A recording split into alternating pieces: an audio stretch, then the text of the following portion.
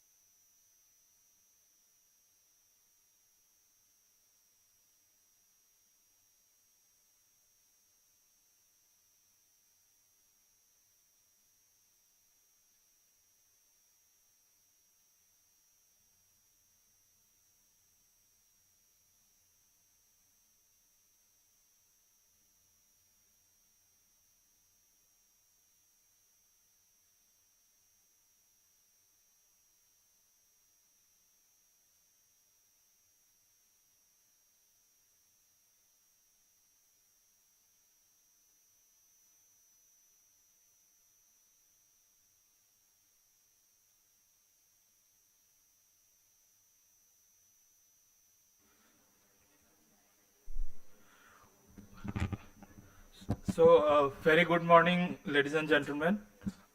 We are extremely delighted to welcome you all both in person as well as virtually for this panel discussion in the World Health Summit regional meeting here in New Delhi. As you know, this panel primarily focuses on the Indian experiences of implementing One Health approach in the health system at the human, livestock, and wildlife interface. So we have a excellent panel gathered here. So it is our privilege from UNDP to host this panel discussion as we work closely with multiple government stakeholders as well as other stakeholders in the country in strengthening the One Health mechanism at national, state, and district level. And with that objective, we came forward with this panel discussion. So without losing much time, because we have a delayed start, I would like to invite the chair of this panel discussion, Dr. S. Venkatesh. Sir, please join us on the dais. So Dr. Venkatesh is former Director General of Health Services, Ministry of Health and Family Welfare, Government of India. He is a alumni of JIPMER Puducherry and of the Harvard School of Public Health. Dr. Venkatesh has extensive experience in public health, leading over 4 decades. And he has also published extensively with more than 100 publications. So it is our honor to have you, sir. Thank you so much. Next, we would like to invite our panel members. First and foremost, I would like to invite Dr. Sangeeta Agarwal. Ma'am, please join us on the dais. Dr. Agarwal is Scientist F at the Office of the Principal Scientific Advisor to the Government of India. Dr. Agarwal holds a master's from Punjab University and a PhD in biotechnology from University of Delhi. She has over 20 years of experience at government, academia, and multinational organizations. And Dr. Agarwal currently plays a leading role in the implementation of the newly launched National One Health Mission. So welcome, ma'am. Dr. Simi Tiwari, who is the Joint Director and Head of Center for One Health in the National Center for Disease Control, will be joining us shortly because we are running short of time, so we have started the panel, so she will join us. I would like to invite Dr. Rajiv Singh. Sir, please join us on the dais. Professor Rajiv Singh is Professor and Head of Department of Veterinary Microbiology and former Dean of the College of Veterinary and Animal Sciences, Meerut. Dr. Singh brings the qualification of veterinary post-graduation as well as PhD in microbiology and institutional governance. He has published extensively in research paper as well as written in books and articles. So thank you, sir, for joining us here today. Last but not the least, it is my privilege to welcome my colleague from UNDP, Dr. Ashish Chaturvedi. Dr. Chaturvedi is currently leading the climate and environment team in UNDP India, and he has extensive experience of more than 2 decades in climate change, environment, and circular economy. Dr. Chaturvedi is a PhD in economics from the University of California. So thank you, Ashish, for joining us here today. So with this, I will hand over to our chair, Dr. Venkatesh, to take this conversation forward. Just one request to our virtual participant, because we will have some questions towards the end. So if you have any questions, kindly type it on our on the chat box, and our colleagues will bring those questions to us towards the end of the session. So sir, over to you.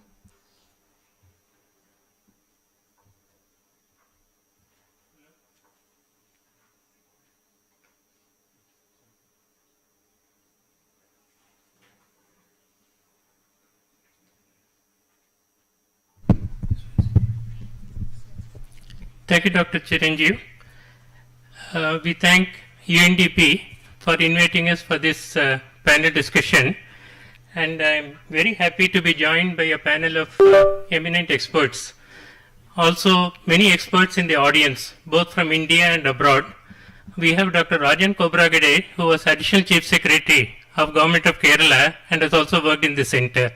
And we have other experts from different areas of health, veterinary, public sectors and all that. So I think this session will prove to be very useful. Just to give a brief introduction, over the past few decades, we had a number of diseases which had caused us global concern. We had the outbreak of SARS in 2003, H1N1 influenza pandemic in 2009, and the recent COVID-19 pandemic.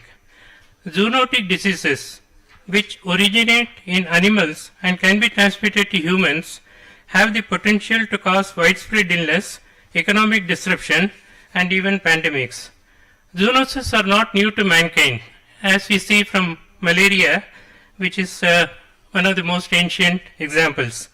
Globally, zoonotic diseases affect more than 2 billion people worldwide and result in more than 2 million deaths every year. In India, approximately 60% of pathogens infecting humans and 75% of all emerging human infections are zoonotic in nature due to the enormous human and animal population, and ours being a complex agrarian economy combined with rapid socio-ecological, environmental and climate change issues. The globalization of health risks highlights the value of preemptive preparedness for future pandemics and enunciates a One Health approach. While we are threatened by emergence of infectious diseases, around 75% of which are estimatedly of zoonotic origin, integrated and unifying approach of One Health offers an invaluable platform to optimize the health outcomes of humans, animals and environment. This truly encompasses the spirit of Indian philosophy, Vasudhaiva Kudumbakam, or One World Family. Under India's G20 presidency, One Earth, One Family, One Future, One Health was highlighted as a key concept, gaining significant attention. So this topic of strengthening health systems at the interface of human, livestock, wildlife is very appropriate using a One Health approach. Now I call upon the first panelist, Dr. Sangeeta, to tell us about the National One Health Mission. This will be celebrating its first anniversary shortly, and already in the limited period, it has moved very fast under the leadership of the Principal Scientific Advisor, Dr. Ajay Kumar Sood. We would like to know about your mission's focus and activities, and also about the innovating pilot projects which you are leading. Dr. Sangeeta.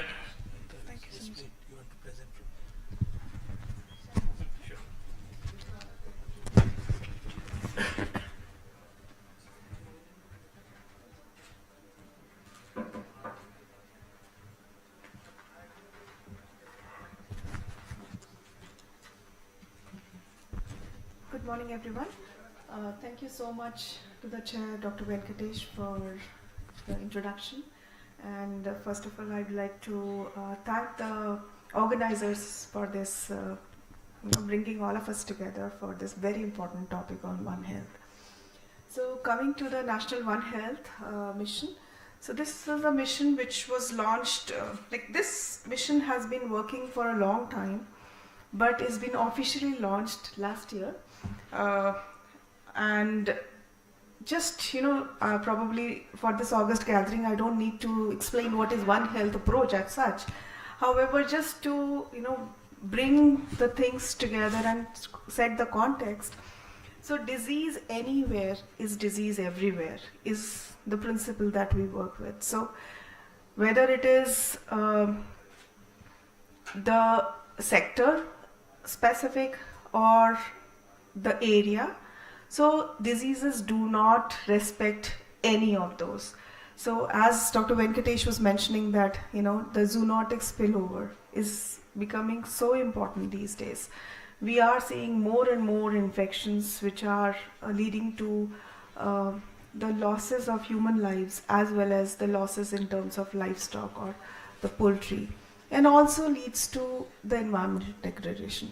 All these are interconnected, and today more and more examples are coming up because of the industrialization, because of the more land use pattern, that we are even forced now to think that all these are interconnected, and we need to take it in one health concept only to tackle them.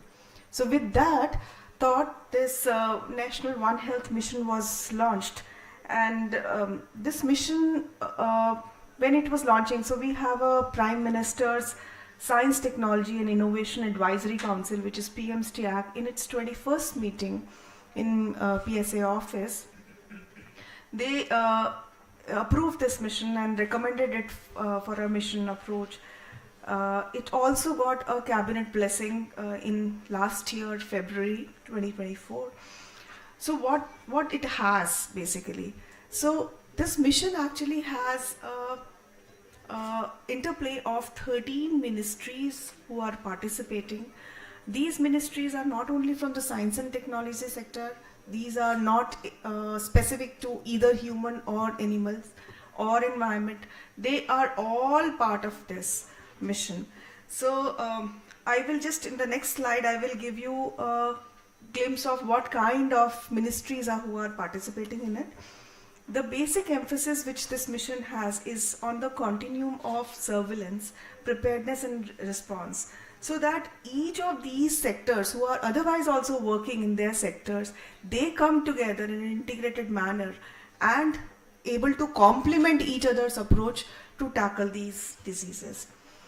So this slide actually gives us a glimpse of the governance structure of this mission, which has ministries from the funding agencies, from the science funding agencies, from animal sector, human sector, environment sector.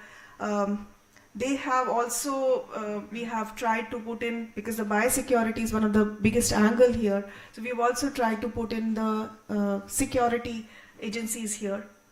The other partner, which are very important partners in this governance structure, are the state government, and Dr. Rajan is here.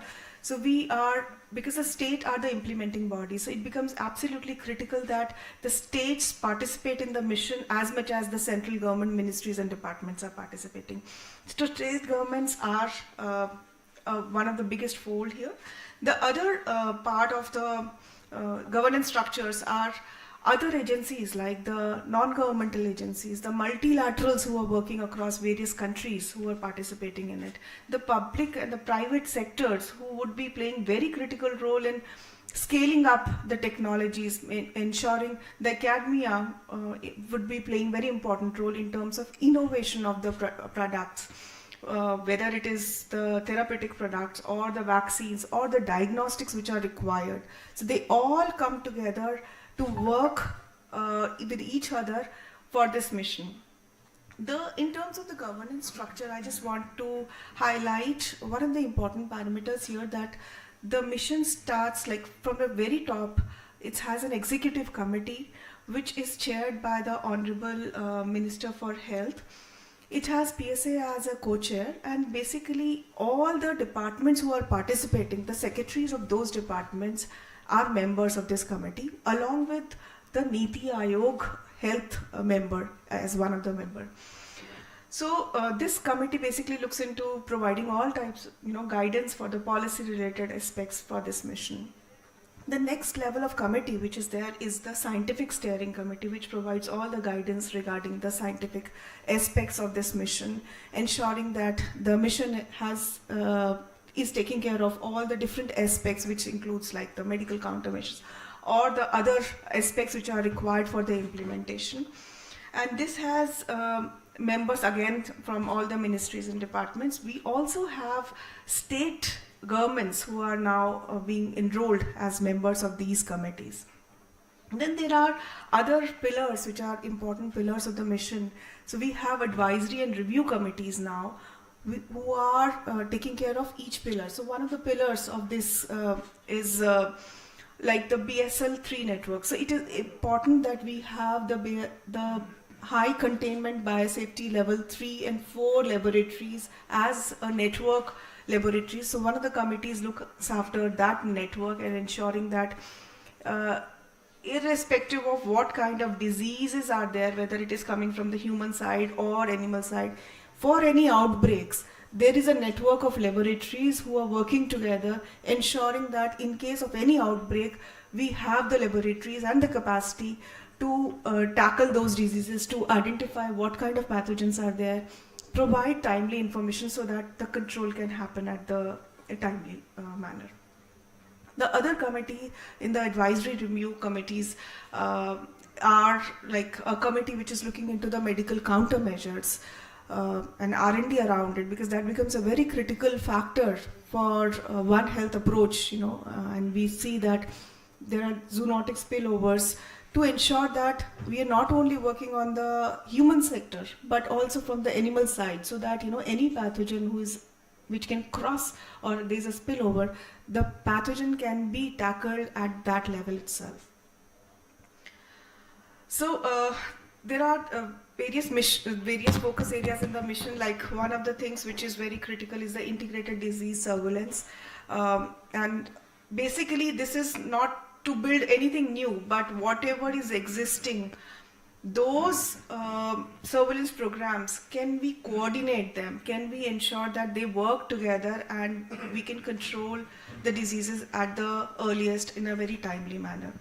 The second one is the joint outbreak response system to control disease. So whenever earlier, the disease used to occur, there was always a question who is going to go for the outbreak, investigation. So then the government realized that we need to have a joint outbreak response team, which does not require any kind of approvals, which has experts from all the different domains. So that is another pillar which is there. And then the pandemic preparedness is another important pillar to the National One Health mission.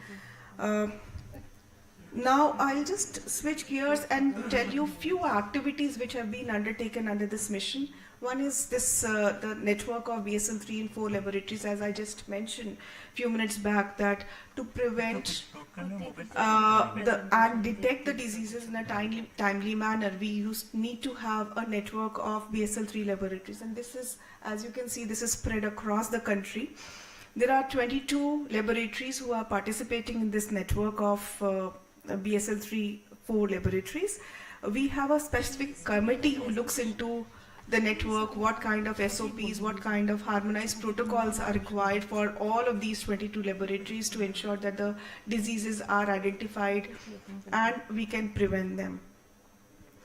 So the other factor is the National Joint Outbreak Response Team, which I just mentioned that it was last year in January this was notified, and this basically, in any of this disease outbreak, this team of experts from all the various domains, whether it's from the human side of it, animal side of it, they all go together to investigate the disease. The third one is the integrated surveillance mechanism, and one of the things that I would want to highlight here are some of the pilot projects that have been initiated under this mission. One of them is on the slaughterhouse and surveillance project, which is initiated by ICMR along with ICAR, Indian Council of Agricultural Research, NCDC and other stakeholders. The other pilots which have been initiated in a few states is on the bird sanctuaries or the wetlands, which is a project, again a collaborative project initiated by ICMR, which involves Ministry of Environment, Indian Council of Agricultural Research, NCDC, Department of Animal Husbandry. So these are some of the pilot projects that have been started by the government ministries, departments, to see to make some models for which can act as a surveillance models. The other one is the regulatory streamlining, as we all see that in case any product is being innovated, can we streamline the approval process? So that is another pillar in the mission, that we can have the streamlining of these approval processes. We had a PM STIAC meeting again to see what kind of challenges exist in the approval process, what could be done to smoothen or streamline these approval processes. There were several gaps which were identified, and the agency which works on the approval process, CDESCO, they are working on it, and most of these challenges or gaps have already been worked upon by them. So this is a constant process that is happening in India. Another thing that I want to highlight is the national mock drill or the Vishanu Yudh Abhyas. This was a simulated exercise for or a mock drill which was done in Ajmer last year, and this was done for avian influenza, and we are planning another mock drill also. This basically would be an exercise which will help us to understand what kind of preparedness is there in our system and what are the challenges or gaps which are still existing. It was a big exercise which was taken up by our stakeholder ministries, and there were a lot of learnings which were after the mock drill we got to know in terms of the gaps, and we are working on them. We are going to be having more of these mock drills to ensure that we are able to iron out all these gaps or the challenges which are there existing in the system. Another pillar which is there is the training or the capacity building, and we have been training the BSL laboratories experts who are participating in these 22 network laboratories. They have been trained multiple times from the human perspective, from the animal sample handling side as well. We are also now taking this up in a larger manner with not only the BSL or the experts, but also for the youth in the country. So that is another program that we are going to be launching, wherein the college students would be involved so that we have this awareness about the One Health approach can be taken up through the youth of the country. So, Thank you, Dr. Sangeeta. Actually, this mission overview covers much of the area we'll be going over during the course of the panel discussion. Sure. Thank you. Yeah. Next, I call upon Dr. Simi. What does One Health mean for India, and why is it crucial for India's health security? What are the most significant challenges facing One Health in India today? Dr. Simi. Thank you, sir.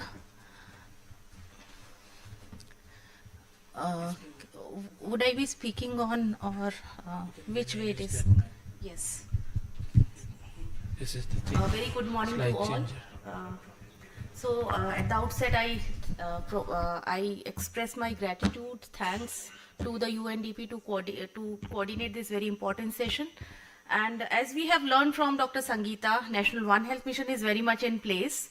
And NCDC is one of the strongest pillar of what I believe, because I come from that institute, leading from the front, establishing public health response in the time of pandemic, also during the silent time, wherein we are working for enhancing the public health response capacity, not only at the national level, but reaching up to the grassroots level, directly reaching out to the beneficiaries.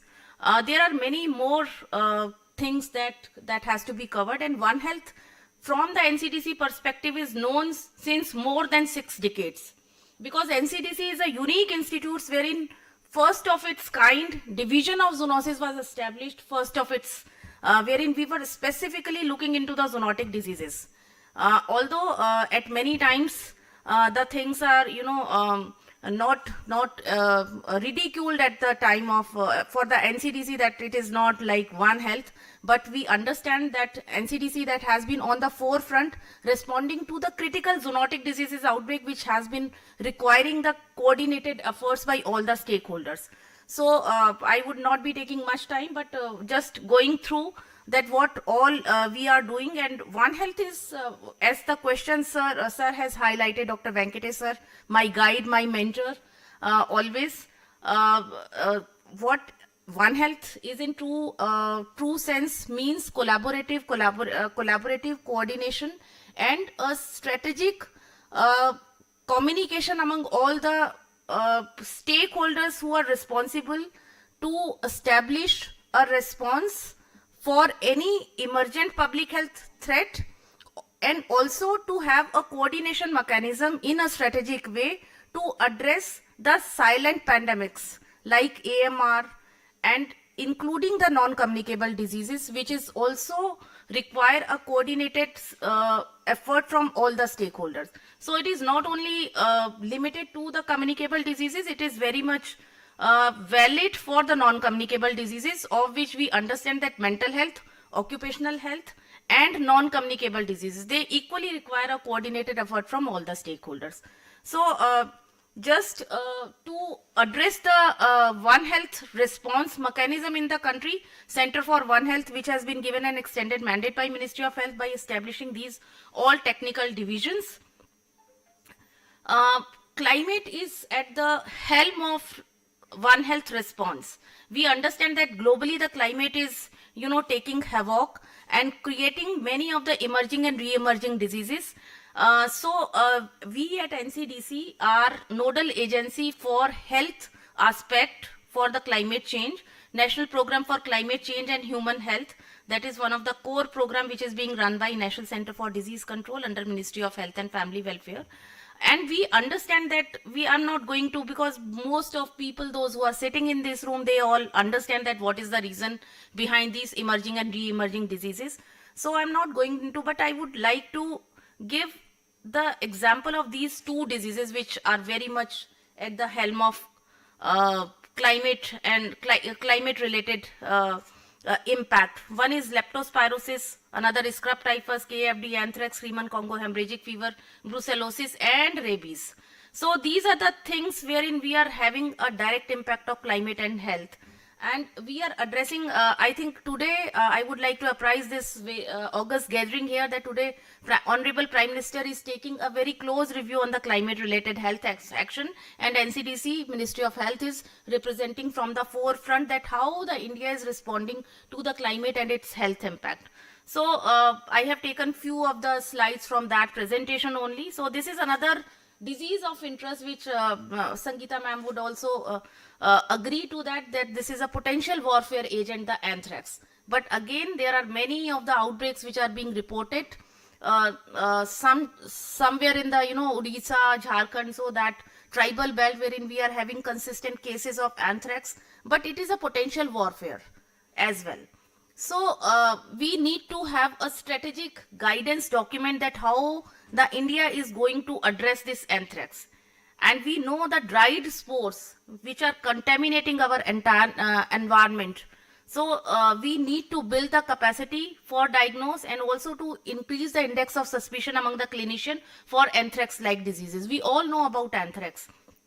There are many type of presentations, cutaneous, gastrointestinal, but more importantly, the pulmonary anthrax.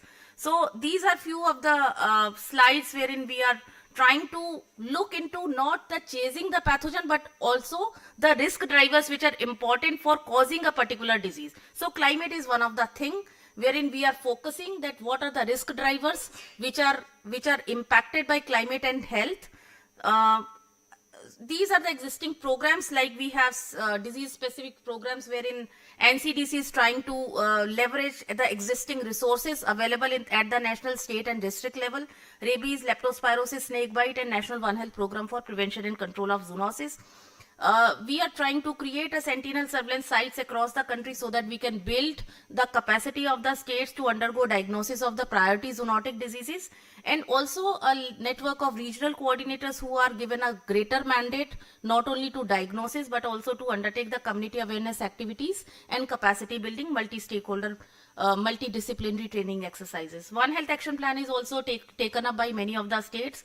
NCDC is providing the technical support with all the stakeholders. We are very closely working with ICMR to have a harmonization of the diagnostic protocol for the priority zoonotic diseases, and also to look into the what exactly is required for undertaking the capacity building exercises so that state can leverage the expertise available with the national institutes like NCDC and ICMR. This is a snapshot of all the networks, laboratory network for zoonosis in India, and the population, what we are trying to have the tailor-made interventions for the targeted population, for the high risk population. So that is one of the activity wherein we are targeting the high risk population, at least in the endemic area, and vulnerability assessment index, which is being undertaken by the climate division at the NCDC. They are creating a vulnerability mapping of the states wherein they are more prone to have some of the emerging and re-emerging threats. collaboration with the key government stakeholder. We yesterday only we had a meeting under the Secretary Health and Secretary Animal Husbandry. Both of them, they have taken a joint meeting wherein they were very critically looking into a rabies-like disease, that how we need to address and how we are going to address the 0 by 30 agenda for the India country. Advisories, that is one of the important issue wherein we are regularly having the advisories, but also we are giving the checklist to the states what exactly that has to be undertaken. This is a future strategies to have a strategic data analysis units and collaboration with Nivedi-like institutes, many more institutes, ZSI and Wildlife Institute. So these are just few things I would like to tell the House, but I understand that there is a limited paucity of time. So these are some of the slides wherein we can showcase that how we are addressing the One Health agenda in the country. Thank you. Thank you, Dr. Simi. In fact, Dr. Simi joined a little over 10 years back at NCDC as a public health specialist. I was the director at that time. It was my decision to post her in the division of zoonosis because we had only microbiologists and there was no public health specialist there. She more than lived up to the trust I put in her. She developed the activities, she got it upgraded as a center for One Health, and it is at the center of all the activities that are going on at the moment. Thank you, Dr. Simi. Next, we have Professor Rajiv Singh. He will tell us how we can improve the surveillance and detection of zoonotic diseases in India. Also, what strategies can we implement to prevent the spread of zoonotic diseases from animals to humans? Okay. Thank you, Chair, sir. The heart cardiologist and the heart of this panel, Shri Venkatesh sir. And very good morning to all who are present in this August hall. The One Health program, which has been started and which has to percolate down towards the population in the villages, what they think about the health, One Health. So for me, if we define the One Health, it is the health of the human, health of the animal, health of the wildlife, healthy food, healthy environment, health of the planet Earth, and the health of the tubes and the health in the atmosphere that provides the health for all living beings. That is the health, One Health agenda. For us, different after institution of the Indian Constitution and after freedom of the country, what the Constitution which we have, it has defined the different administrative setup group that is having the specific expertization and specific assigned duty for the specific cause. It is good because humans, 90% of the diseases they are having, the diseases that remain confined to the humans. In the animals, 90% of the diseases that remain confined to the animals. So it is good for the sensitivity, for the specificity, for the accuracy, for maximizing input into the particular field, and that particular field maximizing that workout that comes out as an impact on the overall health of this universe. So that is the differential setup which we have under the constitutions. But for the diseases which are transmitted from one sector to the another, from one lifestyle to the another lifestyles, zoonotic diseases, we have to come together for the common cause and share our hand as the One Health. What One Health means to us and what One Health for the farmers is. They need all sorts of the solution at the one place. So the startup which we will talk from the One Health and the delivery, what we will do at their doorstep under the collaborative approach that they need. And that is the agenda which has been fixed by the One Health. So under the administrative setup of the policies, politics, practice, and that is subject to the human being and animal. So before 1976, under Indian Constitution, these subjects which we are dealing here, the health, education, wildlife, forest, all these were the state subjects. List 1 subjects, list 3 subjects, list 2nd subjects, where the state only can frame the policy and that institute the implementation of the policy. In 1976, the mini Indian Constitution that made a change. Afterwards, in 1977, the emergency that was implemented, that all those legislative activities that was also in that constitution, but the shift of the 5 major functions from the state list towards the concurrent list was made. Now it becomes the dual activity, means the activity of the state and activity of the center. So we have for these subjects the ministerial setup at the state level as well as the ministerial setup at the center level for the policy decisions, for the supply of the vaccine, for the development of the diagnostic, for the infrastructural supports and all pharmaceutical supports. That is the part of the central government. Central government look after all those, as we have seen in case of the corona pandemic. All state governments and functionaries, they remain as such. They were sitting until and unless the vaccine was developed and the vaccine from the central government was allotted to the state. So that function is the state function, and this function becomes the policy as well as the financial supports, infrastructure, detailing, laboratory. That is the function of the central government. That's why many times I ask in different forum and in different selection boards, why there are 2 ministries in the agriculture, why there are 2 ministries in the animal husbandry, why not in all the other.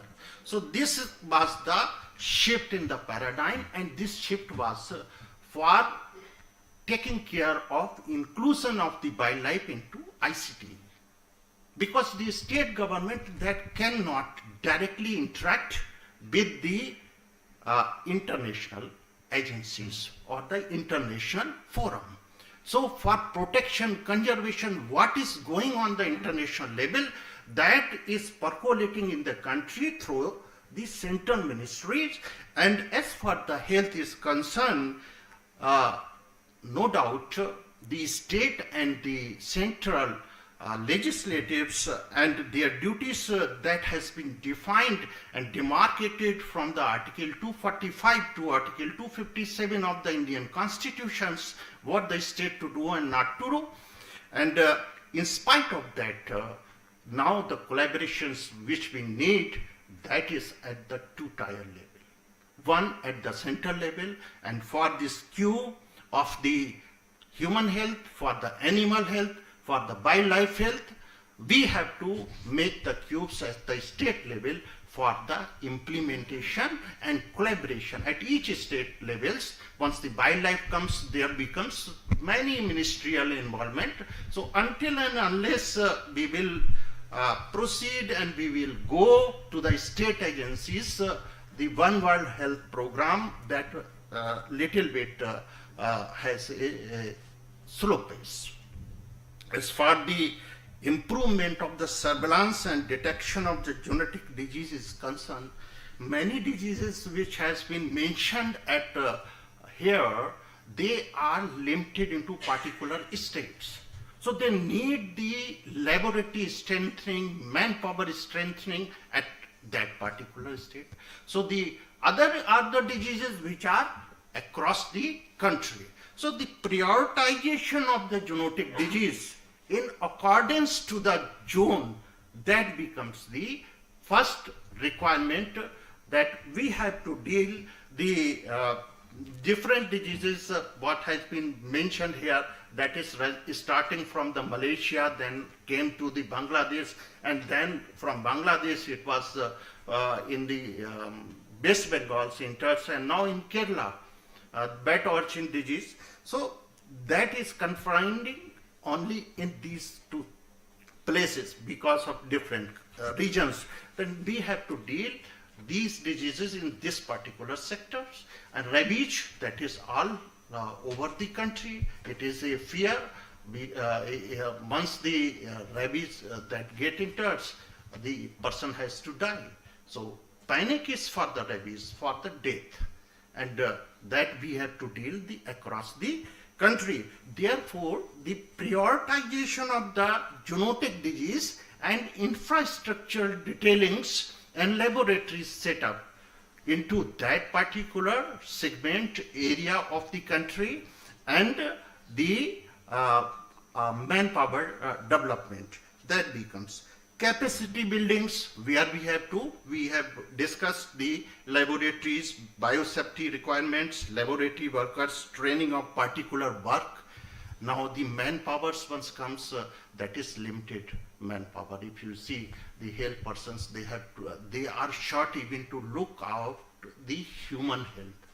For the animals, the doctors, they are in short to look after the diseases of the animals. For the wildlife, only few they have to look out, because they let the animals to die once it is into in situ. So shortage is of manpower, and that is the that has to be addressed. Development, there are many diseases for which we are having the diagnostic tests. Suppose brucellosis. Brucellosis is a very big problem, causing the infertility and causing the abortion in case of the livestock. But brucellosis also contribute a 1 or 2%, at somewhere I find it is near about 10% cases of the pyrexia of unknown origin to the human health also. So in the human there is no diagnostic. For little bit diagnostic have been developed, no vaccine is available. So we have the vaccine availability, development of the vaccine for which it is not available, identification of the vaccine, in which species it is potent one, where we have to institute it, and as well as the prioritizations, means the infrastructure detailings of the R&D, that is how much dose we can get. That becomes important for the surveillance. And the surveillance and monitoring, I was reading, for the vector-borne diseases, many times we have not opted for this. It is the satellite surveillance, where the indicators, the robust indicators which we identify in the epidemiology, means the shedding place for the vectors, for the mosquito, for others. And the vegetative index through the short term of the satellites like the ANOVA, AHAR, these are used, and the data, very little work on this aspect has been done, and data that is utilized to find out the stage building. The stage has been built. If infectious agent will come, it will create the trauma. So once a stage has been created, the stage risk that has been identified for the control. So the vaccine development, vaccine prioritization, vaccine production capacity, emergency preparedness, definitely where the disease is existing in nearby area and where the communication can be made, that is the emergency preparedness. These are the surveillance method. And majority of the diseases, only pandemic is not all that will become pandemic. Either it will go into the air. So respiratory diseases and digestive diseases, respiratory disease is the only having the potential. to make it pandemic, because you have to respire at least 16 times a minute. So you can avoid the eating for 1 day, 2 days. Even we have the fat deposition in our body that can take care of our energy requirement for 90 days, and in some persons up to 6 months. So that can be controlled, but the respiration that cannot be controlled, it becomes the priority. And the implementation to prevent the spread of the zoonotic disease, the timely vaccination. In animal sector, in human sector, timely vaccination that has to be made, and we have the food from the animal origin. Therefore, the rearing of the animal for and age, safe food, that is requirement. Thank you, Dr. Rajiv. Thank you. So that was an excellent summation of the various measures required to prevent spread of disease from animals to humans. But we also have diseases which spread from humans to animals, what we call as reverse zoonosis. Dr. Simi, are we looking at this, and what are we planning to do? Thank you, sir. That's a very important question that we have to have a both side of the issue, zoonosis as well as reverse zoonosis.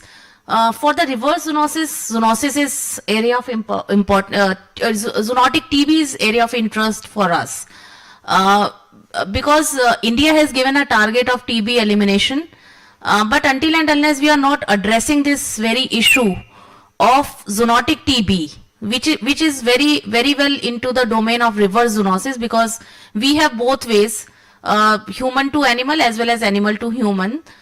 So that is one thing wherein we are looking at, and we had few meetings regarding this. Central TB division, they had a few series of meeting with the Department of Animal Husbandry and Dairying, and we are the challenge for the country is that we do not have any good capacity to diagnose the zoonotic TB in the animals. So that is a little bit lacking in the country, but we are in dialogue with few of the laboratories in the veterinary sector. They are regional disease diagnostic laboratories. They are targeted. They are being discussed to build the capacity of diagnosis. Because we understand that TB is a problem in the zoo animals, the captive animals. Many of the animals, those who are in the captive, like Central Zoo authorities, so they have been diagnosed and they have been suspected to suffer from TB. But the type of pathogen, that is very challenging. There are many types of mycobacterium, so Mycobacterium bovis and atypical mycobacteria. So this is a little bit challenging, but we are very much, this agenda is very much on the forefront for the Central TB division as well as Department of Animal Husbandry. So we are very hopeful that we would be addressing this issue. Thank you, Dr. Simi. Dr. Simi had earlier touched upon environment also being an important area, because normally we look at human health, we look at animal health, the role of environment is not dealt with properly. So we have the fourth member of the panel, Dr. Ashish.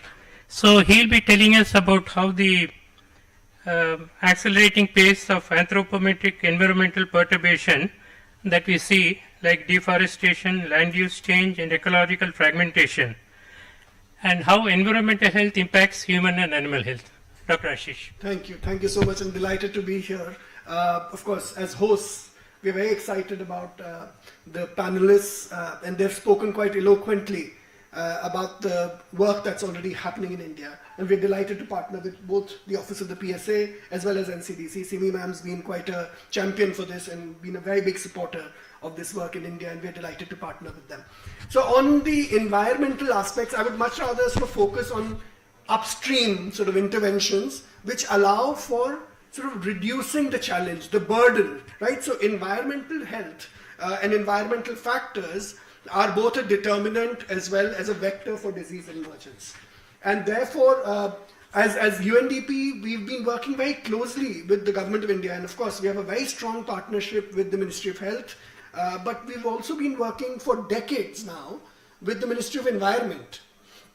and the concerns about the transition or the transmission of environmental sort of health related issues to human health and animal health have been a long sort of concern for the different departments of environment. So I lead the climate and environment team of UNDP in India, and one of the biggest successes that we have is working on different types of policy issues which interact with the environmental concerns. So for instance, India has a National Biodiversity Strategy and Action Plan. The National Biodiversity Strategy and Action Plan has a very strong focus on biodiversity and human health. We actually do projects on the ground. For instance, the Central Asian Flyway is a big flyway for sort of birds. And large part of the nesting of the birds happens in wetlands. Dr. Agarwal actually talked about one of those projects. So with funding from the Global Environment Facility and the Government of India, we've actually launched a massive program on the Central Asian Flyway, working in different wetlands, and then of course looking at the nesting areas for the birds, but also looking at how those transmission pathways can actually be arrested. So that's at the national level, the National Biodiversity Strategy and Action Plan. But states, every state now has a state biodiversity strategy and action plan as well, which they're aligning with the Global Biodiversity Framework, which also has a focus on nature and health interfaces. Similarly, we work on issues around climate change. So Dr. Tiwari was talking about the meeting today, although some of us have also been involved in preparing for that meeting. There is something called a National Action Plan on Climate Change, and one of the missions is led by NCDC, but currently the Government of India is developing a National Adaptation Plan, and UNDP is sort of a thought partner, and we are also mobilizing resources through the Green Climate Fund to implement and develop the National Adaptation Plan. Now, within the National Adaptation Plan for climate change, there's a separate focus on health. So there's going to be a big chapter on health and climate change, which will also look at the transmission pathways there. So, and similarly on issues around waste, on air quality, the National Clean Air Program, there is this entire work on waste management, and I can end probably with an example of the work that we were doing in Ladakh a few years ago. So with the government of Ladakh, we developed the state climate change action plan, and we were also working on the species conservation of a flagship species called snow leopards. Ladakh is very well known for snow leopards, so we actually started conserving snow leopards. And while we were working on that sort of topic, well, the state government requested us to develop snow leopard rescue centers, right? And then we went on and we started working with the communities which were getting a lot of sort of livelihoods from the forest areas, from also the wildlife areas. Now, one very sort of innocuous sort of challenge emerged, that there is a lot of waste which is just thrown in the open. And sort of people who live in India would know that there are a lot of dumping yards which are kind of open. So in Ladakh and in the city of Leh, open dumping of waste led to a lot of dogs sort of coming into those areas, and those of us who stay in sort of cities like Delhi, and you've spoken about this in the past, Dr. Tiwari. So there's the dogs actually went feral, feeding on the waste which was coming out from residential areas. And then of course there was challenges of rabies because of that as well, right? So very innocuous pathways, very sort of pathways which are sort of, well, not traditionally thought. So how does one arrest them? And this is where I think it's important to start thinking about upstream interventions on biodiversity, on species conservation, on land restoration, on air quality, on waste management, which are actually going to have a significant impact on how the transmission pathways get arrested. Of course, a lot of it we'll have to deal with in any case. Land use change is going to happen, but how do you try and arrest those pathways so that we have limited burdens of kind of response? So thanks very much. I'll pause here. Thank you, Dr. Ashish. That was a wonderful description of various activities ongoing and with some deliverables in the near future view. Next, Dr. Simi, we would like to know something about the legislative aspect, because there are a lot of laws which are of very vintage origin, which have not been updated so far, and there is often contrast between the different acts and rules of one ministry and another ministry. You had carried out an extensive review of all these acts and rules. What are your observations? Thank you, sir. That is a very pertinent question to realize One Health in actual sense. Because until and unless we do not have convergence between laws, rules, between different sectors and stakeholders, we cannot realize One Health. We cannot implement One Health. There are many laws in each and every sector we have, but they address their own core mandate of the ministries. I would like to quote two important laws and acts in the Ministry of Animal Husbandry. Prevention of contagious diseases, prevention of infections among livestock, and second, prevention of cruelty towards animal act. These are two core acts, but there are number of acts because that was a very, very in-depth and lengthy exercise which was carried out by NCDC. Of course, UNDP was one of the important partner with us. But these two acts, everything is very beautifully written in each and every act. Similarly, there is one act, Food Safety Standard Authority Act, FSSAI Act for the India. Everything is very beautifully laid down, and we also have acts which address the health issues for the India. Epidemic Disease Act. There are upcoming public health bill is now very much being looked by the NCDC and Ministry of Health. But the problem is with the implementation and few of the conflicting statement which has been given in these acts. So until and unless we have a cross-table constructive dialogue for each and every rule position which has been stated in these acts, we would not be able to address the issue. Recently, we had a meeting with Ministry of Environment, Forest and Climate Change for capturing the snakes.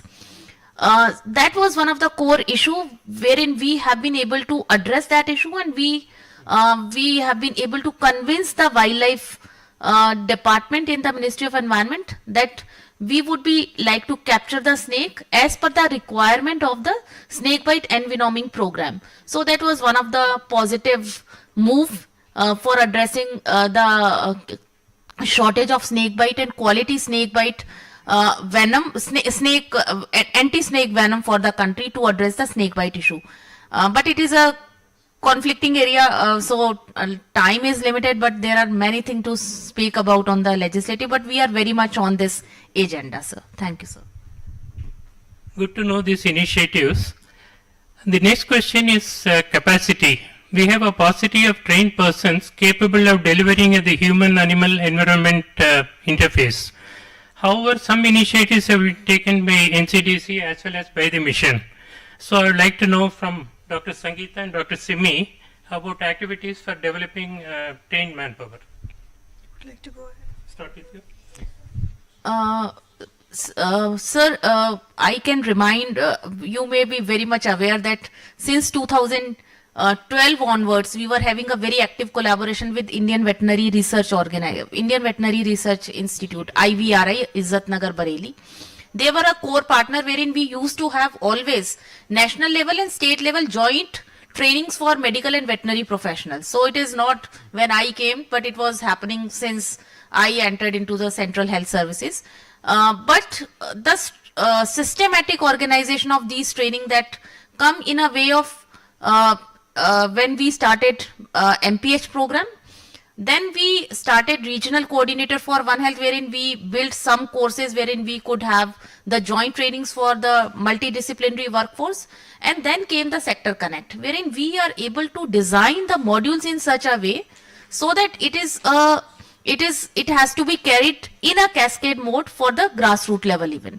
So these are the tiered approach, targeted approach, looking into core areas of One Health, not only zoonosis, but AMR, climate, and other food safety and security, disaster aspect. And PHEDM is again looked into by IDSP division, wherein again a multidisciplinary trainings are happening state to state and district levels, surveillance officers and other counterparts.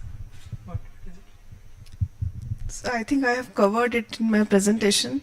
Yeah, so there are several important things which are part of the mission which will be taken up.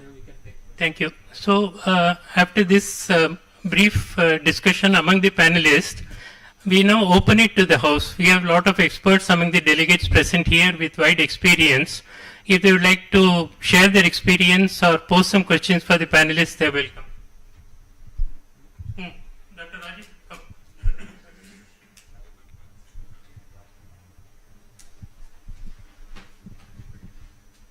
Any of the delegates would like to give any comments?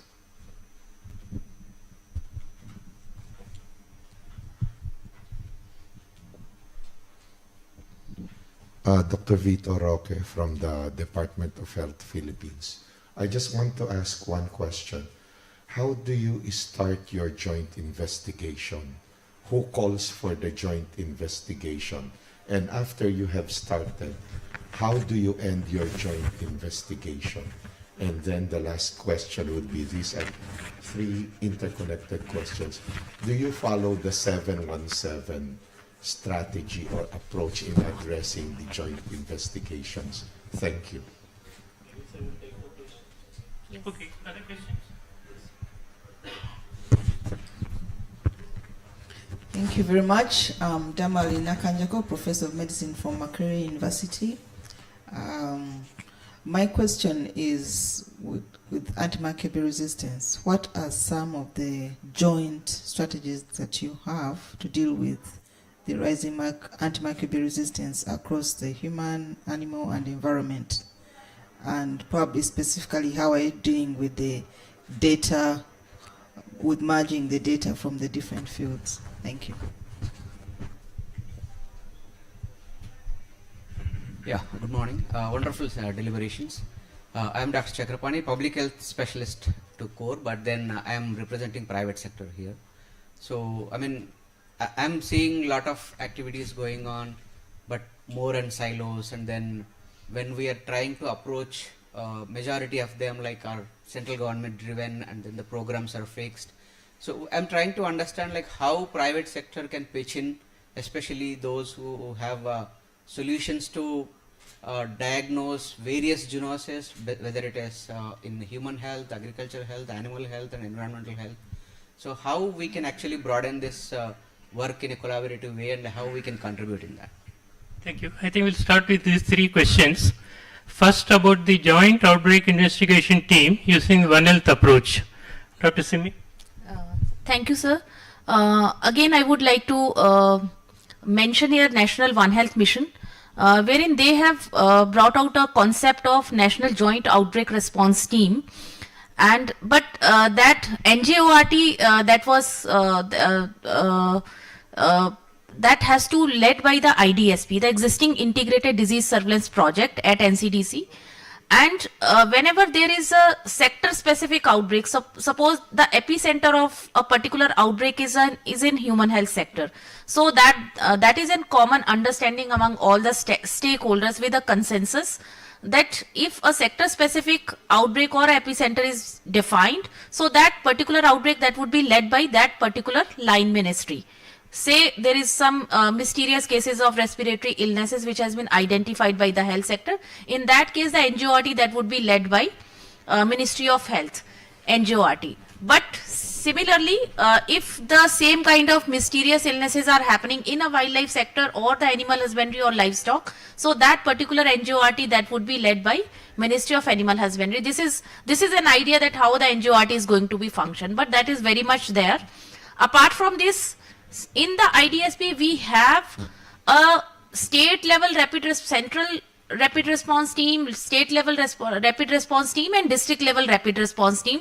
We have representation of veterinary on a permanent basis, but whenever there is any issue wherein we require the expertise of the other sectors, so that mechanism is already in place. But after coming One Health Mission, that is happening in a more systematic manner. Because we have laid down some terms and conditions for the NJORT, and the mock drill that has been one of the key example wherein we have actually tested the scenario on field. So that's it. Thank you, Dr. Simi. The question from Dr. Chakrapani on involvement of private sector and collaborations with them. Anything planned in the mission? Yeah, so in my talk, I did mention about several verticals. So one of the verticals is on the medical countermeasures. We have a dedicated team of experts and a committee who is looking into it. ICMR DHR is a nodal body who is actually taking it up, and they had several rounds of discussions already with the private agencies who are working in the sector. But we can always approach, and I would urge all the people who are working in these sectors to approach them if they have not already approached, and work collaboratively. So there are like dedicated resources and a vertical already created for it. Thank you. The question from our delegate from Akureyri University that was addressing the antimicrobial resistance. Dr. Rajesh Singh, would you like to address? AMR.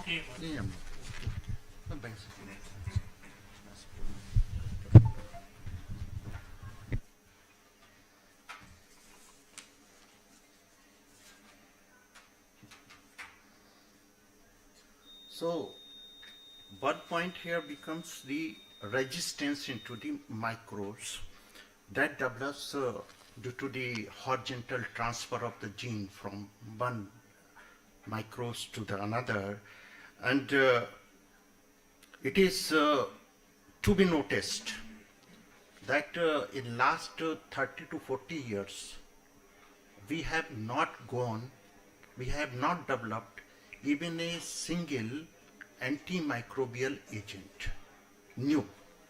What we are having, we have to work with these only. So research and development wing has to notice that we have not developed even at this moment. So the responsible use of the antibiotics, that is the requirement. Educating the public about the danger of the antibiotic resistance, healthcare personals, and appropriate prescribing guidelines for the antimicrobial agents, restriction of the restriction of the agents which are to be critically used into the human sectors, that should be not used into downwards, because first priority of our is to save the health of the human beings. And we, through the community medicines, we have to convince the people that we have to practice it. Thank you, Professor. I think we had an excellent round of discussion with inputs from the delegates. So we come to a brief closing comment from each of the panelists, maybe a minute. Dr. Sangeeta, maybe you can suggest something on way of convergence among the sectors.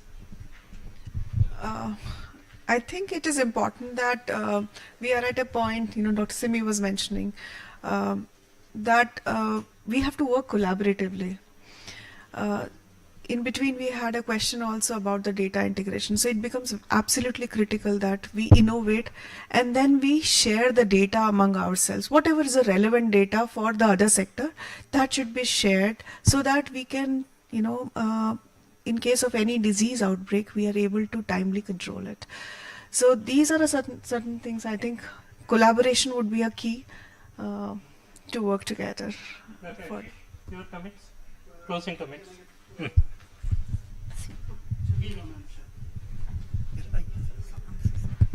Well, I think it's the spirit would be sort of related to collaboration. I think I would also make a plea that we focus a lot on the states. At the subnational level, there's a lot of action, of course, happening through the PSA's office and through the NCDHC at the national level. But at the subnational level, maybe we need much more coordinated approaches. At the federal state level, we need much more coordinated approaches of the state departments of environment, climate, also the agriculture, health. And there are already instruments, right? So there is a state disaster management plan, there is a state action plan on climate change, there's a state biodiversity strategy and action plan, there's a state water policy. So all of these actions already exist. And I think if we can actually, if we can actually do a One Health plan which brings a lot of these things together and resolves some of the tensions, some of the trade-offs which are embedded there, I think this would be a great beginning. And there are some states which are already quite interested. They've already reached out to us, but I'm sure the ministries are well aware that some states are really pushing this agenda forward, which have already a great amount of biodiversity and also facing a lot of environmental challenges. So I think we could just prioritize, start with a few, and then scale it up to the rest of the country. Professor Ravi, closing comment from you? Briefly. The environment that becomes a key player for the sustaining the infectious agent and we have different strategies at the different levels, but the political leaders, they are very much intelligent. What I say, what I can say. You can understood from the fact the greenhouse gases emissions, that is the burning problems at this particular moment. But the strategy which has been envisaged by the political person is that we will reduce all the carbons from the petrofuels. By the 1947, under the Viksit Bharat and Atmanirbhar Bharat, India is going to be a energy independent nation, and all those fuels which we are using from which as the gasoline and whatever methanes to all the CNGs, they have to be replaced only by the hydrogen. So energy will be generated through the electrolysis of the hydrogen, and hydrogen will burn with oxygen will produce the water only. So the total of the carbon dioxide gases which is emitted from the vehicles, that is going to be replaced. And this is making a dynamic shift into the world politics and even the collaboration among the different countries also, which are oil producing and which are not oil producing. The target which was fixed for the India, what I can say, it was the target of 177 gigawatt energy from the non-renewable sources, and at this juncture we have achieved not only the target, but we are beyond this target at the level of 217 gigawatt. Thank you, Dr. Raju. So that is a success story from which we can take courage. Dr. Simi, your closing comment.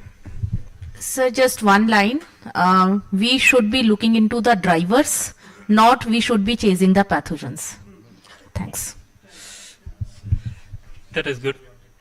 Huh? Okay. Please come.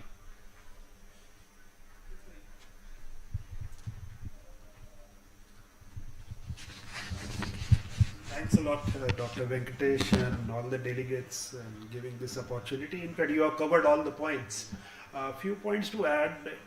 Government of India and all the ministry with the National One Health mission, they are encouraging all the states to take action.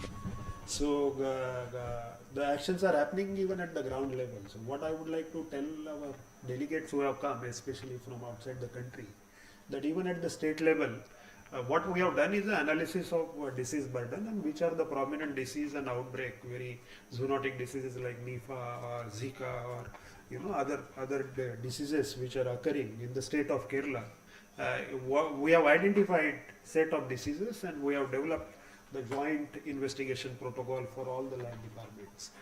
So not only at the top level there are committees, but as they are all sharing these are the systems in place, it is actually happening at the ground level. I will now, after the end, I will have a discussion with Dr. Ashish. Whether climate change and climate change related, any of the country in the health sector, what all the direct intervention in fact they are doing, that I would like to know from your studies or even if it's experience. But that I can do it after the break. Thank you very much. Thank you. That is very heartening that this discussion has also stimulated further discussion among the delegates and the panelists. Now I call upon Dr. Chiranjeev to give us a summation of the program. Thank you, sir. So it's my honor to sort of summarize the discussion of this esteemed panel. So as we could recall, Dr. Venkatesh started giving the background of this panel in terms of what is the risk of the zoonotic disease and spillover, importance of the One Health approach, and also he highlighted important initiative by Government of India, also highlighting the role in the G20 presidency. Moving forward, Dr. Sangeeta, representing the Principal Scientific Advisor Office for the National One Health Mission, talked about again the background for the importance of One Health approach, and she eloquently presented the details of the National One Health Mission, who are the key stakeholders for the mission, and which is so important for all of us because it's a new thing, and also what are the focus areas for the mission, like lab strengthening, streamlining the regulatory frameworks, regarding the joint mock drill or the capacity building initiative. Next, Dr. Simi Tiwari from the NCDC Center for One Health. Ma'am talked about the important role that NCDC has been playing in this phase for more than 2 decades, and how they are now strengthening different initiatives through a One Health approach. She also highlighted the climatic aspects, talked about the National Program for Climate Change and Human Health, which is also being implemented from the National Center for Disease Control. And then lastly, she touched upon the important area of community outreach with a One Health approach, which is again the last mile intervention and extremely critical. Then for the animal health a component, Dr. Singh talked about the current structure as per our constitution, how it has evolved over the years, and how currently the One Health structure function at national and state level. And again, he retaliated from the animal aspect, the importance of infrastructure strengthening, laboratory strengthening, vaccine development, as well as availability of vaccine. And of course, then there were questions around climate, and where Dr. Ashish, representing UNDP, talked about how climatic factors affect both human and animal health, and how there are different pathways which affect that.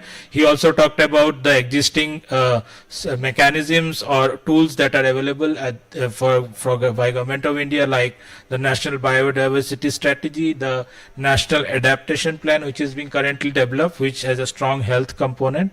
And then as part of discussion, there were questions on reverse zoonosis, which Dr. Simi highlighted how the experience from tuberculosis, and also she talked about the legal and legislative aspects of addressing One Health, where we had a good fortune with collaborating with them, and this is again an important area which needs further work. And also we also had the opportunity to hear from Khobragade sir, who brought in the state perspective, senior leadership from state, talking about how not only the national level but the state level also the governments are driving the One Health agenda. So I think broadly we had an extremely fruitful panel discussion, and as Dr. Venkatesh mentioned, that it has already led to the further discussion, as sir mentioned, he will take up with Ashish. So I hope there are many more discussions which we can take forward over a cup of tea outside. From UNDP sides, once again like to thank all the esteemed panelists for taking time out from their schedule and joining us in this panel. It was a morning panel, so that's why we started a little late. Nevertheless, we are again so much thankful to you for your time, and also the delegates from India as well as abroad who has joined us, and also we're so curious to know about our experiences. So thanks to all of you. From UNDP, we are committed to work with all the key stakeholders, and that's our purpose of bringing everyone together, because One Health is all about working together and collaborating and coordinating. So thank you so much. Thank you very much.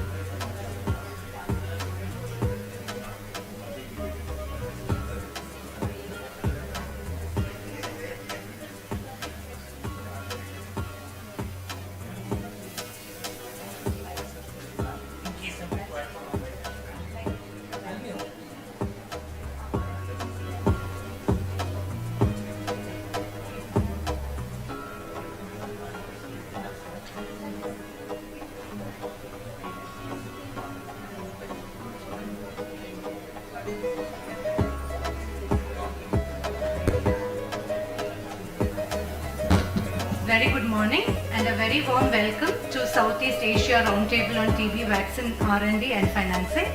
We'll just give a couple of minutes. We're waiting for Dr. Soumya Swaminathan and Aditi ICMR to come. Thank you.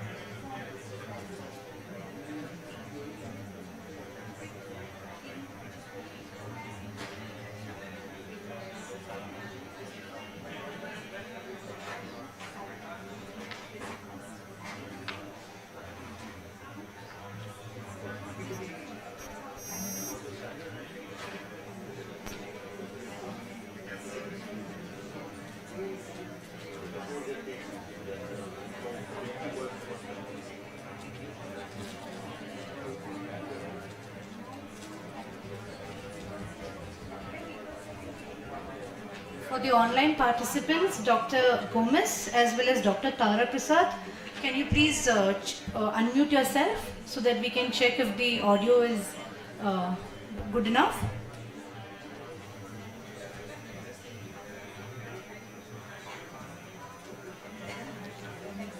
Dr. Gabriela Gomez and Dr. Tara Prasad.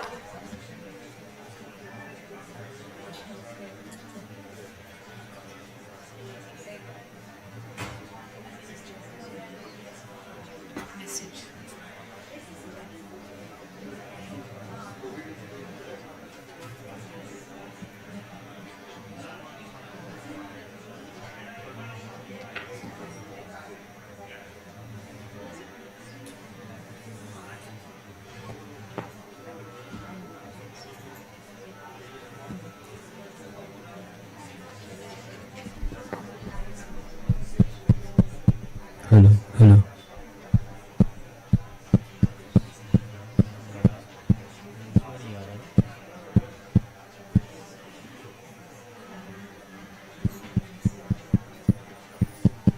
Hello, hello. Hello, hello.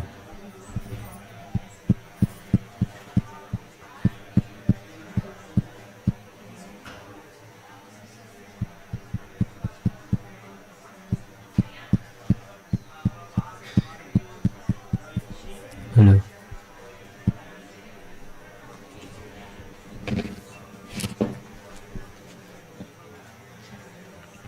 So hello everyone, we are here today for the Southeast Asia Roundtable on TB Vaccine R&D and Financing, and this session is in collaboration with ICMR, Gates Foundation, the Union and IAVI. So I request the speakers to kindly take your seats on the dais.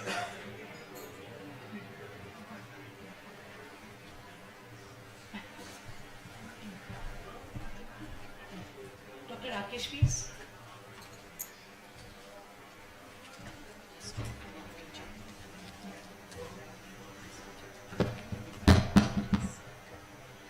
So very good morning to the audience and thank you for joining this session. This session would be chaired by Dr. Rajiv Behel, Secretary, Department of Health Research and Director General ICMR, but he's stuck in a parallel session and he would join subsequently. But in the interest of time, we would like to begin this session. And the first speaker for this session is Dr. Soumya Swaminathan. And it's really a proud privilege for me to actually introduce Madam to all of you. Dr. Soumya Swaminathan is currently the chairperson of MS Swaminathan Research Foundation. She was the chief scientist at World Health Organization and formerly also served as DG ICMR and secretary to the Department of Health Research. She's a pediatrician and a globally recognized research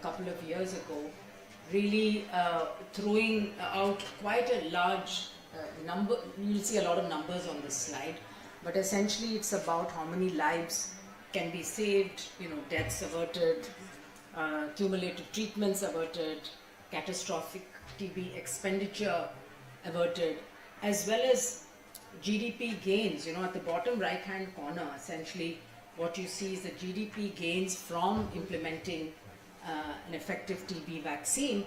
And of course, this is only summarizing what that whole investment case is talking about. But essentially, it says that if you have different vaccine efficacies and you have an effective vaccine, let's say for adolescents and adults, versus a vaccine that is for infants, in the lighter blue, and then it also further takes into account, the duration of protection and whether it's protecting against infection or protecting against disease, and our whole understanding now of infection and disease, and the fact that it's not a binary, but it's a continuum where people get infected, they may or may not have subclinical infection, some of them will clear it, some of them will go on to develop more symptomatic active disease, and even from that stage, we know that there is some self-healing, some get cured, and a significant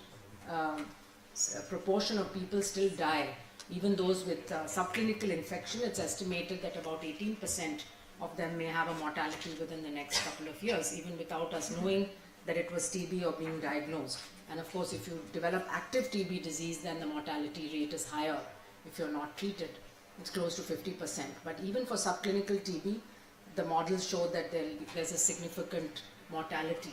So keeping all that in mind, we need to look at whether it's worth investing in R&D as well as investing in the development and rollout of TB vaccines. A lot will depend on local epidemiology, obviously. Are you a high incidence, high prevalence country or a low incidence country?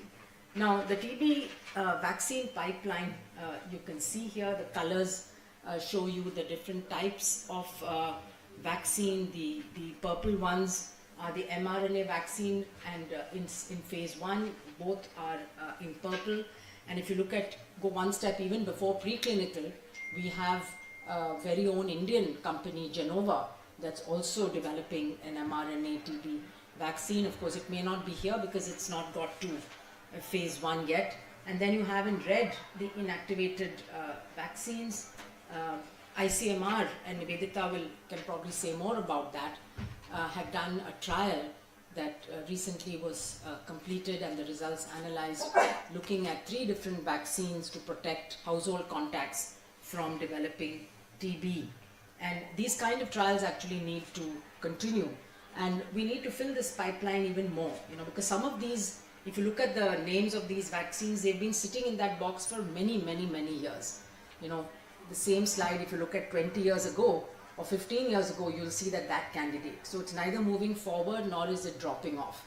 So something needs to happen to say that this candidate is worth taking forward or is not worth taking forward. So every candidate we know cannot be successful, but there should be more investment into moving it out of phase 1 into phase 2, into 2B and to 3 and so on. That is not happening.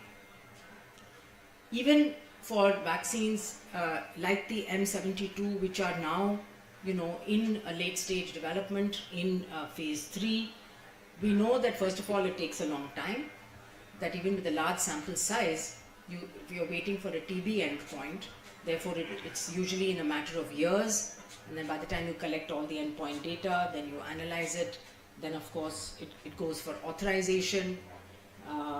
The dossiers need to be submitted in every country.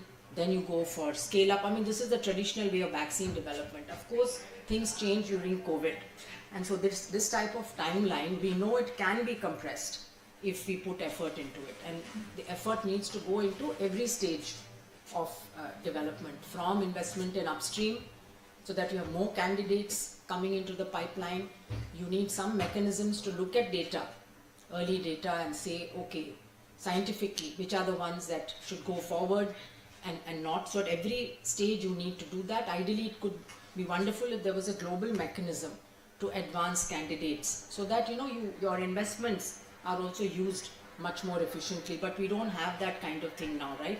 So it's an agency or a company or whoever it is who's developing a vaccine. They are very possessive about it. They are also very invested in that. They don't necessarily want to look at a competitor's vaccine. Everybody wants to push their own candidate. I think we are not being the most efficient in terms of how we are doing this, considering that the resources needed are huge. If you look at M72, I think Gates and Wellcome together are spending $500 million. Is it possible to spend that for every clinical trial? No. Is it necessary to spend that? Probably not.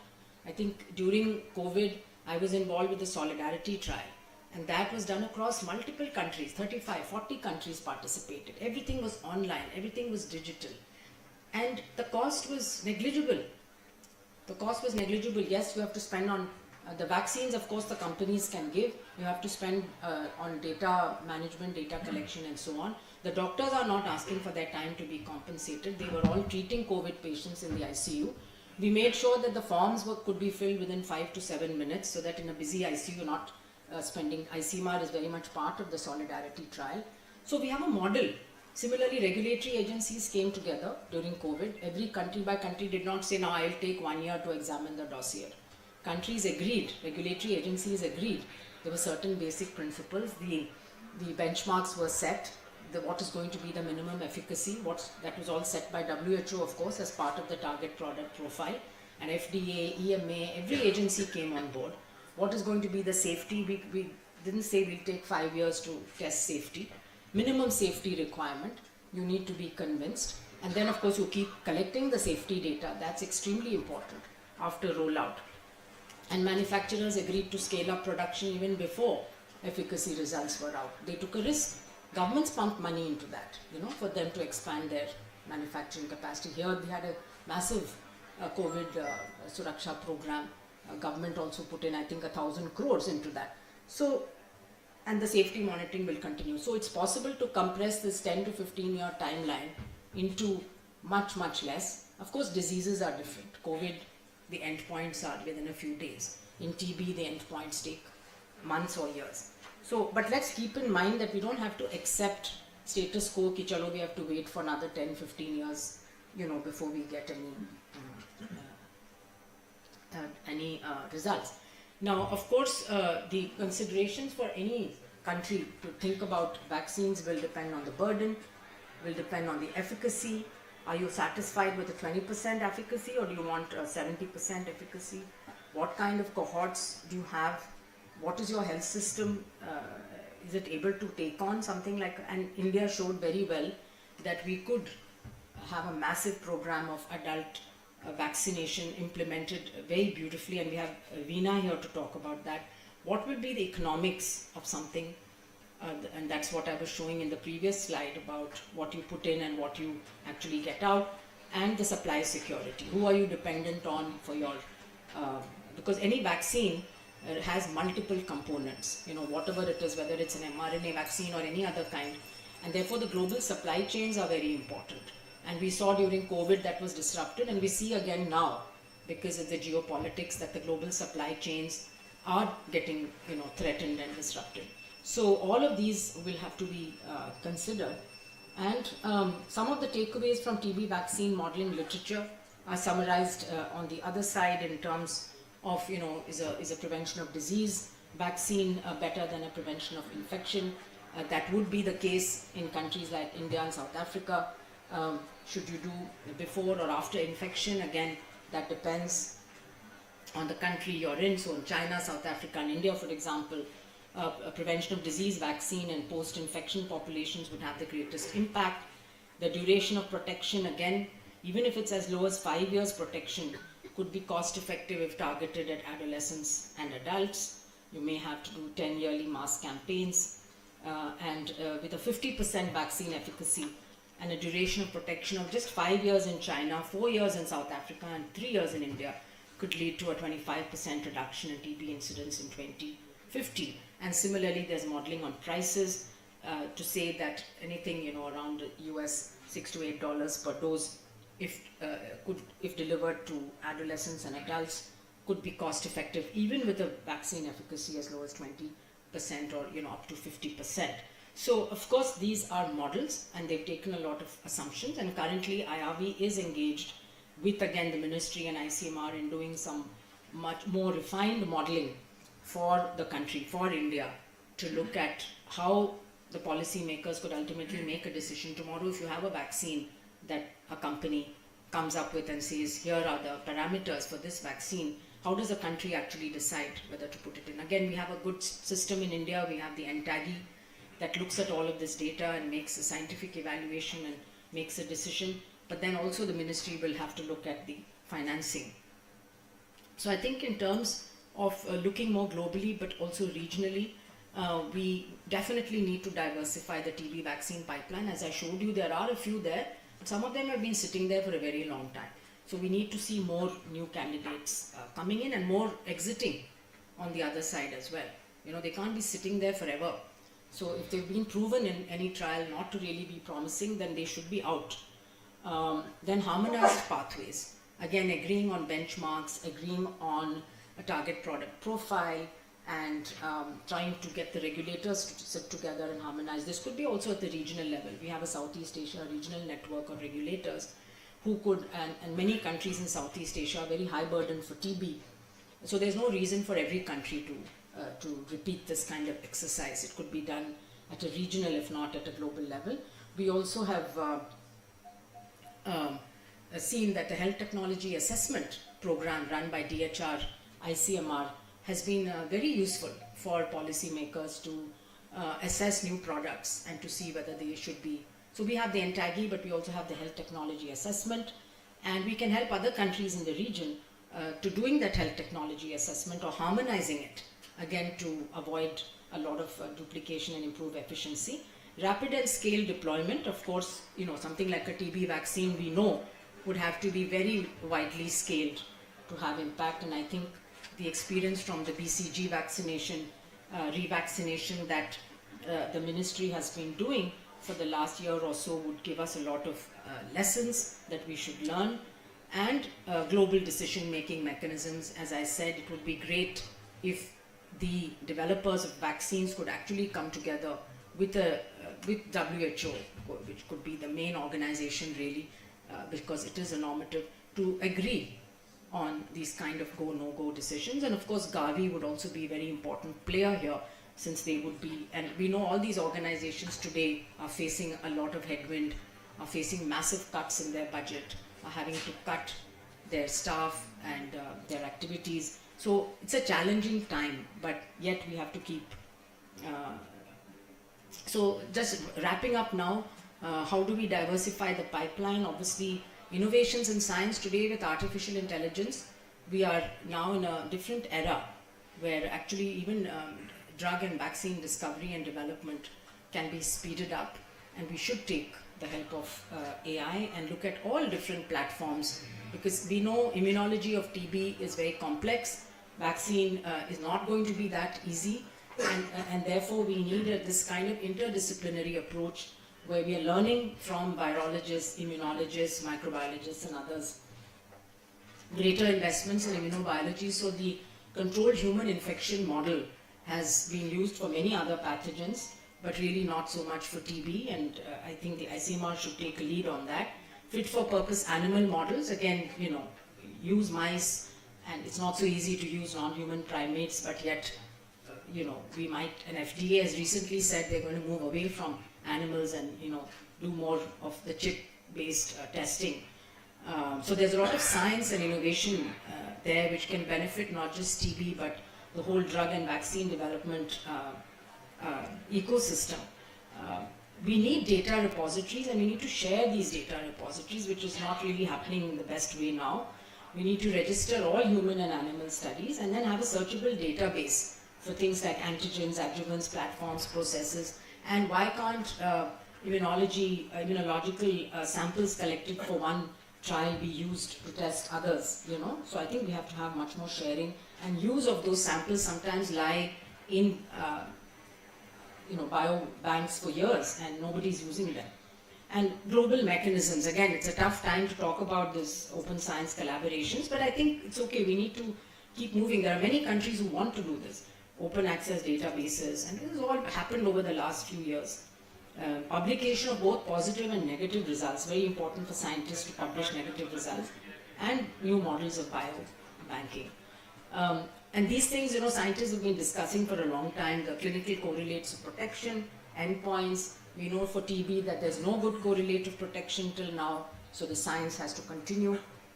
Can we harmonize clinical trials? I've already talked about that, common stage gating criteria, investing in newer assays, and expedited regulatory pathways. So finally, I think market shaping, this is, I think, one of the reasons to have this session is really to discuss how can we think through maybe regional decision making for a disease like TB. Africa would definitely be wanting to do that, Africa CDC. For the Asian region, you know, what is that organization that's going to take it forward? We can learn from the pooled procurement done by PAHO as to, you know, could there be regional procurement mechanisms besides Gavi for the world? And so there are many examples listed there. The evidence, building a business case, modeling the impact projections, demand forecasts, all of that needs to start in advance of having a vaccine, because then otherwise it will delay further the implementation. Epidemiological studies are going to be very important. End user acceptability and uptake, again, as I mentioned, we can learn from ongoing studies. And now we are all talking about life course immunization, and not just childhood immunization, but we know a number of vaccines which adults and older people are needing. So all countries are thinking about life course immunization and how to set up those systems. Apart from early childhood, of course, you have school-based immunization programs, but how do you reach adults and elderly? You know, so every health system needs to think about that. And partnerships with the community, because no vaccination campaign, large scale, can be effective without the community being involved, answering questions from the public, being transparent with data, addressing vaccine hesitancy in advance, listening to the public, what are their concerns, addressing those. So a whole lot of strategies to improve the health information that's being provided. And again, you know, the global scientific panel, let's say, established by the vaccine accelerator of the WHO could really do some of these things, you know, thinking through pooling of strengths and resources across different networks. And from having been at the WHO, I know that it's a very good place to bring people together, also defining the common benchmarks and taking quick harmonized decisions at critical junctures. So the Vaccine Accelerator Council has been established by the WHO. I think the science division, Dr. Jeremy Farrar, is the one who's coordinating that, and their work would be very important, I think, to really see that a TB vaccine, there are very few, as we said, in development, but the ones that are there must be supported, the data must be shared in a timely manner, and countries given an opportunity to really look at that data and make decisions, but also at the same time look at financing pathways, mechanisms, and advocated decision makers. Ultimately, you'll have to go to the finance minister to get them to allocate funding for this, and for that you need very good evidence and data at the global level, but also very importantly, I think, at the local level. So just to end, I think we can recognize several faces here, of course, of famous people who died of TB, but you know, we have a lot of reasons to pursue health and TB equity for our future, and hopefully be able to, in the not so distant future, eliminate TB. Thank you very much.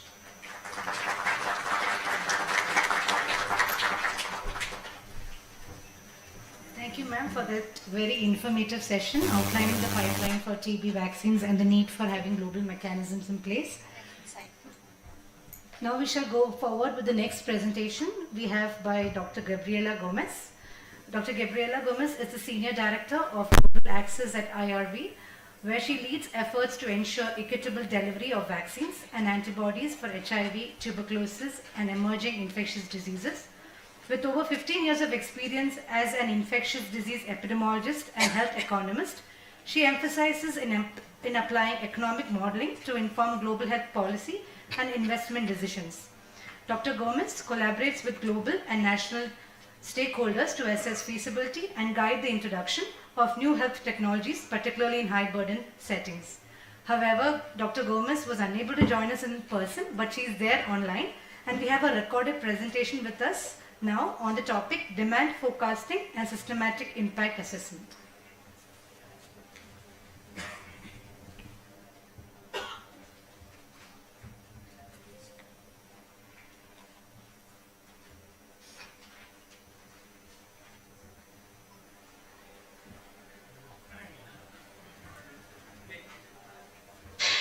Good morning. Thank you very much for inviting me to this roundtable. I'm going to be talking about demand forecasting and systematic impact assessment. Why are demand forecasting and impact assessment important? From a country perspective, demand forecasting provides a framework to discuss the introduction strategies in the context of short to medium-term procurement and budgeting needs. And ultimately, these discussions fast-track the programmatic introduction of vaccines. It also helps in the procurement and financing planning. Demand predictability reduces the risk of supply falling short or being excessive, and it will also help reduce the risk of financing not being planned in a timely manner. From a manufacturing perspective, adequate demand planning reduces the risk of supply being delayed and manufacturing facilities not being optimized. And this is particularly important because inefficiencies will then be less likely to be passed to payers in the form of higher prices. When we talk about demand forecast, we are talking about the quantity of doses of a product which people are willing and able to use during a given period of time. And currently we are looking at demand at a global level. So we are looking at different countries within different regions, archetyped according to burden or financing or other variables like HIV or MDR. But when we look at a country level demand, we have different variables, different drivers of this demand. And this can be more from a health system perspective, like what kind of of population will be prioritized, or what kind of implementation strategy is being chosen in a particular setting. It can be also a question of vaccine characteristics. Different vaccines might be more suitable for different settings. And of course, there is the end user perspective that becomes relevant when we look at a country level demand.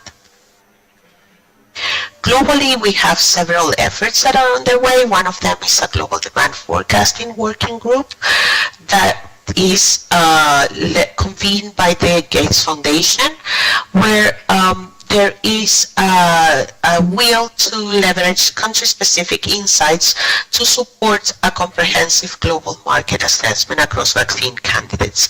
And this is at a global level particularly important so that we ensure that there is sufficient demand and available financing, but at the same time affordable and timely supply.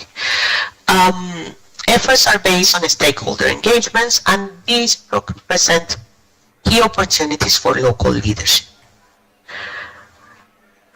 So I want to spend a little bit of time just talking about India's leadership in driving evidence-based policy and implementation strategies. And it's in particular this study looking at TB vaccine modeling.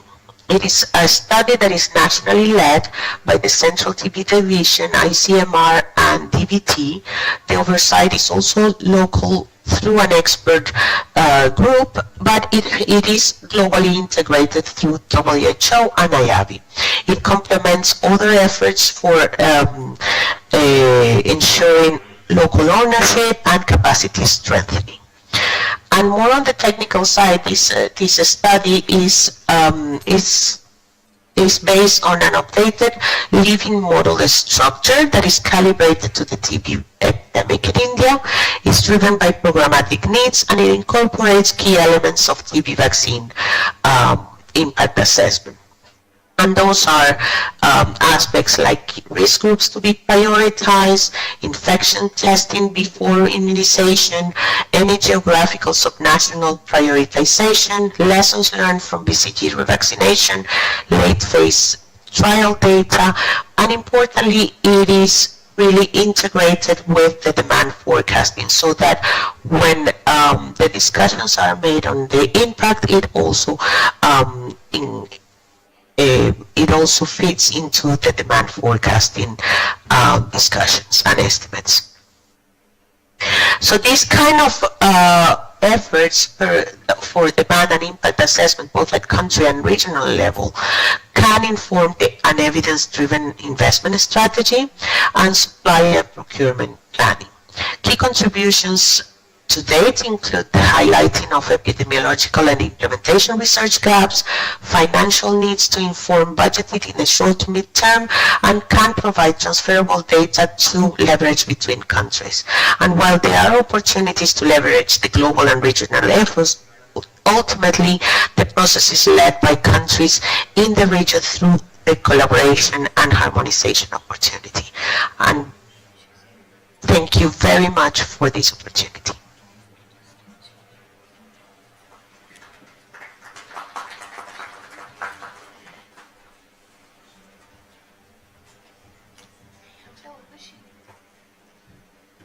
Thank you, Dr. Gomez, for highlighting the need for demand forecasting and the different drivers for the same.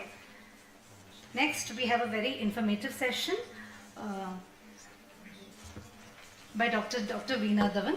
Dr. Veena Dhawan is a senior medical officer with the Ministry of Health and Family Welfare, Government of India, currently serving as Additional Commissioner at the Central TB Division, and her immense work during COVID-19 vaccination, as well as she's been very instrumental with the universal immunization program that has been implemented across the country. Dr. Dhawan has been actually working with us, and she's now going to talk to us about the strategies for rollout preparedness and community engagement for improved vaccine uptake. Over to you, ma'am.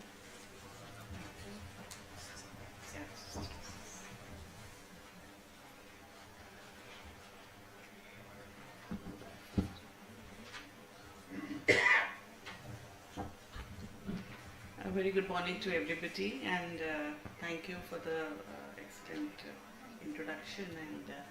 And the earlier speakers, the eminent speakers, have already set the stage of the discussion and how we've been carrying out large immunization campaigns. So I'll be just touching upon that what India has been doing, what has been the experiences of the country for large immunization vaccines, and how we are carrying forward and preparing ourselves for introduction of a new TB vaccine that are in the pipeline. So as we have all know that TB is a major concern in the Southeast Asia region, and 6 countries are accounting for more than 2/3 of the global TB cases. And India notified around 26.17 lakh TB cases in 2024. We've been working towards early detection, timely treatment, and there have been a lot of efforts that have gone in, especially in the last year with the introduction of the 100 Days campaign. So at present we have only BCG, that is the licensed vaccine, and that is also being given to children, infants and newborns. But we know that the protection it wanes as they grow up. So there is an unmet need of a new and effective vaccine for tuberculosis. The progress that we've been making all these years is we've been trying to reduce the incidence of disease, though we have been doing better than the global performance, but still it is only 2%. The incidence reduction has been almost 2% per year. Similarly, mortality also, we've been introducing a lot of initiative like working towards malnutrition, working towards differentiated TB care and comorbidities. But still there's a long way to go to achieve the SDGs. A modeling study in the Southeast Asia region has shown us that while we continue to enhance our efforts towards various tools for advanced active case search and timely treatment, we would be able to reduce mortality, but what is ultimately needed is a preventive measure at a population level, so that we would be able to reduce the incidence of disease. So that is critical. So this is where the vaccine comes in, and we need to prepare ourselves, as Dr. Swaminathan had in her presentation shown us a lot of candidates that are in the pipeline, and some of them are also in the phase 3 trial. So it is important that we prepare ourselves for it. So this is important so that we have a timely access of vaccine, there's early planning, we identify the high-risk population, we need to build up our manufacturing and supply chains, the demand needs to be created, the people should be aware of the importance of a vaccine, and resource needs to be allocated, and we need to ensure that the vaccine reaches those who are at highest risk. So this needs a lot of prior planning. Whenever India introduces a vaccine, there are a lot of factors that needs to put in. We all know that we already have NTAGI in place. It is an established body, and every vaccine that we introduce into the system is critically examined by NTAGI, and further to that it is being examined. We get an administrative approval through the MSG, and then we have an expert group who guides us on how a vaccine needs to be introduced into the system. So various factors that are considered for introduction of a vaccine, or even looking at a vaccine, is the disease burden first of all. What are the incidence? What is the prevalence rate? What are the number of hospitalization, the deaths? Then the efficacy of the vaccine during clinical trials, and also real world effectiveness in comparative settings. Vaccine safety, of course, that is critical, and we need to ensure that there is no safety issues on the vaccine. Affordability, how many doses it needs to be given, what is the cost of the vaccine. Then do we have the capacity to use that vaccine? There were vaccines even during COVID vaccination that had a very varied cold chain requirement, so we could not introduce them into our program. Vaccine supply security, do we have local manufacturers? That is critical for a country like India. We need to have local manufacturers to be able to introduce a vaccine in a large scale. Then what are the strategies? What could be the target population? How do we go about it? How do we scale it up? And also the legal and regulatory considerations are critical. India has a vast experience of not only childhood vaccination but also life course vaccination. We've had multiple campaigns around measles, rubella, covering about 15 children up to 15 years, COVID vaccination, where we covered all about 12 years, and we had almost 97% coverage of this cohort.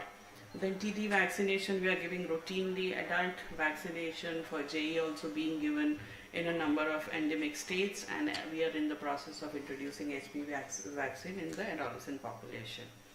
So as we talked about TB vaccine, we have only one vaccine, that is BCG available, and that is also being used only for newborns and infants. There are a lot of vaccines that are in the pipeline, and what is important from the program board point of view is what are the key vaccine attributes that we need to look into before we try to introduce into the program. What is the age group that a particular vaccine can be used in? What is the dosage that is to be given, and if we have a local manufacturing for it. There has been a lot of discussion around the vaccines around TB. Our Minister of State had taken a meeting in 2021, and there was a lot of deliberation, and she had directed to initiate these scientific deliberations around TB vaccine.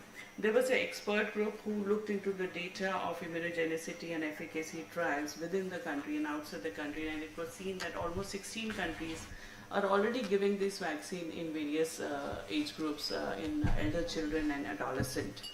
And there were no safety concerns around the TB vaccine. Henceforth, a special committee under DG ICMR came to a consensus that let us introduce it into the high-risk population, and 6 vulnerable populations were identified considering their population attributable fraction, and they were attributing to almost 80% of these TB cases. So ultimately there was a consultative process with all the states, and we sought their consent.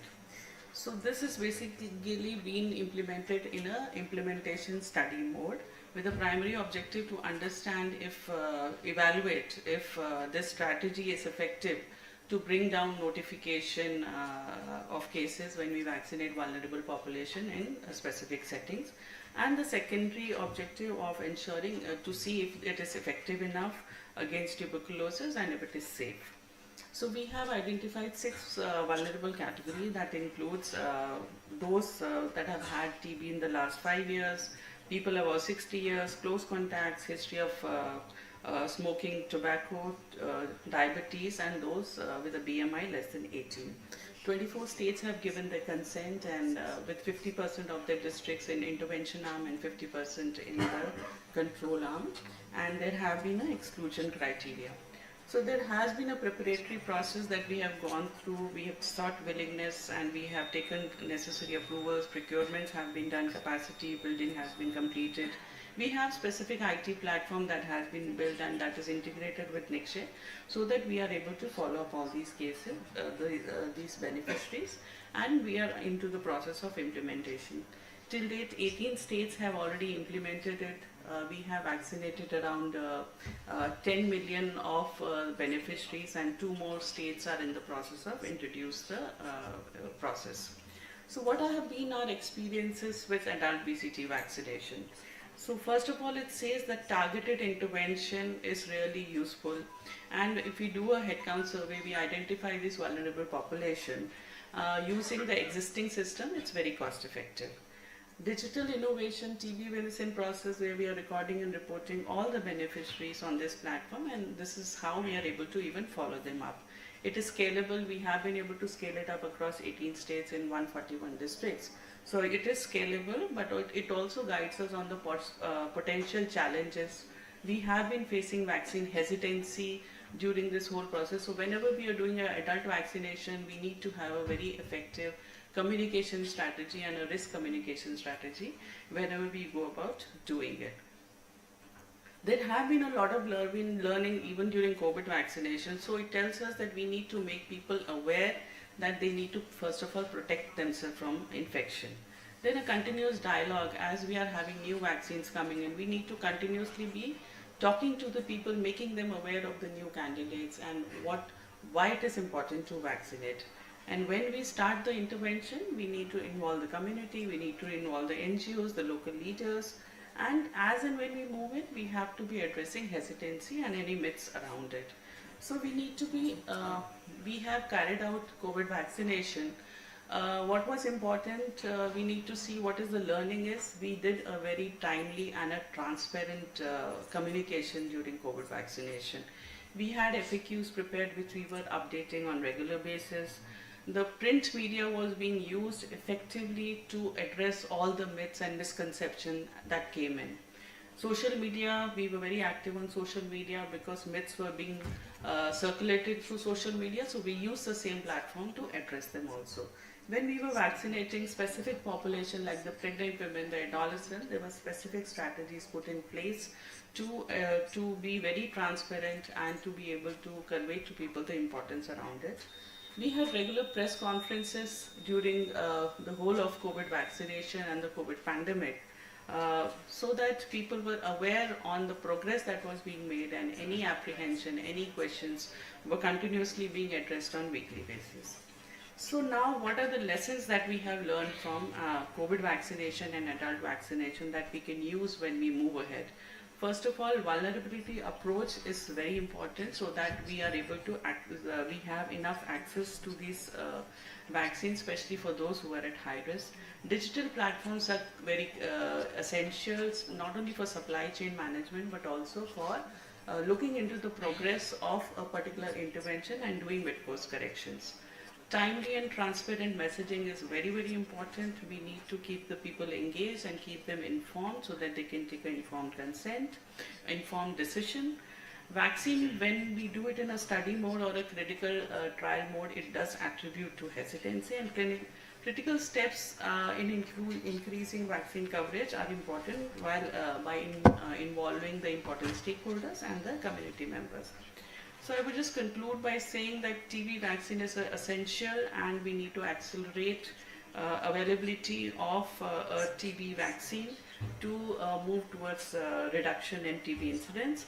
Earlier introduction of an effective vaccine will really help us in reducing even the catastrophic cost. Successful vaccine rollout needs proper planning, robust infrastructure, coordination and clear communication with the community and all the stakeholders. Community engagement is very critical. We need to continue to build trust around the vaccine. It has to be ensured that the community has access. So we need to build systems so that accessibility is not a problem. And further, by addressing barriers, leveraging local leadership and fostering transparency, we can ensure proper uptake of the vaccine and able to prevent infection.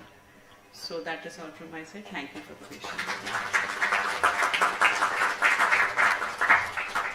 Thank you, ma'am, for highlighting the steps needed for vaccine rollout and also for sharing the details of the adult BCG trial. Now I request Dr. Urvashi ma'am, DDG TB, to kindly add on to Dr. Veena's presentation.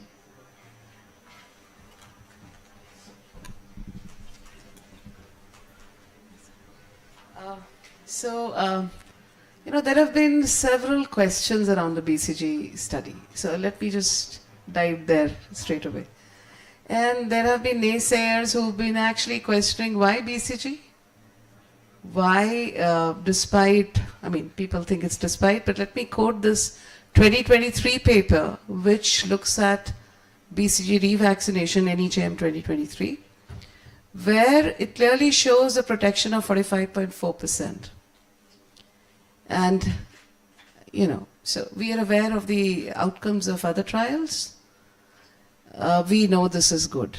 Now, over and above that, I'd like to put this across, that if you look at the TB burden in our country, that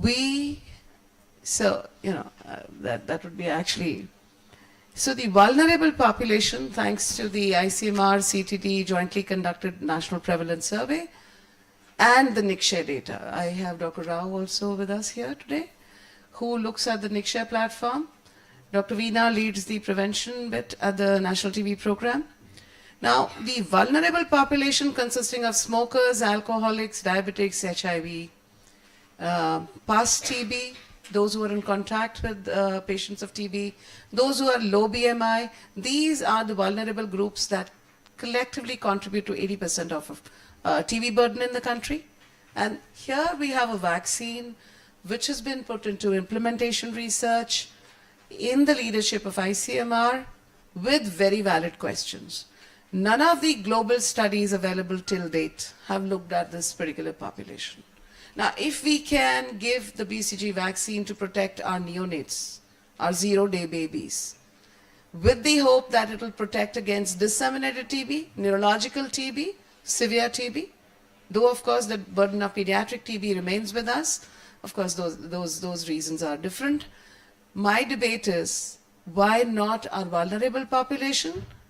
Why can't we look for, this will be the first study of its kind where we will know the outcomes of BCG protection in a vulnerable population, which are anyway more likely to have a breakdown, whether it is reinfection or it is reactivation of a latent TB disease.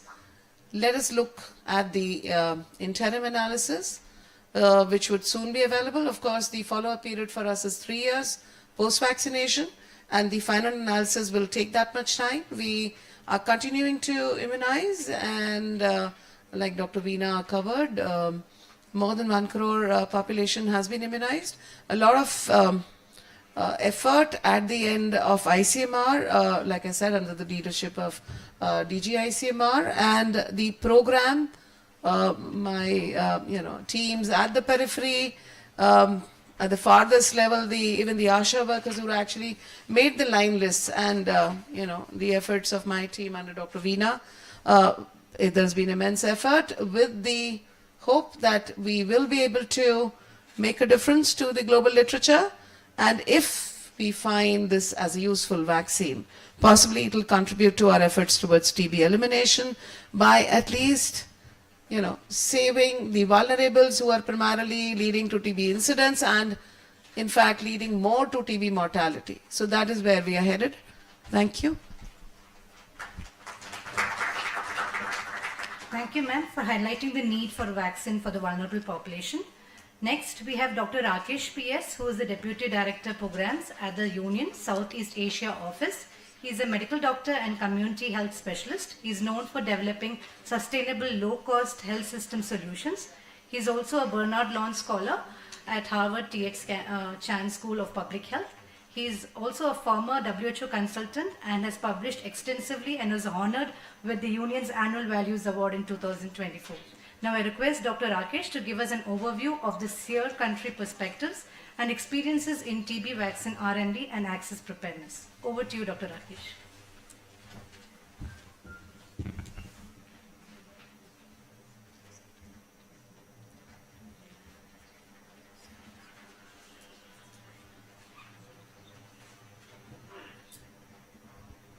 Respected dignitaries on the dais, off the dais, colleagues and friends. We have heard how India is moving ahead with related to TB vaccinations, and we have seen the global scenarios also. While planning these sessions, ICMR, IAVA and the Union, there was a felt need to know about other countries' perspectives or the NTP programs' perspectives with related to vaccines. So this is a very brief presentation as I am talking on behalf of all other countries on behalf of ICMR, Union and the IAVA. So we just looked at the desk reviews of what is happening in the other countries. There's a semi-structured questionnaire prepared with related to countries' interest for TB vaccine introduction, countries' priorities for TB vaccine introductions, regulatory considerations, ongoing efforts and innovative mechanisms happening there, followed up by certain discussions for the clarifications. We interacted with the national programs of 5 countries in the Southeast Asia region, including India, Indonesia, Sri Lanka, Nepal and Bhutan, and got their perspectives. So this is just a compiled presentation rather than each country presenting. This is a compiled presentation of what each country wants to talk with related to TB vaccines. Perspectives, yes, currently there are minimal efforts, like except in India, there are minimal efforts ongoing in the other countries with related to this. While there is a strong will for all the country programs to introduce vaccines whenever there is a licensed vaccine is available, all countries prefers to go for subnational rollout first, followed by nationwide scale up later. And they all, there is a general takeaway was like they all want to focus on at-risk groups, and they feel that that will give a better uptake when a new vaccine is being introduced. What would be the most likely target population? Again, different countries had perspectives. Again, most of the focus was on initial rankings. 1, 2, 3 rankings were all on the vulnerable and the high-risk groups generally throughout the countries. the main data points or the factors for influencing the country's decision, efficacy, effectiveness, the usual ones. While the local manufacturing capacity and the cost of the vaccines were also considered as important points by the country programs. The challenges that could delay or hinder the introduction of the TB vaccines, again, local in-country evidences, many country regulatory approval may need local data or local in-country evidences, which countries felt that, okay, that could be hinder or delay the process, and obtaining political will and buy-in across all the stakeholders in the other countries, fundings and financial sustenance of the vaccine procurement, supply, ensuring sufficient supply of the vaccines, addressing misinformation and fear of the side effects, especially prevalent now. And there is other challenges including limited capacity for R&D development and long approval process in the other countries generally. What are the key lessons from other vaccination health programs in the countries? Yes, there are challenges with related to vaccine hesitancy, advanced events communications, logistics and supply chain management.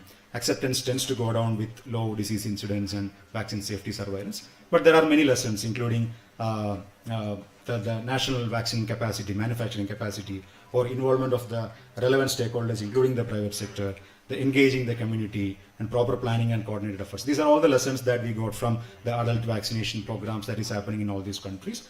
And the existing infrastructures for cold chain, trained HR, logistics for storing and transporting, and the digital technologies could actually help, that can actually help in rolling out this.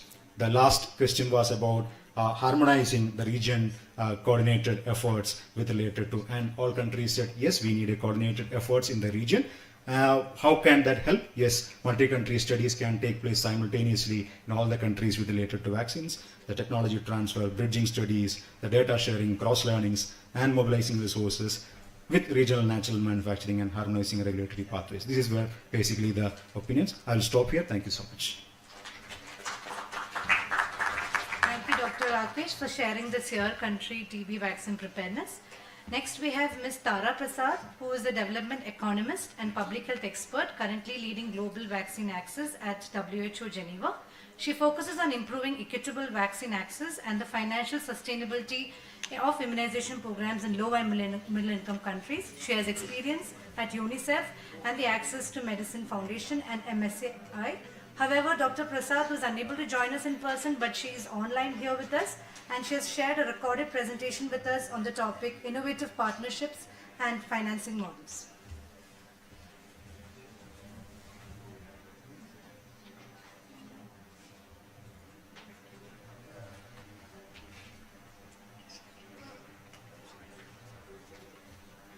Good morning. Thank you very much to the Indian Council of Medical Research, IRV, Gates Foundation India, and the Union for inviting me to participate in this distinguished roundtable on this critical issue. My name is Tara Prasad. I am the team lead for Global Vaccine Access at WHO's Department of Immunization, Vaccines and Biologicals.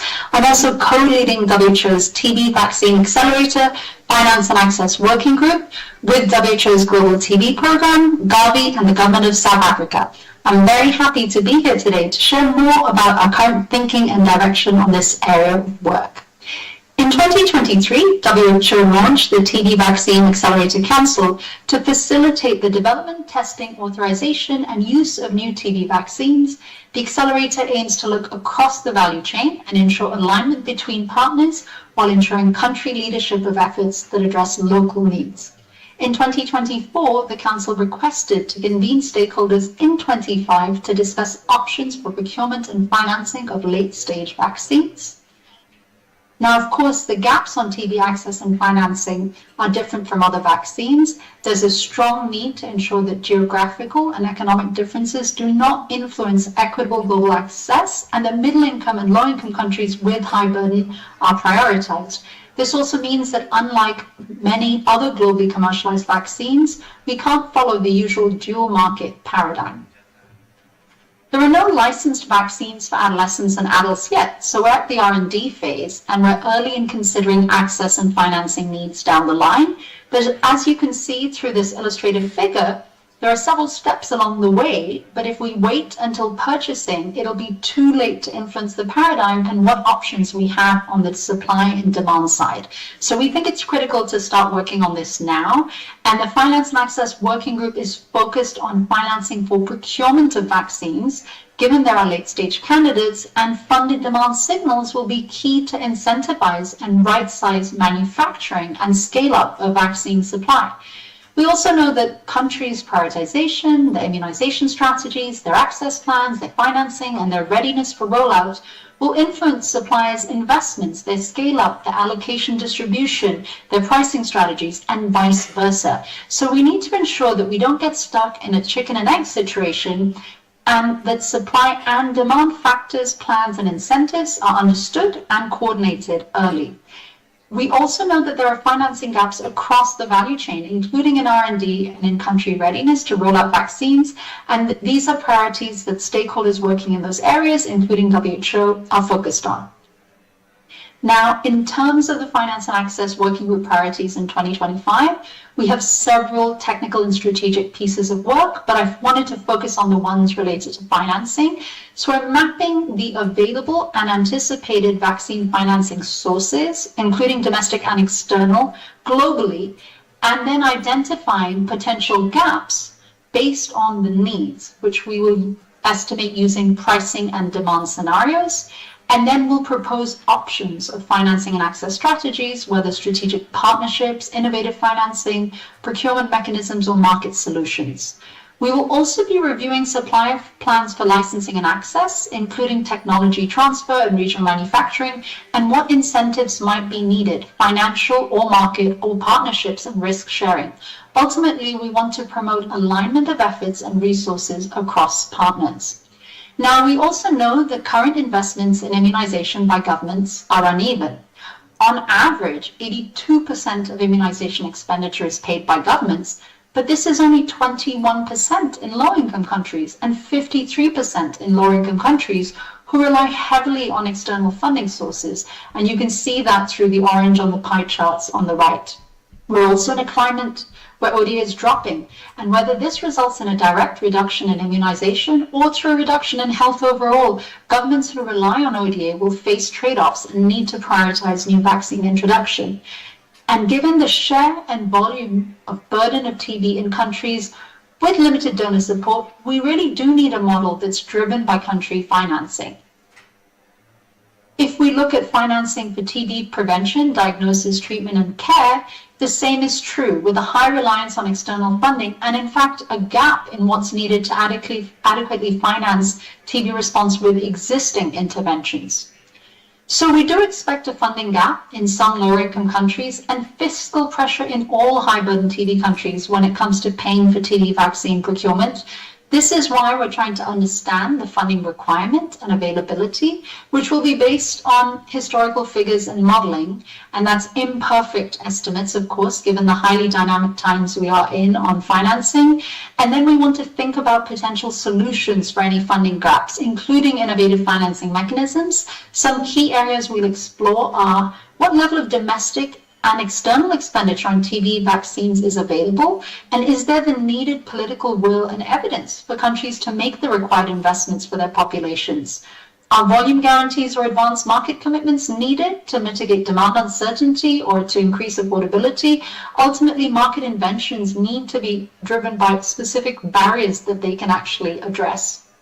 We also want to look at what financing models can support countries with limited private sector investment, how we can leverage multi-sector partnerships to unlock new funding sources, and what mechanisms can improve the predictability and sustainability of vaccine financing.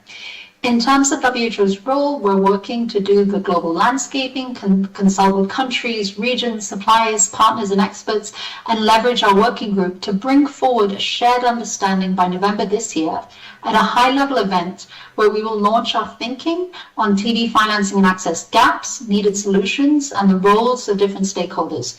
We hope that this work will also lead to voluntary declarations of specific commitments for actions from different stakeholders, and that next year we can then take forward this momentum to continue to convene and coordinate with key partners on potential solutions. We expect that both regional and global solutions will be a part of this, and we welcome the Government of India's leadership in driving regional collaboration. We look forward to continuing to work with all of you. Thank you. Thank you, Ms. Tara, for that enriching session. Next, we have Dr. Nivedita Gupta, who is a medical scientist who's trained in vaccinology. She serves as the head of communicable disease at ICMR, and she's also the person who has been instrumental in establishing a network of virus research and diagnostic laboratories across India. And as the head of division of communicable diseases, she's taking the lead in coordinating and facilitating TB research activities at ICMR HQ. I request ma'am to share her thoughts on the need for harmonization and regional coordination mechanisms to expedite TB vaccine R&D and access preparedness. Over to you, ma'am.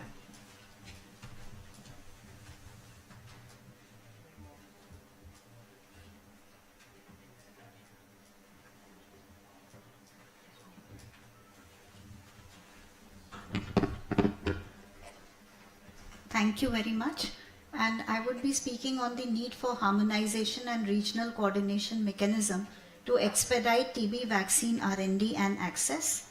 Just to give you a brief glimpse of what we have concluded recently at ICMR, a phase 3 randomized double-blind placebo-controlled trial to evaluate safety and efficacy of VPM 1002, that is recombinant BCG, and MIP or Immunovac in preventing TB disease in healthy household contacts of newly diagnosed pulmonary TB patients. This was a 3-arm trial with VPM in one arm, MIP and placebo in the other 2 arms, and this was conducted in over 12,000 participants 6 years and above who were followed up for 3 years after receiving the last vaccine dose. The trial established the safety of recombinant BCG and MIP in household contacts of TB patients aged 6 years and above. And moving on, like this trial really established the capacity of ICMR along with its network sites to be able to conduct large-scale clinical trials of TB vaccines in India. And moving on, ICMR is very committed to support the development of other TB vaccines in India as per their availability and feasibility of trials in India.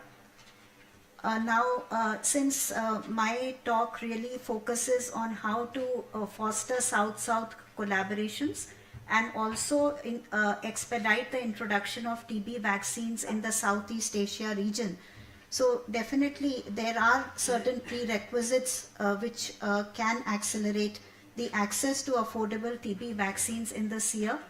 And first is we really need to enhance regional capacity to conduct GCP compliant clinical trials, and it would be prudent to do multi-country clinical trials right from the beginning in high burden TB countries so that the countries are a part of the trials initially and the regulatory processes can become seamless later on. It's also very important to standardize the reference assays or identify a single reference lab in the region, either ways, depending upon the capacity available with the countries. Data sharing definitely is a must. If some country has conducted a trial, they should be very open to share data to other regulatory bodies in other countries, neighboring countries, so that that data can be used to fast track the studies in other countries and speeden up the regulatory approvals.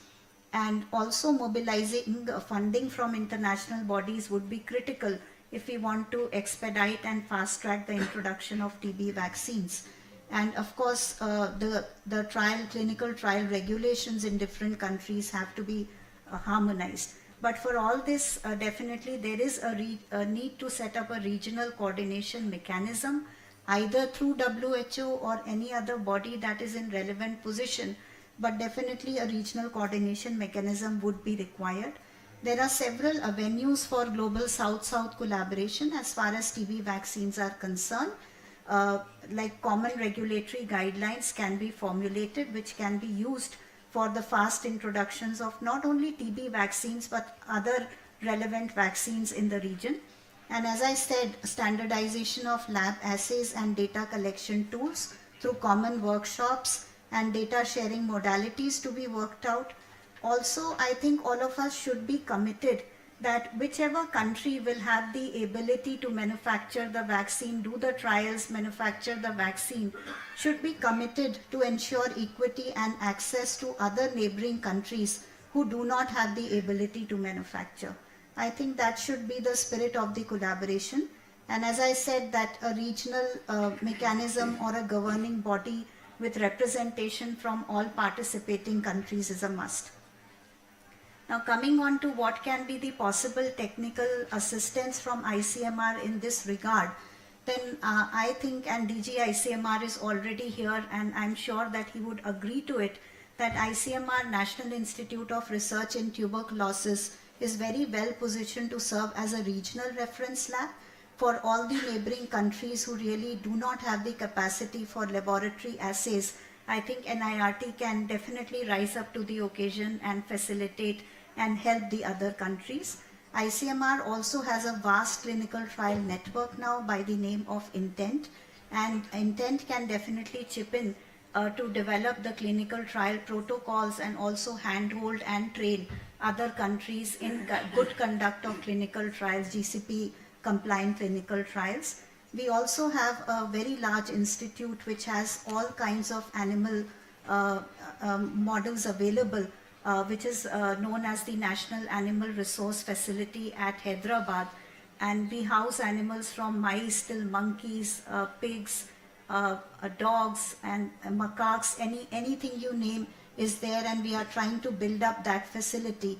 And that facility can definitely help India in conducting many preclinical studies, but also can serve as a regional reference point for other countries who are willing to conduct such studies. They can really come down and do the studies here. So that's all from my side, and thank you very much.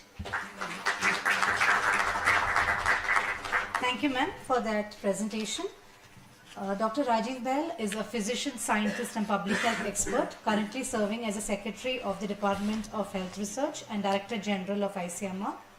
Dr. Rajiv Bahl has been instrumental in overseeing population-based multi-country research studies in over 20 countries in Asia and Africa, and has contributed to strengthening research capacity in over 50 institutions. Research conducted and coordinated by Dr. Bahl has significant impact on national health policy and programs. Now I request Sir to deliver his remarks.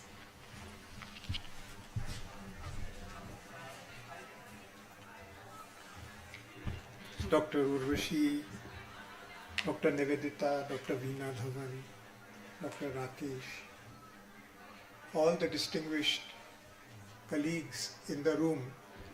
You've heard a lot on the vaccines. I'm not going to repeat a lot of what has been said by Dr. Soumya Swaminathan and the other distinguished colleagues on the dais.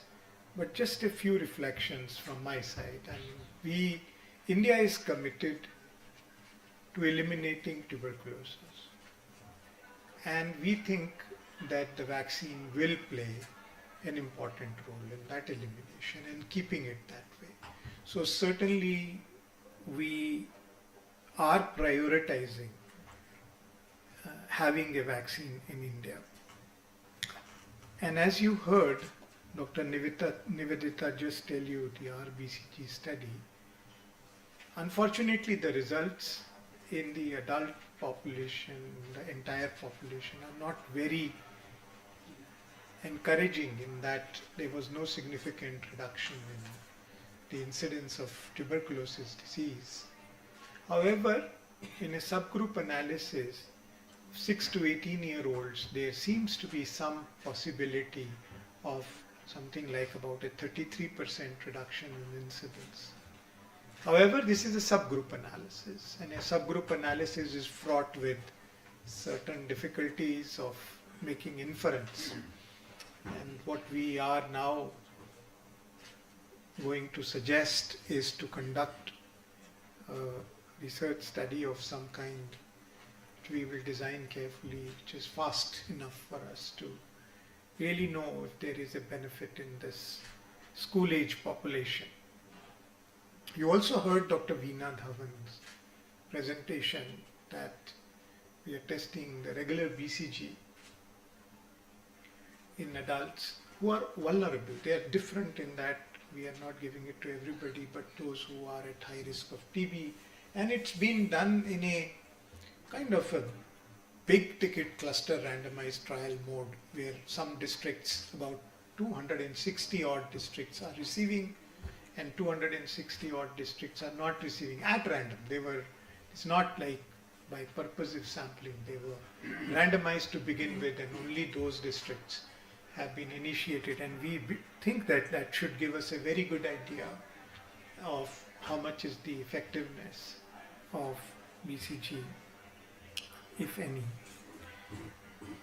I also want to share with you our thinking that for a vaccine to be used in India, learning from the COVID-19 pandemic and how India responded with vaccines. You all know that India developed several vaccines during the COVID pandemic, including inactivated vaccine, a DNA vaccine, a messenger RNA, mRNA, stable, heat stable vaccine, but also was able to manufacture several vaccines that were, the technology of which was transferred to Indian companies, including the AstraZeneca Covishield, as well as the Corbevac and the other subunit vaccines.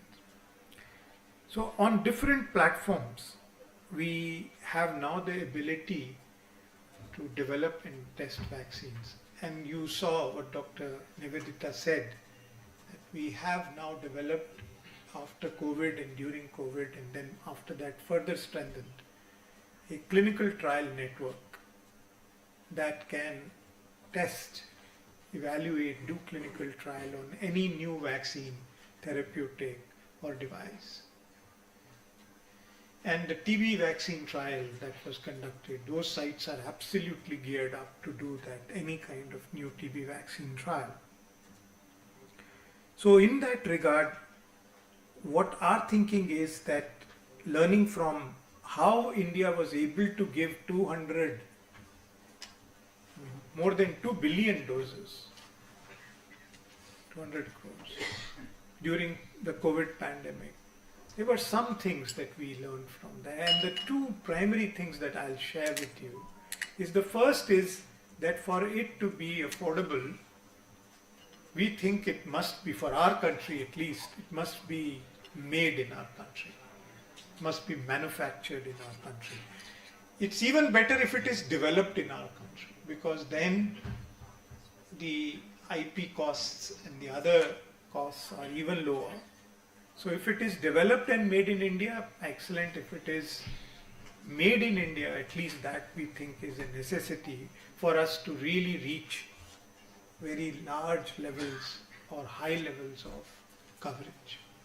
The second thing we learned is that government de-risking some of the industry costs is extremely important.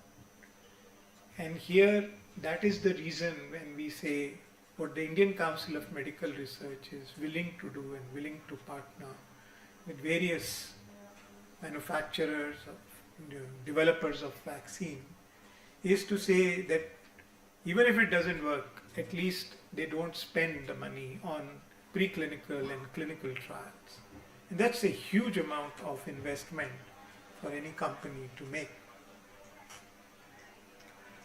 And the third thing we learned is that, and throughout the world, that even if you have an effective vaccine, people may not take it. We are also facing the same issue with what Dr. Veena Dhawan and Dr. Urvashi talked about, our BCG, certainly not 100% acceptance.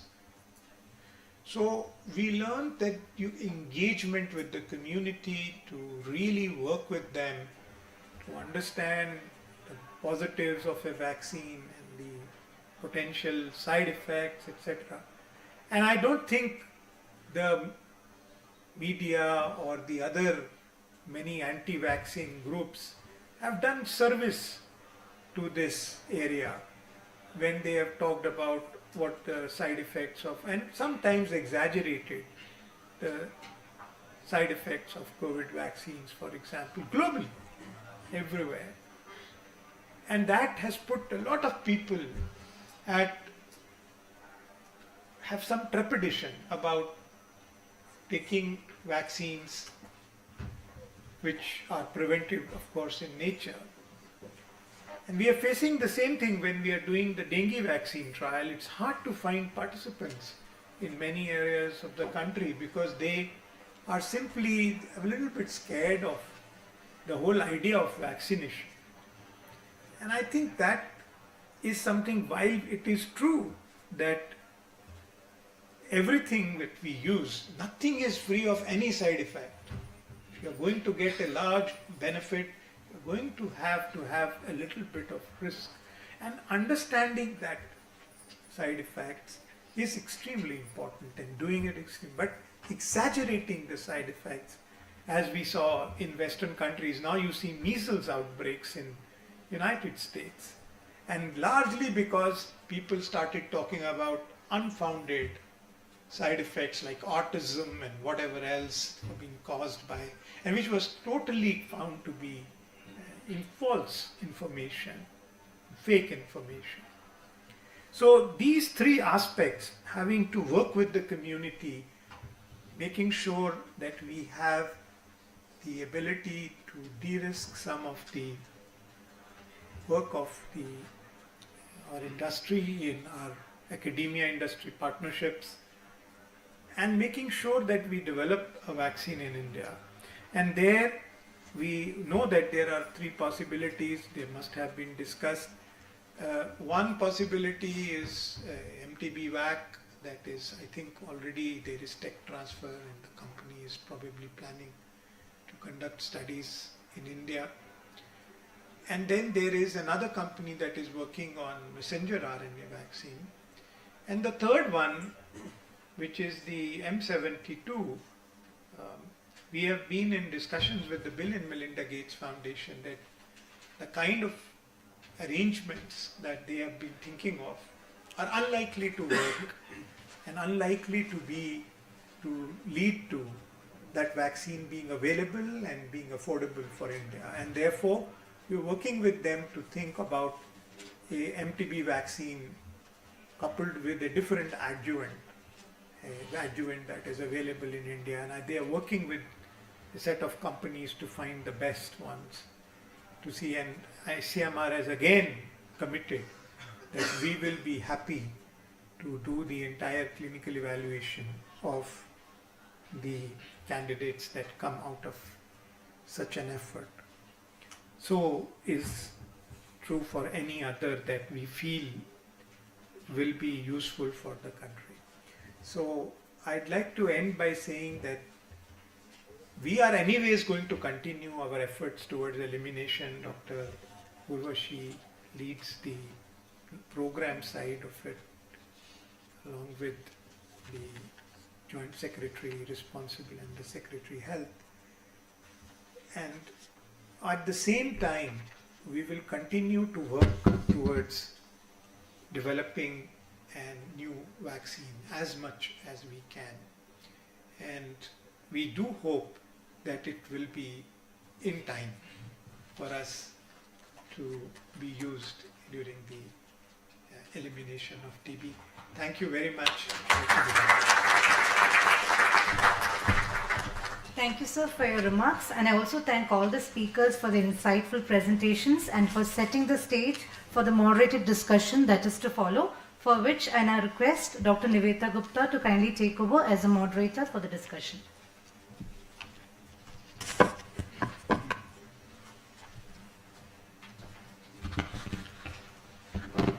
Thank you, Dr. Liana. So next we move to the moderated discussion, in which we have the policy makers from Ministry of Health, the regulators, the community, people who work with the communities, the funders, as well as the industry perspective.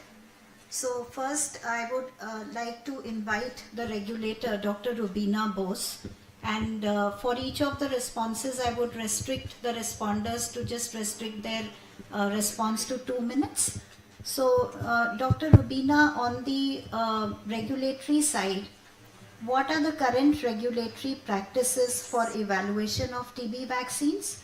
And due to urgent need for a TB vaccine, what strategies can be considered for expediting the regulatory review?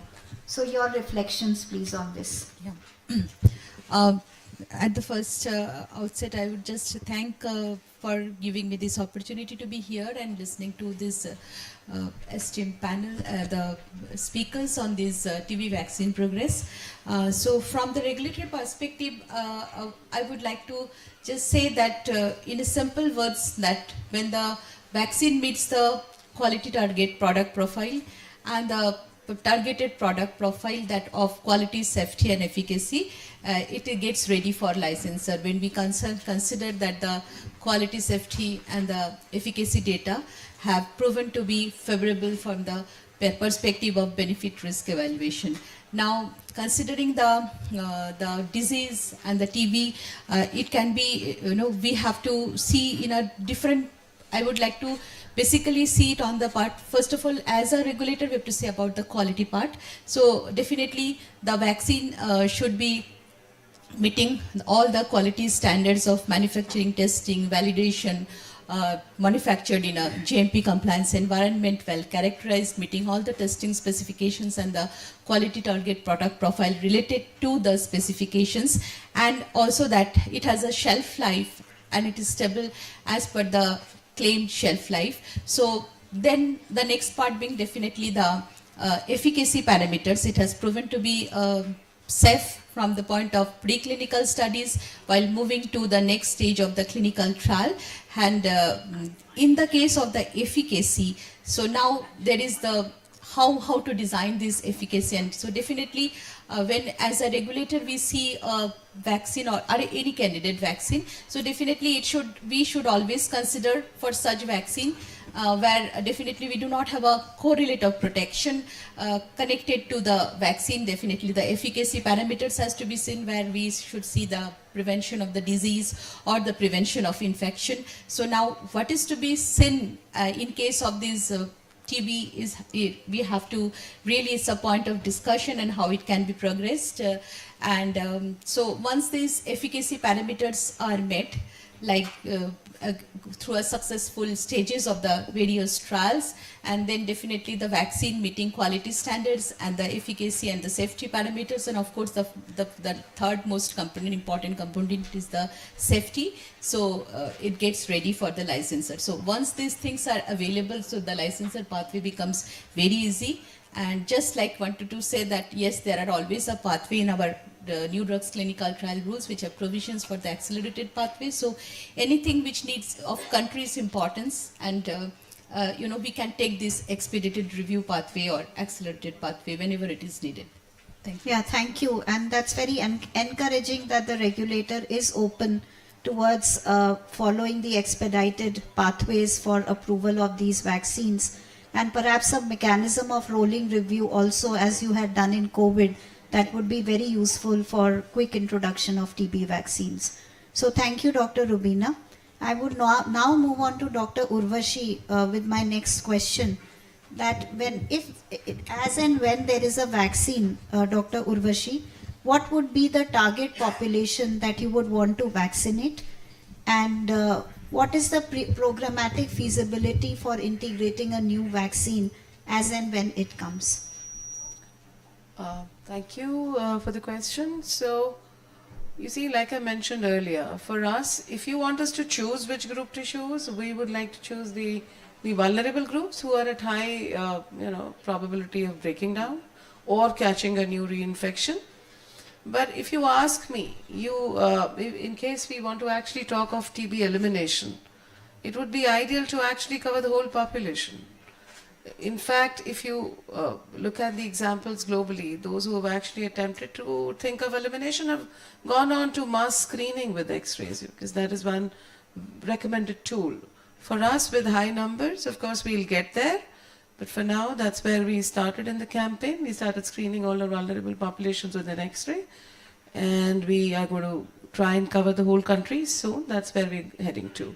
So I would say the whole population, starting with the vulnerable groups, or those who we know are, have more chances of getting a new infection, getting reactivation, or are prone. Of course, if it's a live vaccine, we can't consider a PLHIV, and we have to look for a subunit or any such peptide and so on. And when you talk of the readiness of the program, and you were part of the story under Sir's guidance, where the program has been able to, despite the reasons Sir raised, that there was issues with consent, issues with just social media coverage, anti-vax lobby, all kinds of questions where they were not meant to be, and before even looking at the global evidence. So like I quoted the 23 paper, there is evidence when it was done in general population, it had close to 50% protection. If we are going to give protection to our vulnerables with the BCG vaccine also. And I'm also of the opinion that the science globally does guide us with new thoughts. So even though, like Sir raised that M72 may not be available to our country immediately, or MTB-VAC if there's a delay for certain concerns, we may have more that we could look at, where global evidence is available. Program is all, is all eager to adopt. Like Sir said, India can actually take up a new molecule, whether it's implementation research. Of course, the initial phase 1, phase 2 results have to be convincing. Then, of course, in a study mode, and followed by which, like in India, the tradition is we always have in-country evidence to prove to us it's going to be useful, so that we can systematically adopt. Thank you, Dr. Urvashi, and that's very encouraging to hear that the program is very flexible to introduce any new intervention and with great speed, and we have seen that with BCG and many other interventions. Thank you. I would now like to ask Dr. Raghuram Rao my next question. That's how do you like seeing the BCG experience in future whenever there is a TB vaccine? How would you like to improve the acceptance of the community? Perhaps we'll have to work with the communities a little beforehand. So what is the plan of the ministry to work with the communities, engage with them, and really improve the acceptance of vaccines in future? Thanks. I think that's fine. I think in terms of the experiences that we had while implementing this large scale, the numbers are huge, and almost 1 crore vaccinations done, as against it was targeted to be somewhere close to 9 crores or 10 crores that we wanted. So acceptance in the community, and especially when it is on a study mode, a consent to be taken, there itself, half of them will withdraw, and it's difficult. So preparing the community for introducing anything, be it a new drug. We introduced BPAL regimen. It was not easy that you introduce anything new. There's so many considerations that we do within program, but the community preparedness is extremely important. Our experiences with COVID vaccination also, it was initially was at facility based, then we started doing outreach vaccinations in COVID. Ghar Ghar Dastak was a campaign mode that we did, and involving the local stakeholders, those influencers at the grassroots level, the elected representatives, the Panchayati Raj institutions, the religious leaders, the schools, the students and children are the best messengers to take back information to the households. And so along with this, for TB, when I want to talk about it, so there is a network of TB champions, survivors who have been built in terms of their capacity to become TB advocates at the community level. And so that pool of peers, I would call, at the community level has is something that we would be scaling up also. And our target is to have one peer like this at every Ayushman Arogya Mandir level, and which is at the sub-health center level. And when we do that, so that peer-led approach, and doing the preparedness in the community prior, through Gram Sabhas and at the local level, and urban areas it's going to be a different modus operandi where we deal with a lot of migratory population, urban slums and homeless population, or injecting drug users, so all different kinds of key risk populations. So there would be peers also from different type of subpopulation that we would be would be requiring to when we want to introduce this vaccine. So I think it's something that is already there in the mind, and this adult vaccination study that that is going on has given us a lot of experience and confidence. And the strengths, I would say, is the robust IT platform that we have for introducing anything new, any new vaccine. Second is the huge manpower that we have in the community, within the general system, the trained manpower for giving vaccination and doing it in large scale for adults. Otherwise, traditionally UIP is always in children and adolescents, not going beyond that. Adult vaccination is not the same as children's vaccination. And third is the cold chain capacity that we have in the country. So we have the infrastructure, we have the tools, IT tools, and the skilled manpower. So we're just waiting for the product. Look forward for the product. Yeah, thank you, Dr. Rao. So I would quickly direct my next question to Dr. Liana from ICMR, that we have been working with Southeast Asia region countries on multi-country projects in collaboration with Union and the Gates Foundation. So Dr. Liana, can you allude to some of the collaborations in the project and how this platform can be leveraged in future for doing any TB vaccine studies? Thank you, ma'am, for the question. Just to let you all know, under the PM ABEAM scheme, that is the Pradhan Mantri Ayushman Bharat Health Infrastructure Scheme, in 2019, ICMR DHR in collaboration with WHO led to the formation of the Southeast Asian Regional Research Platform, where the heads of the different countries, the health secretaries, the researchers all came together and they prioritized the diseases of interest for health research, one of which was tuberculosis. And with that, we have gone forward and we are currently having a multi-country study, which is known as the CRITIC study, which stands for Comprehensive Intervention Strategy for ensuring that a patient completes the cascade of TB care.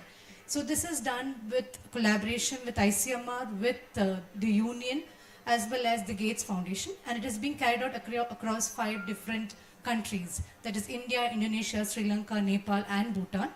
And the technical support is given by ICMR NIRT, ICMR HQ, and the implementation partners are Union and the others as well. So here, the ICMR is sending the handled X-ray and other equipments and molecular tests to these countries, and the data is being pulled together at the central database. So this is a platform that is already available, but we need such similar platforms.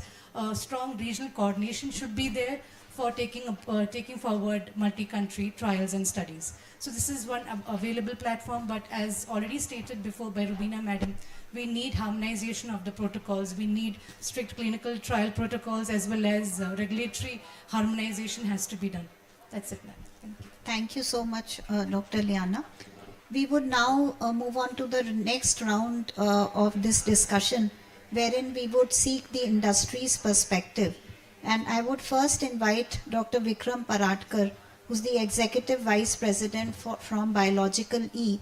And the specific questions that I would pose to you is, what support can the government, funding agencies, and development partners provide you for the development of the product and its licensure, and then ensure market access and demand creation and uptake? So all the 3 things you mentioned are essential for any manufacturer to develop and supply a successful vaccine. For a product like TB, which doesn't really have correlates of protection, the clinical trials are fairly extensive and very complex. And I'm very happy to see ICMR is doing large such trials in India. And also, Dr. Bell mentioned their willingness to partner with industry to conduct this type of trials. So I think that that would be a very welcome initiative. India has a very good track record of introducing vaccines at very large scale in our UIP program as well as during COVID times. And so we look forward to a similar program being established for even TB vaccine as a routine vaccine.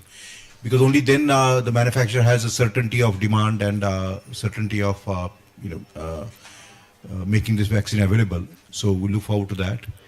And last part, I think we do have a fairly established pathways for licensure of vaccines. TB vaccine, if because it may be different type of vaccine for different populations also and so on. So we look forward to hearing more from the regulators about what is required to establish a good vaccine for licensure. So those three things would be very welcome from industry perspective. Thank you, Dr. Vikram. I would now move on to Dr. Krishna Mohan from Bharat Biotech, Executive Director. And same questions to you, Dr. Krishna Mohan, that what support can the government funding agencies and development partners provide you for product development and licensure, market access, demand creation and uptake? Okay, I think there are three separate parts to what you have asked. Firstly, in terms of product development, right now as a company we have completed our phase 1 clinical trial. We are currently in this phase 2 clinical trial, and pretty soon we would be launching our phase 3 clinical trial. More in terms of the technical discussions, the protocol definitions and the design. I would say more than funding, we also need an in-country perspective of the domain knowledge, which is very important, because we as manufacturers are more focused, not so much specific to always to the disease, but more in terms of the overall manufacturing and end-to-end delivery.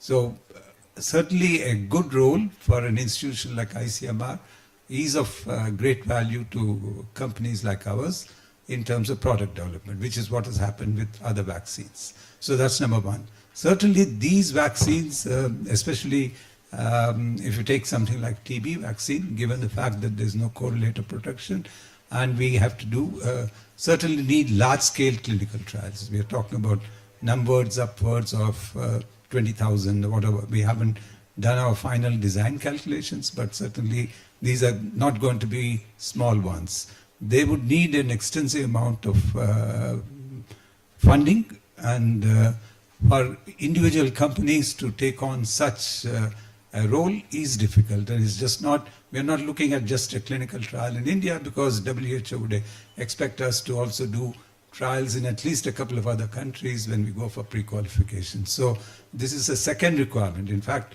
quite often they ask us to make such, during the pre-qualification phase itself, they ask us to give a commitment. A good example would be our rotavirus vaccine, which we did a fairly decent trial in India. But now we are doing a very expensive trial in Chile, for example, at our cost. So there is a need for not only just an in-country clinical trial, but an inter-regional clinical trial. So funding is essential, and we kind of pay back that by in terms of the vaccine pricing. We have demonstrated that, not in one vaccine, but a couple of vaccines. So that's certainly one.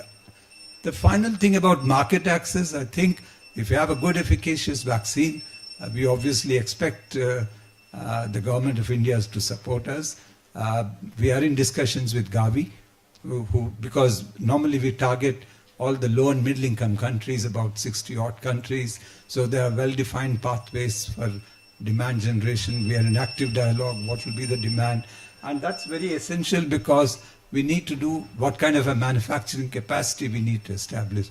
Will it be 100 million doses a year, or will it be 50 million doses in a year? And in any of these phases, if there is any financing available, that's always welcome. Thank you. Thank you, Dr. Krishna Mohan. And I would now move on to Dr. Kavi Raj from Genova. So I would request you to stand, because I'm informed that they are not able to take proper videos. So kindly stand and give your response. You are in very early stage right now and not even moved to phase 1 clinical trial.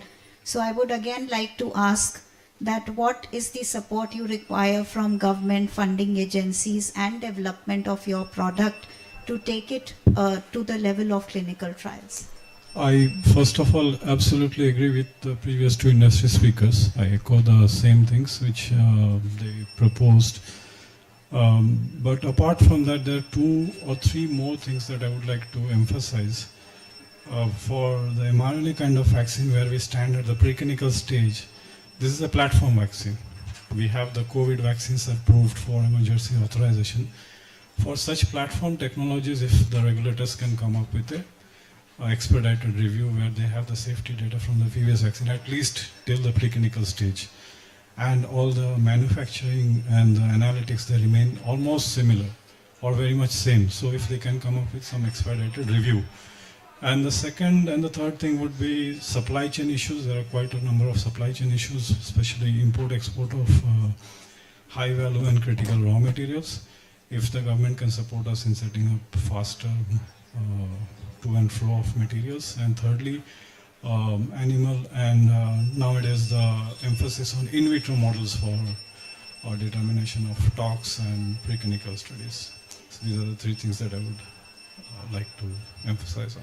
Thank you. Thank you, Dr. Kaviraj. And I would now move on to the next topic of this roundtable, that is the community perspective.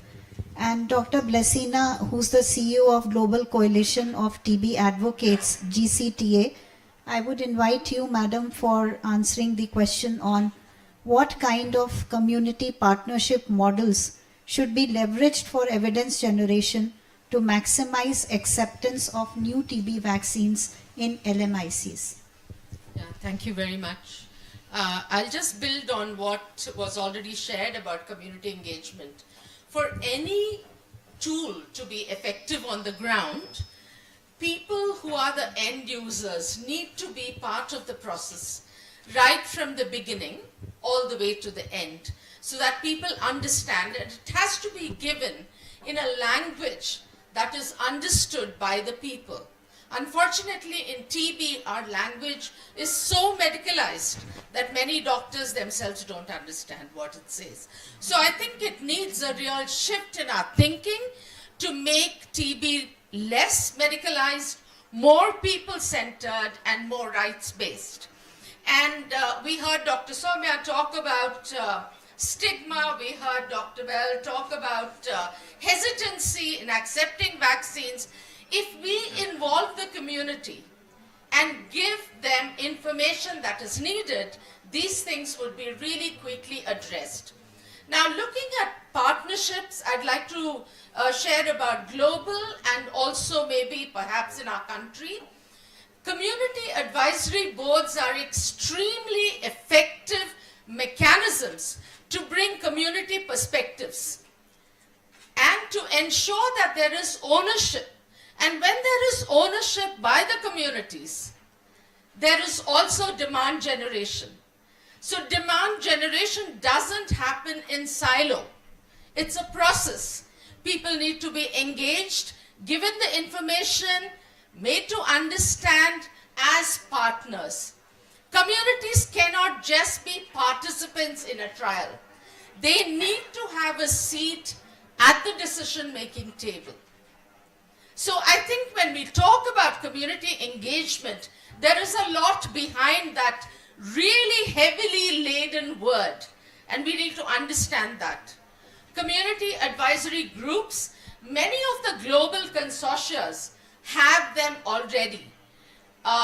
Global TB Community Advisory Board, Unite for TB Community Advisory Group are all bringing the perspectives to the table.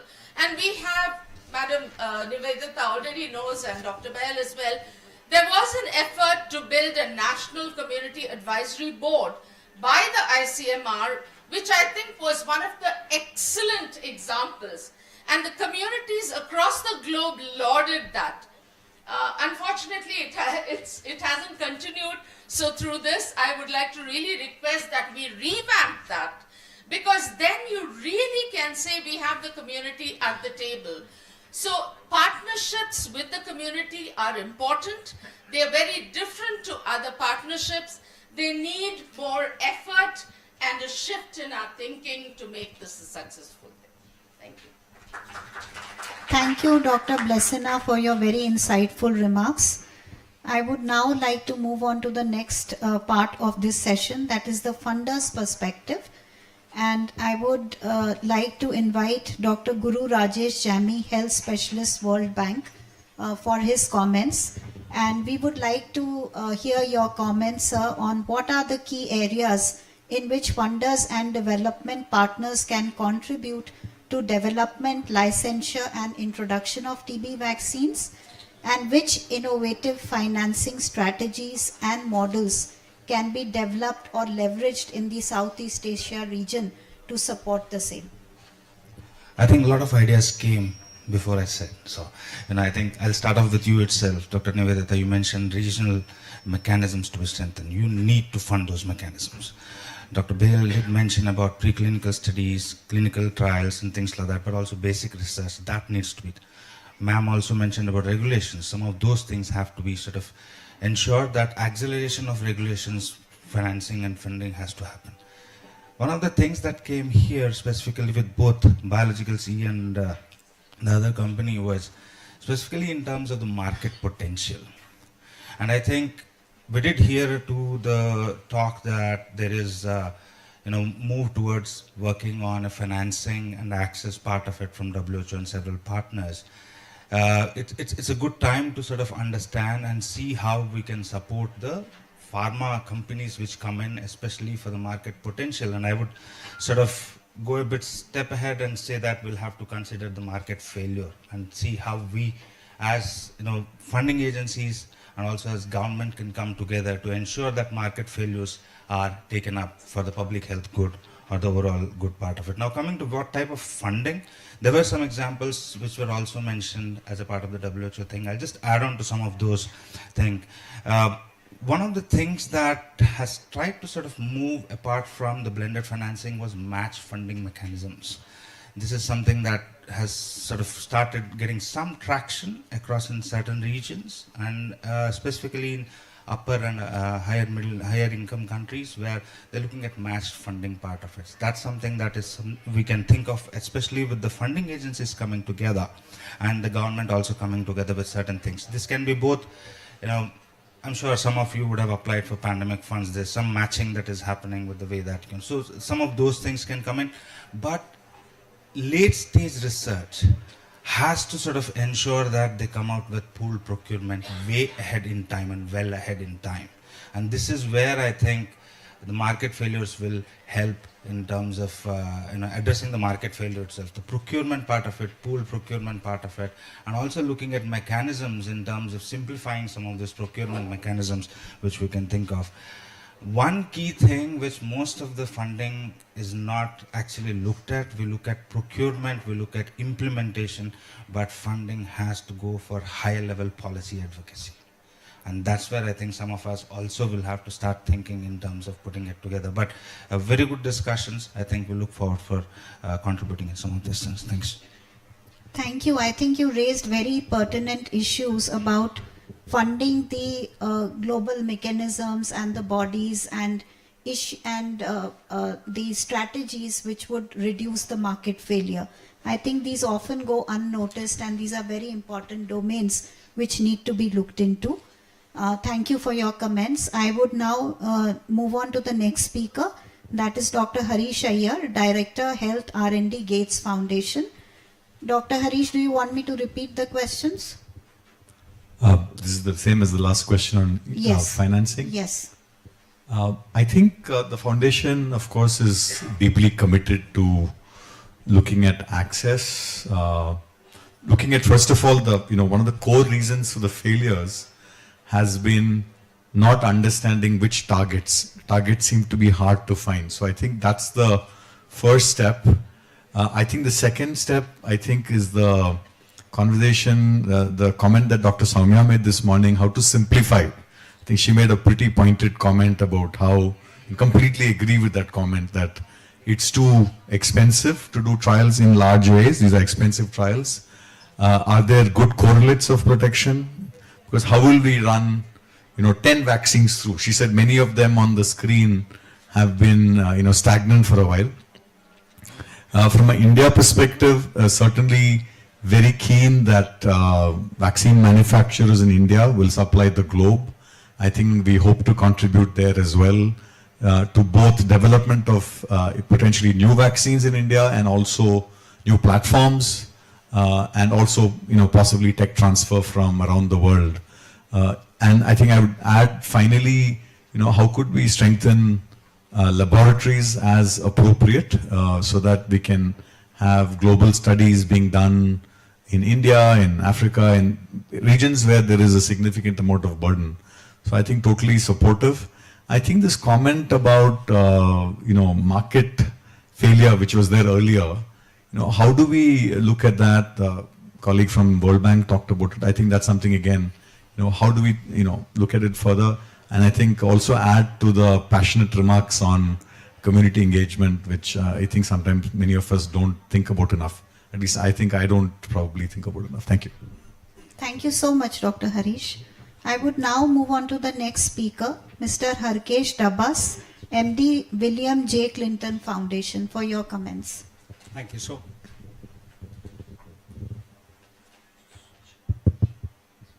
Thank you so much, ma'am. I'll not belabor the points. I think they've been adequately made by various speakers before.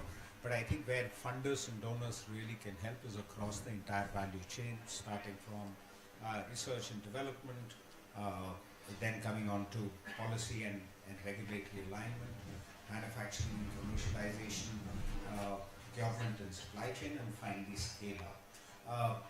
The TB vaccine is fairly peculiar in the sense that there is a lack of dual market, which can sometimes differential cost and subsidize that. Number two, it's seriously high risk. We've seen as to how the pipeline, there is 3 very advanced vaccines, but the pipeline beyond that is fairly thin.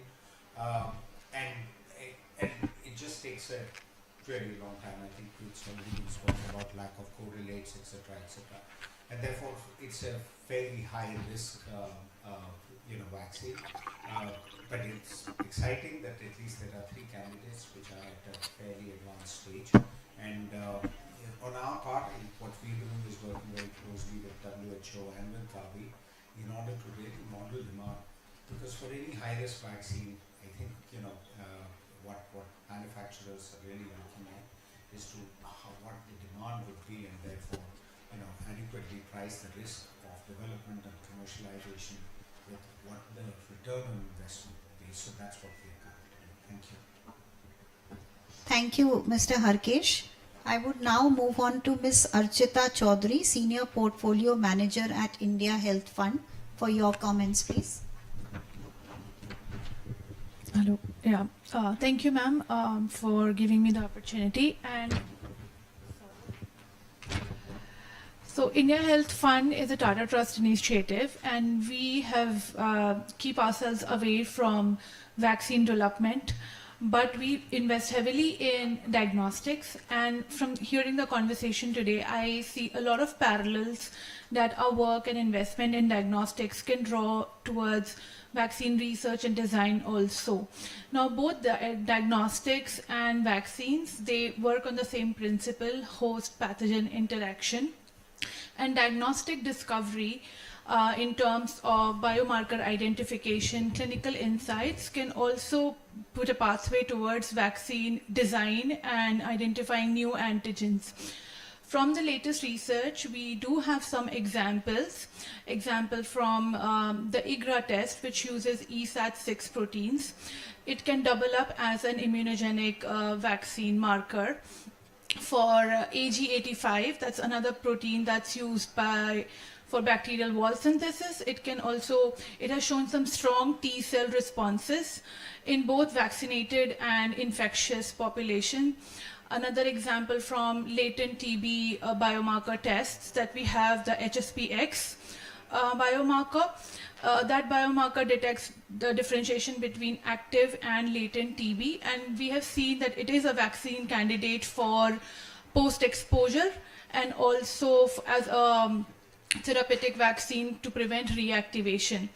But now for diagnostic manufacturers in particular, it hinders because we do not want to foray in the area of vaccine. But hearing the comments from this room on market shaping, advanced volume commitments, I think these pathways are already well laid out for diagnostics. And we can draw learnings and insights from these pathways and integrate them with the vaccine research. I believe diagnostic manufacturers can do three things. Number one is creating a shared platform for antigen discovery, immunological research, and biomarker validation in that sense. So a shared platform where a diagnostic researcher and an immunological researcher can work together. Secondly, we can build up on a digital data infrastructure and surveillance systems to understand the clinical patient cohorts. And this data can again end up in selection of vaccine trial sites and also for post-surveillance mechanisms. So I believe there are a lot of synergies in our work, but fortunately, unfortunately, we have been working in independent cohort groups. And thank you for bringing this group here together, because now there is something to take back and speak to this audience again and synergize. Thank you so much. Yeah, thank you, Ms. Archita. But I think the perspectives that are coming across the room, we really need a global or at least a regional coordination committee kind of a structure, because there are so many things which can be leveraged and can be taken forward, but who takes it forward? So I would request all the partners in this room that we really need to deliberate and bring something up so that all these ideas don't vanish in the thin air. So I would now next move to Dr. Shirshendu Mukherjee, MD Vadhwani Foundation, for your comments. Thank you, Dr. Nivedita. Most esteemed, respected Rajiv sir, DG ICMR. First of all, thank you for bringing me here today. So within the foundation, and all my funder colleagues have given various innovative models of funding, and I think they are best ways to move forward. But what we are trying to do, we are looking at innovation hubs, creating innovation hubs across the country. These innovation hubs will actively work with researchers, academic researchers, not to, but the way when it comes from translating the academic research innovation, especially in vaccines, to take it to a level where it goes to the animal studies, then first-in-man trial, and then to license it to the company. What we are planning is create these groups and platforms and start talking from the very beginning when the research is reaching one stage for one of the TRL levels. And that's why we are trying to connect clinical researchers, basic researchers, and also biomedical engineers to see how we can translate quickly innovation from literally bench to the bedside. That is one of the innovative model what we are trying to do, and we are trying to create 10 such hubs across India initially. Also, what was talked about is that when the vaccine comes out, how to de-risk the vaccine, the cost of the vaccine. There where we are trying to create models with discussing with that, so that, the government also supports from the foundations like us and other foundation, which can de-risk the innovative platforms so that it reaches at an affordable cost to the end users. And also the policy advocacy and getting the vaccine integrated into system is one of the critical element. We would like to support that as we move ahead. Rest, I think all has been discussed. I think very good interactive discussion here today, and we look forward to how to take it forward. Thank you. Thank you, Dr. Shirshendu. And we would now next move to Mr. Bhavani Maurya, Senior Manager, AVPN. And in the interest of time, I have been informed by the organizers that we really need to restrict the comments of the speakers to 1 minute. So I request you to adhere to the time, and over to you, Mr. Bhavani Maurya. Okay, he's not there. So we can move on to Dr. Dinesh Arora, Principal Health Scientist, ADB, for comments. Thank you. So do I get the 1 minute extra for the previous speaker? But thank you again, and so good to hear the leadership by Dr. Rajiv Bahel and Ms. Urvashi here. Ma'am, it cannot be anything else than universal, please. When Dr. Bahel said that hopefully we get vaccine on time for elimination, I was just wondering in my mind, sir, that we are already few decades late. Now I think the vaccine has to, whichever comes, has to be universalized. And I heard my colleague from World Bank saying, we are here for financing, and financing is the least of the issue, I must say that. The idea here is to come up with an advocacy plan. Has everybody thought that when a child takes a BCG vaccine, who decides for that child? At birth, mother, right? The doctor, right? Who decides for an adult? The same adult is not willing to take vaccine when it is to be given to him or her. A very moral, ethical dilemma question for me. I received a phone call yesterday from my friend who works in Microsoft in US, and he says, Dinesh, people are saying that measles vaccine is more harmful than measles itself. Should I take that vaccine? Now, this is what disinformation is all about. So when we are working with countries like Thailand, Indonesia, Bangladesh, when we are manufacturing vaccine unit and supporting their regulatory upgradation, we're also doing an advocacy plan. So we did a vaccine adult hesitancy plan for Bangladesh, and came out that the biggest reason is lack of vaccine availability nearer to their home and logistical constraints to reach there when they are working. So I think it needs to be a very comprehensive plan. We are working very closely with TB Vaccine Accelerator to support their vaccine upgradation and come as soon as possible. As a bank, we are platform agnostic. Whatever vaccines is first validated by WHO and any stringent regulatory authority, which is WL4. Unfortunately, India is not. Indonesia is moving towards it. South Korea, Singapore have already moved, and Japan. We will be ready to finance any of those vaccines. We're also, we had chat with Mr. Raghuram Rao on how we can support implementation, how we can support advocacy plan, including diagnostics and treatment. Please count us in, ma'am. But anything needs to be done has to be universal, and India is way ahead with its IT tools. The way the DGICMR is taking that leadership, happy to support. Thank you. Thank you, Dr. Arora. I now move on to the next session on development partners' perspectives. And I would like to invite Dr. Anjali Nair, Executive Vice President, Global Health Strategies.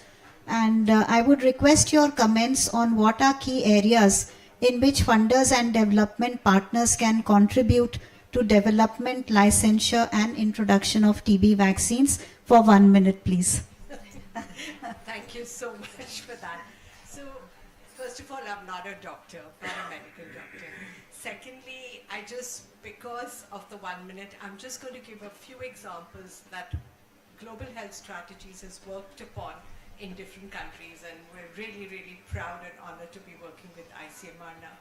In Africa, we've set up community groups, which are really the grandmother groups in communities that speak to the vaccines. We've also have got a network of experts that speak to the vaccine. The big challenge is, as my previous speaker just mentioned, it's how do you build confidence? How do you build confidence of people to be able to take the product? And that confidence starts way earlier, before the vaccine is actually manufactured and ready to be rolled out. In India, we've worked very closely with the government to demedicalize messages, as Blessy spoke about. And I remember for pentavalent, there was a risk management or issues management and a risk communications plan that made a recommendation of setting up an AES group chaired by an independent person, and that went a long way. In Indonesia, there are two examples that I think ICMR could consider closely. One is setting up a learning platform where countries can learn from each other, and the Bapenas in Indonesia, we're working very closely with them. And the second is a project that we are doing where social media is really used to give out messages, and you find who is the right person where people believe and take. Somewhere it's the parents, somewhere it's actually the elders in the community. So I think I've taken up my 1 minute. Thank you so much. Thank you so much, and sorry for pressing on time. Yeah, I would now next move to Dr. Raj Shankar Ghosh, Senior Advisor, PHFI, for his comments.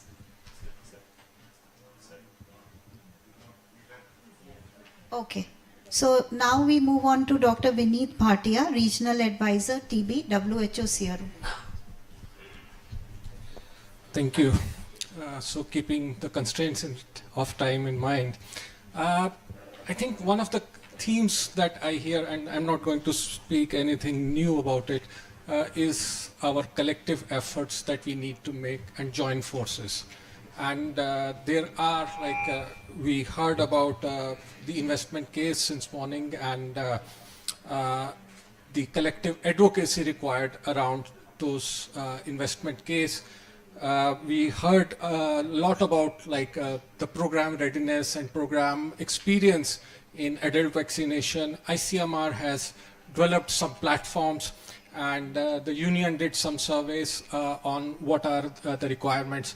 But we need more of knowledge sharing, and we need more collaboration. We need preparation for a vaccine availability, and the technical assistance and capability. And so something what you, Dr. Nivedita, shared, probably we would now immediately need to work on a kind of task force or a multi-country mechanism where we are able to collaborate better and collaborate faster, so that we are able to come up, and it's not just about development, it's also about the future, that once it is available, what we need to do. And many countries, there are countries with different levels of expertise and capacity, and we can always do something like tech transfers. We can ensure the availability, and there are some other countries also, and it already, like Indonesia also, they are also working on vaccines. So different countries in different stages, and this formation of some sort of a task force or a coordination mechanism would kind of, I think, benefit all the countries. I can talk on behalf of the region. Thank you. Thank you, Dr. Bhatia. I would now move on to Dr. Satyabrat Rautre for his comments. Thank you, Madam, for the question. Well, PATH has been innovating across 5 thematic areas globally, regionally, and in country also. That includes drugs, diagnostics, devices, vaccines, and processes. So part of our vaccine innovation, we have a huge section called CVR, Center for Vaccine Innovation and Access, which have been working for product development. We do collaborate with manufacturers, bringing technical support for manufacturing, clinical development, collaborate with research organizations, work with WHO for the pre-qualification, and when the vaccine is available, we do help in program implementation and vaccine uptake also. We've done that with not many vaccines. We do the same with TB also, and there are a lot of possible collaboration already on the way. Thank you, Dr. Rautre. And I would now move on to Dr. Syed, CEO CCAM, for his comments. Hi, good afternoon, everyone. Thanks for this wonderful session today. Just wanted to add, I think all good things have been brought out already. A couple of things. At CCAM, we attempt to support early stage innovators, both in diagnostics and as well as in development of therapeutics, including preventatives like vaccines. One of the things that we could do a little bit during the COVID time has been the index platform, which under the guidance of the PSA office and support from Rockefeller Foundation and now from Gates Foundation, has been able to support early stage innovators and provide them almost an end-to-end chain for developing it to the next level, and it has been fairly successful.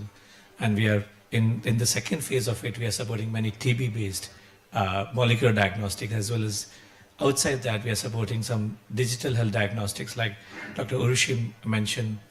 Accidental screening of TB is an important thing, something that we are hoping to do with CTB. It got stalled because of funding issue, but we are doing it with you under TIFA that we were working with. I think these are very important things. One thing we could do, and Dr. Soumya mentioned in her opening remarks, is the use of AI in early development stages. Very important thing. CCAM, through its one of our first company, just did India's first AI-discovered rare disease drug licensing for Duchenne muscular dystrophy. And we believe there is a lot of power to use AI in early stage for building new leads for vaccine development as well, something that we could do if there is a dedicated effort that we can do. If there are ways we can pull in researchers and innovators at the startup level, that's one. And the second thing possibly we could do is that building in diagnostics as well. One is a molecular diagnostic, but there are people who are attempting to go even much easier diagnostic efforts, including LFA-based components that they are looking at. So if we can, in addition to this, if we can have a targeted approach for vaccine development and diagnostics, a platform like CCAM could be utilized, because we work now with almost 300 odd innovative companies to actually do that. It will be lovely to look at those options and see how it can be done together. Thank you very much. Thank you so much, Dr. Sayyed. We are coming to the end of this session, but before we hand it over to the chair, I would invite reflections from Dr. Ranjani Ramachandran, NPO Labs, WHO Country Office, for your remarks, madam. Thank you very much.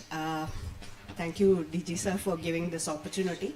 I just want to reflect on two different things which I want to bring back from my days in NIRT, because we did have an IRV initiative where we used actually, at that time we didn't have a TB vaccine actually, but there was a capacity built for, engaging the community. In fact, we used social workers to, building for messages, for building the community awareness on vaccines and also about vaccine myths. And in fact, it was a very good initiative where the pathologists, the microbiologists, the social workers, the clinicians, everybody sat together to build this capacity for the community uptake for vaccines. So that is one thing probably we can restart. It was done and then slowly it was disengaged because we didn't get any vaccine candidate after that, but that was built with that. The other thing that we can really look at is like for the new drug discovery thing where DBT and other institutes and national institutes used to work with ICMR, probably we should rethink about for the vaccines also.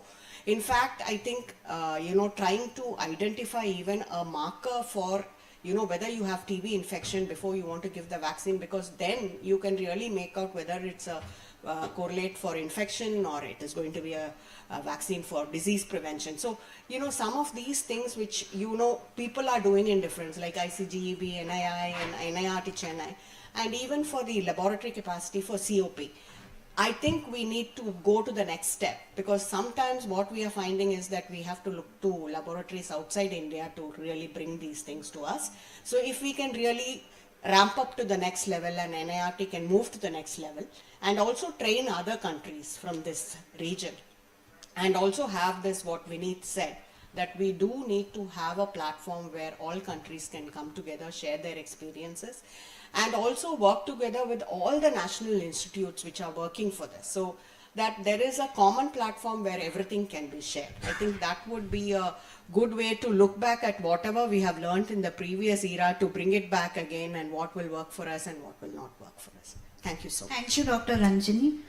So finally, sir, you have heard from the industry what they want, what they want from the government and the partners. You also have heard from various partners in the room what all they have to offer. The ministry is very eager to accept any new vaccine that may come. The regulator has promised to be very agile and fast track the regulatory approval. So this is the ideal milieu wherein everybody has something to offer in terms of expedited introduction of TB vaccines.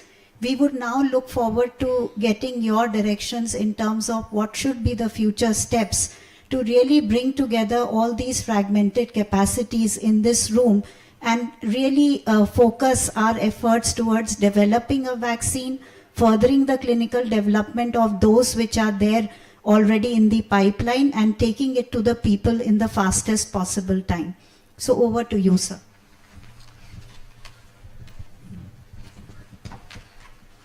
Thank you. First of all, I would like to thank all the speakers for your very valuable, insightful comments that you made, and those should all be taken into consideration as we move ahead in all the fronts. As far as future is concerned, I think one thing which sounds some sort of useful is to create a TB vaccine consortium within at least India. I'm 100% sure that we should do that and try to bring all the players together and think about whatever is available, quickly try it out and take it forward. Regional mechanism is left to WHO or others if they can do it and they can bring things together. As far as India is concerned, I don't think we need funding as such from outside India. We will probably, if we have a good vaccine, we will not wait for a regulator outside the country. We believe in our regulator. We will be able to take that vaccine forward within the country. And the thing with industry is, I just want to say that there is a lot of government partnership with industry, but we are willing to work, we are working together. But also industry should not have, sometimes I feel expectations cannot be beyond what is reasonable. For instance, saying before we try a vaccine, how many doses will the government buy? It depends upon how effective the vaccine is, or whether it is effective, not effective, which group does it work in, etc. So there are many unknowns, and some risks are taken by everybody. Government can only partially de-risk some of the work that you are doing, but you can't simply say that we want a guarantee that X number of Dr. Urvashi will buy 50 crore doses every year.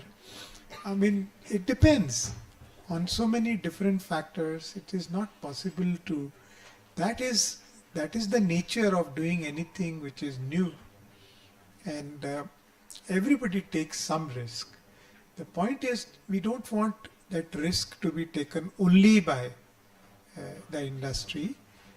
The public funding in research, public funding in clinical trials, in preclinical studies, etc., is meant to reduce that risk for the and you've heard that there is a commitment. The program would like a vaccine, and if it were available, they would be very happy. If there is a truly effective vaccine which is affordable at, let's say, between 100 and 200 rupees or whatever, like COVID vaccine, I mean, why would they not be interested? That's what they are saying. As long as people are willing to take the vaccine, which is another side of the story which we have been discussing. So my sense is that there is a genuine desire in this room and outside this room to bring everybody together, whoever we are in terms of partners in industry, in academia, government, non-government, development partners, etc., to see what we can do together. And as long as it is tangible and it is not something that, like you are saying, we were preparing for the vaccine, but there is no vaccine. I mean, at one point that becomes an exercise in futility. As long as we have the candidates and we take them forward and we have some, we will continue to try to do this as quickly as possible. It does not matter if we have failed so far. We will succeed at one point in time. There is no doubt in my mind. One thing or the other will work, and then we will be. So the idea is to work together and to be open to this, that we may all have to take some risk.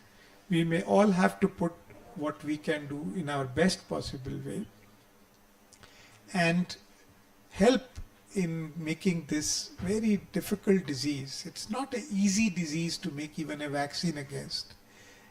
But so was COVID. At one point, people were thinking whether we will ever get a vaccine. And we got so many vaccines within a period which was a record time. So we should continue to try and we should continue to move, and it is a noble effort. So I'd like to again thank everybody, and let's see if we can move in this direction and bring the coalition of the willing without any hierarchy in terms of who we are and which department takes the lead, etc., etc., etc. For me, it is the goal that matters. Doesn't matter if ICMR takes the lead or does not take the lead. It has no meaning to me. It is India taking the lead for itself and for the rest of the world once we are able to do it for ourselves.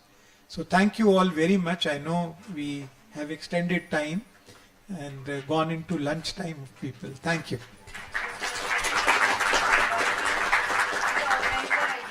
Thank the ICMR team, as the IAVI team by Dr. Rajat Goyal, Dr. Rakesh and the union team who are our co-organizers who help us put together. I especially thank the CTD division, DCGI, the industry partners, funders and development partners for making this a huge success. Thank you so very much.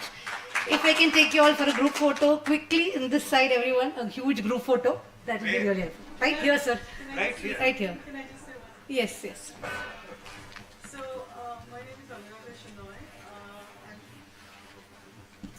I'm from Gandhinagar, Gujarat. I'm 51 years old, and in 2016 I contracted TB and almost died, pulmonary TB, because I couldn't breathe. I am alive only because of the power of modern medicine, the distribution systems, the whatever it was, the National TB program, which gave me free treatment. And I want to thank all of you for what you do. I'm just a common, ordinary citizen. I'm not in the field of medicine or in any scientific field or anything. But I'm just emotional at seeing all the work that goes into this. And I was on DOTS for a long time, and I've survived. And I received a second rebirth, TB free for 8 years. Thank you so much for everything, all of you, everyone in this room. Quick photograph, please. On this side of the stage. How many people? Everybody. Great group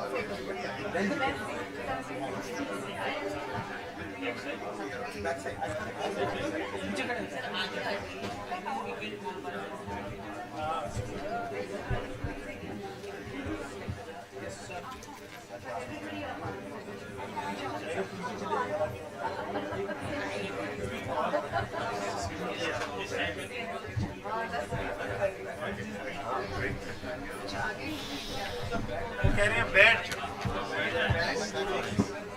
एक रो बैठो Devendra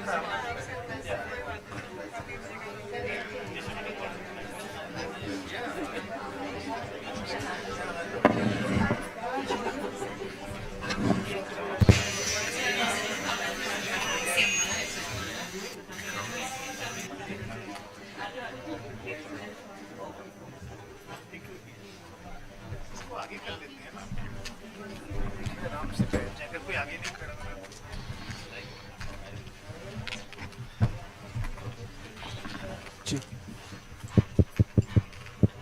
check check this mic check this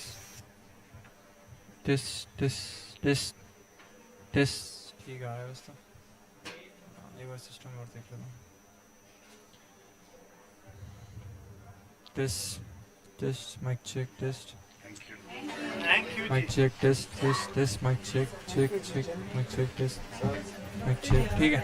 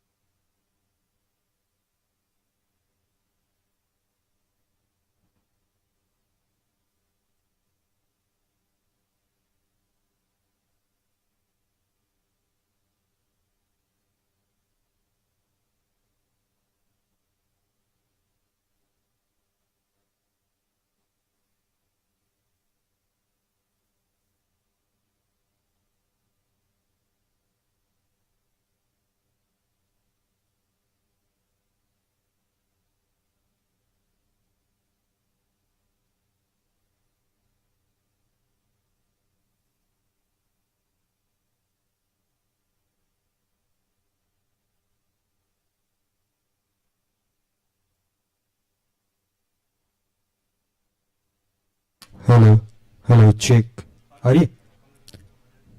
hello check one. Hello ठीक है. Hello hello check one. Hello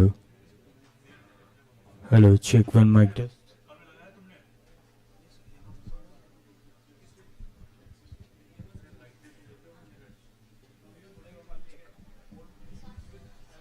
hello check one. Hello.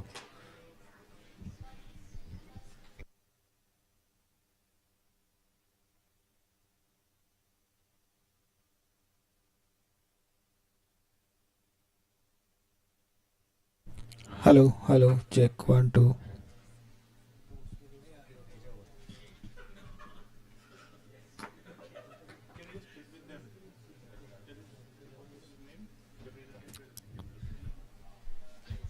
Hi, Gabriela. Can you hear us? Yeah.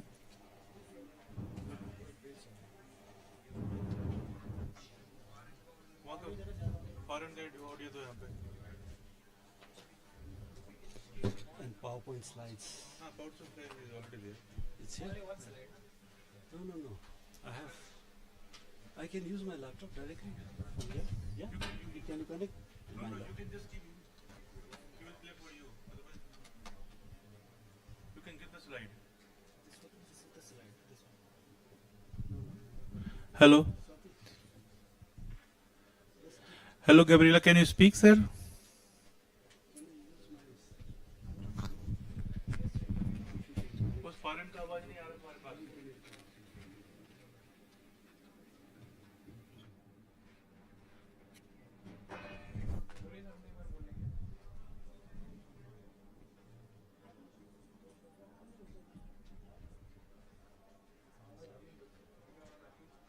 Hello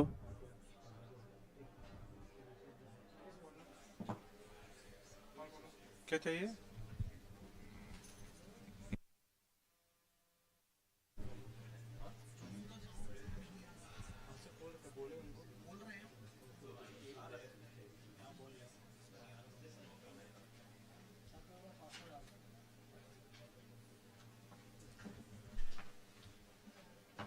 तुम लोग को है ना समझना मैं क्या करूँगा इसके बाद meeting.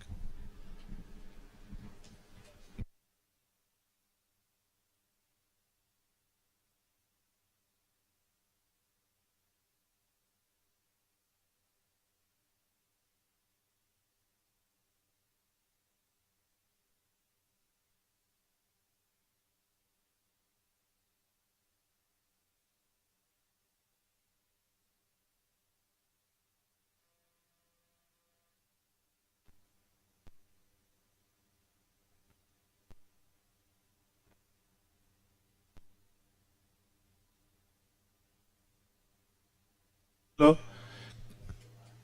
Can you hear us?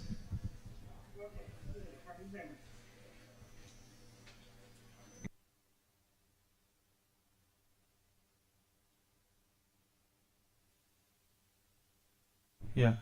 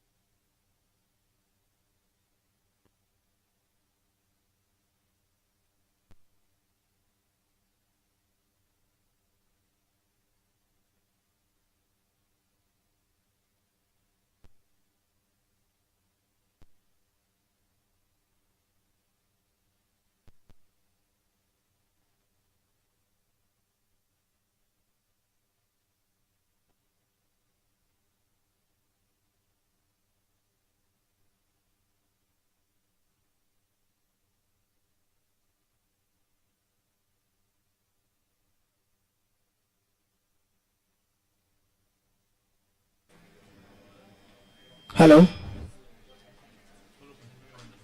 Hello, ma'am. Can you hear me?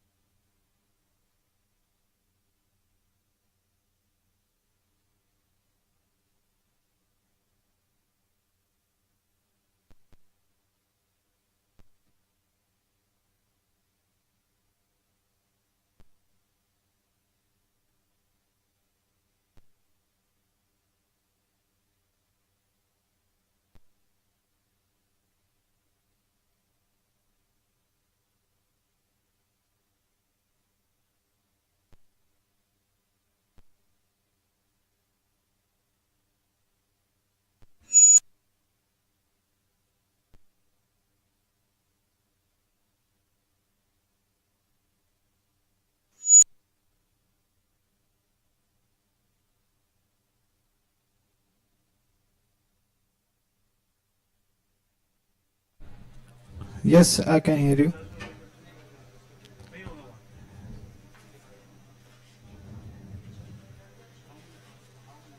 फाड़ने की आवाज नहीं आ रही.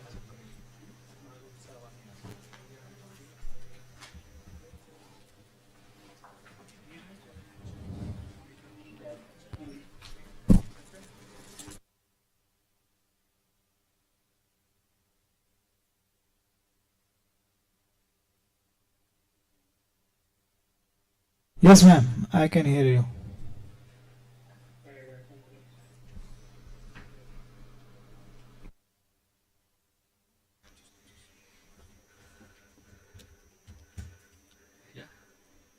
Sure.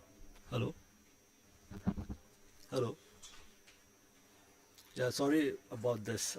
We had the previous session running a little bit close. I hope you all agree with me when I say this, that no one should be denied healthcare because they cannot afford it. Yet, millions of people worldwide are forced into choosing between life-saving medical care and basic survival. This is the crisis that financial protection in health seeks to eliminate. Good afternoon, distinguished participants, ladies and gentlemen. Welcome to this session on improving financial protection in health, options and strategies, co-organized by the WHO Southeast Asia Regional Office and the Asian Development Bank. My name is Jayendra Sharma. I'm Regional Advisor, Health Financing and Governance at the WHO Southeast Asia Regional Office. It's my privilege today to moderate this important session. This session seeks to remind ourselves about the pressing challenge of financial protection in health, bring forward the perspectives and success stories from our countries, and convene partners and experts for collaborative solutions.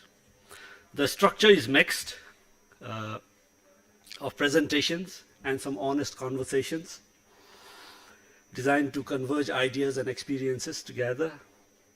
Towards the end, we will also move around for you to engage more directly.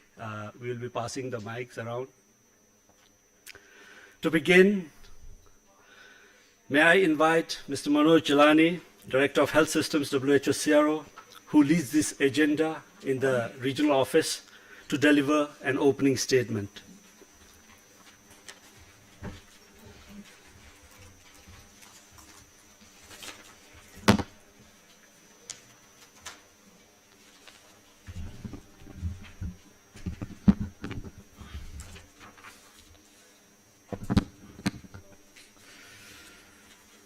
Good afternoon, everyone. I extend my very warm welcome to everyone joining this high-level session on improving financial protection in health, options and strategies. This session aligns very well with the theme of this WHS regional meeting of scaling access to ensure health equity and resilient health systems. And we are privileged to have a very distinguished panel of senior government officials and development partners, all committed to advancing equitable and sustainable health systems. As I was reflecting on the session today while driving to the office, I went back to the basics. The WHO Constitution, which has been agreed to by all the member states, which seeks the right to the highest attainable standard of health as a fundamental human right, applicable to all individuals regardless of race, religion, or socio-economic status. The International Covenant on Economic, Social and Cultural Rights, which has been ratified by more than 170 countries, most of the countries of our region of Asia, spoke of the progressive realization that inter alia requires states to adopt appropriate legislative, administrative, budgetary, judicial, promotional and other measures towards the full realization of the right to health. The Council on Economics of Health for All, which is constituted by the WHO, they speak of health as a value and a goal of socio-economic system, and not really looking at the progress in terms of GDP, and see health not from the lens of human capital, but as a value and as a goal. I wanted all of us to remember these, to inspire us about our collective responsibilities as we discuss the nitty-gritties of improving financial protection.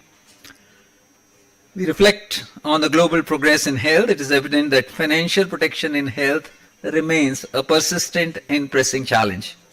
In 2019 alone, 326 million people in the WHO Southeast Asia region, or 16% of the region's population, faced catastrophic healthcare expenditures.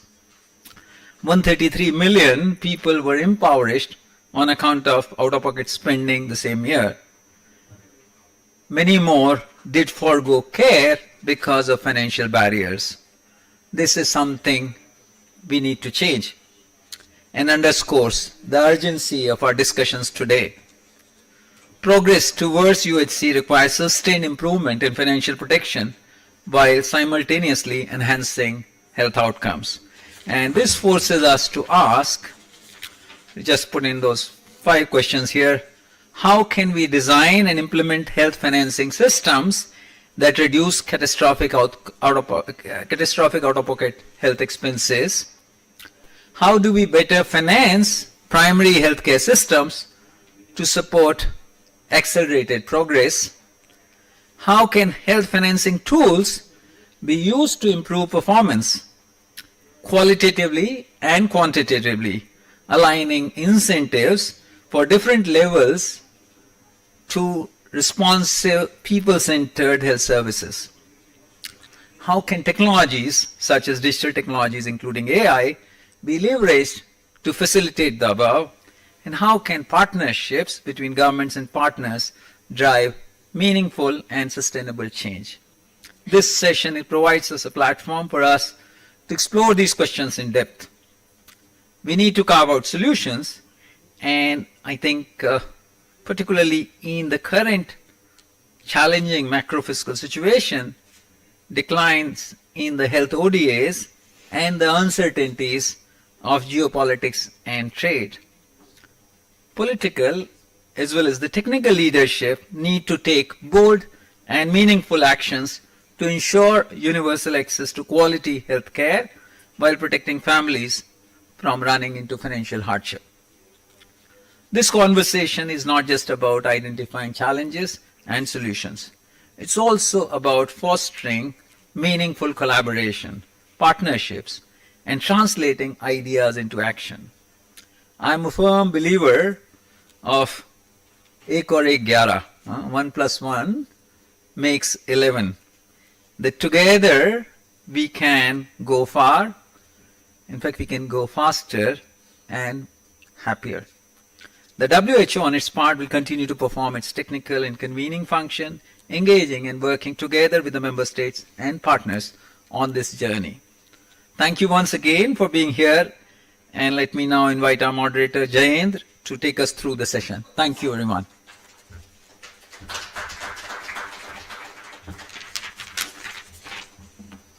Thank you. Just to set the context a little bit further, thank you, Director.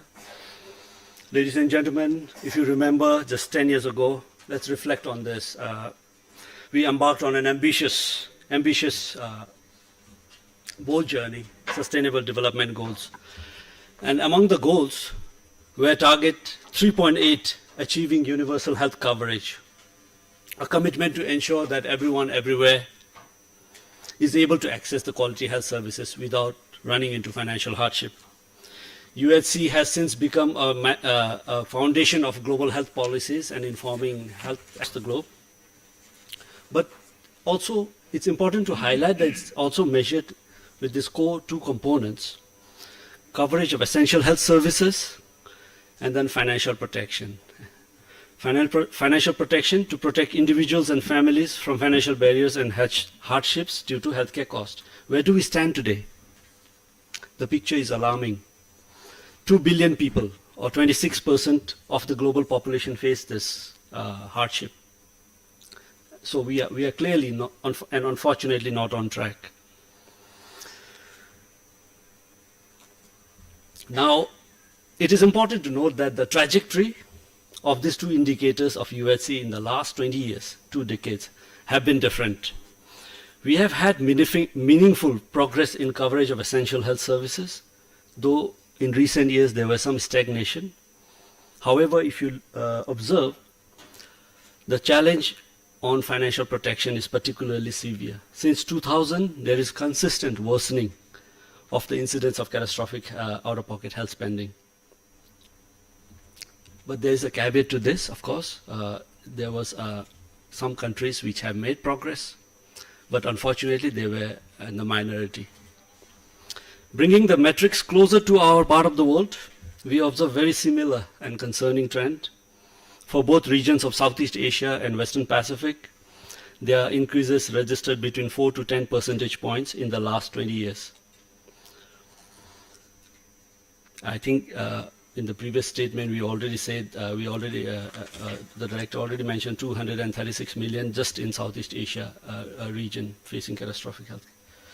Now, another concerning message within these statistics is the fact that vulnerable populations continue to bear the biggest brunt.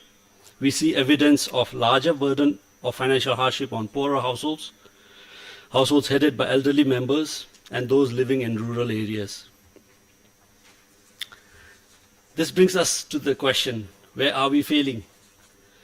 What are the drivers of this uncomfortable reality where families are forced to choose between essential care and putting food on the table, for instance? The landscape of health financing in the region provides us some clues. Public spending on health remains notably low in Southeast Asia region, with out-of-pocket expenditure continue to dominate healthcare financing. In 2022, the region recorded the highest out-of-pocket expenditure on average among all WHO regions, 37.9% of total health expenditure. Now, when we decompose these out-of-pocket expenditures, we see major component of spending on medicines driving this cost, typically at the outpatient care settings. And the burden is again heavier on the poor. This represents some of the fresh evidence that we had. This is an important key policy entry points. Why is this happening? Are the benefit packages on essential medicine list comprehensive enough? Are private sector regulations and price control adequate? Within the public setting, are there an issue of stock outs, trust deficits, or waiting time? Finally, we also wish to bring forth this crucial interaction between primary healthcare and financial protection. Primary healthcare is regarded as the most efficient, equitable, and resilient health service delivery approach. However, you may notice from this graph that a significant component of PHC financing originate outside of the government among countries in the region. Previous investigations have also revealed that there are fragmentations and inefficiencies. We need to reflect on how PHC financing meets the expectation, both in terms of scale and efficiency. By scale, we mean the allocations to primary healthcare. By efficiencies, how best the funds flow is managed, organized, and accounted for. So here, Finally, our entry points. How can health financing policies better support financial protection goals? How does macro-fiscal environment interact with public spending and out-of-pocket health expenditure? And how can we better finance primary healthcare services to advance financial protection goals? To help us unpack and address this, I'm delighted to welcome a panel of distinguished and senior government officials and some of the best minds we have in the development partner community. As I call them on stage, ladies and gentlemen, can I have a round of applause for them, please?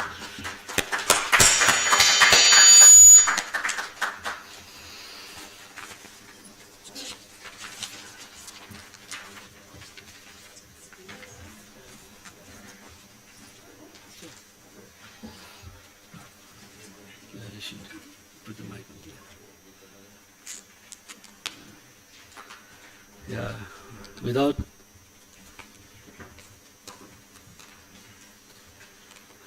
though most of them would need no introductions, let me go by the sequence of our interventions. So, Ms. Warapon Suwanwela, Deputy Secretary General, National Health Security Office, Thailand, Major General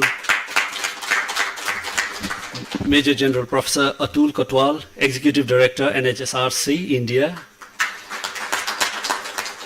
Dr. Maria Endang Sumiwi, Director General of Primary Healthcare, Ministry of Health, Indonesia,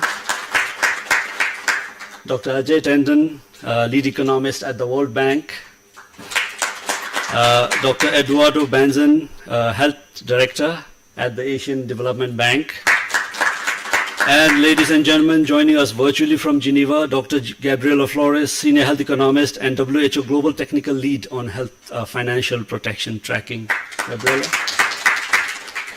Gabriela, since you are the farthest among us physically, we'll start with you, with your outline of health financing policies that influences financial protection.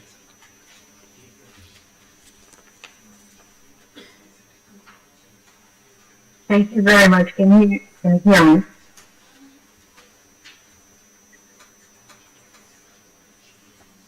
Can you hear me? Yes, we can.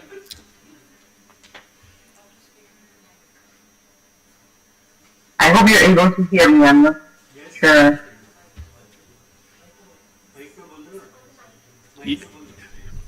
Yes, Gabriela, please go ahead. Okay, thank you very much. So thank you very much for the opportunity to contribute to this important session.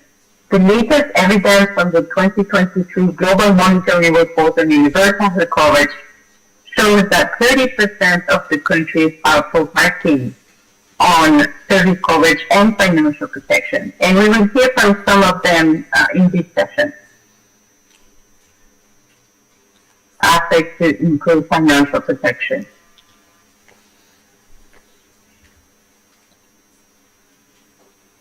The World Bank WHO is developing a system-wide framework to identify both key drivers and policy entry points to support systematic development of countries' policies to address their own specific challenges. There are three buckets illustrated in this slide: health financing policies, broader health system factors, and non-health system factors. I will say a few words about each one of them. Next slide, please. Health financing plays a critical role in achieving universal health coverage, especially protection for individuals and families. We think about health financing in terms of three main functions: raising revenue, that is how we collect funds for the health system, pooling of these funds to share finance strategically to achieve efficiency, equity, and access to quality services. Countries with strong public financing systems, where the government funds a significant portion of care, tend to perform better. These systems reduce reliance on out-of-pocket payments, which are a major source of financial hardship for many people.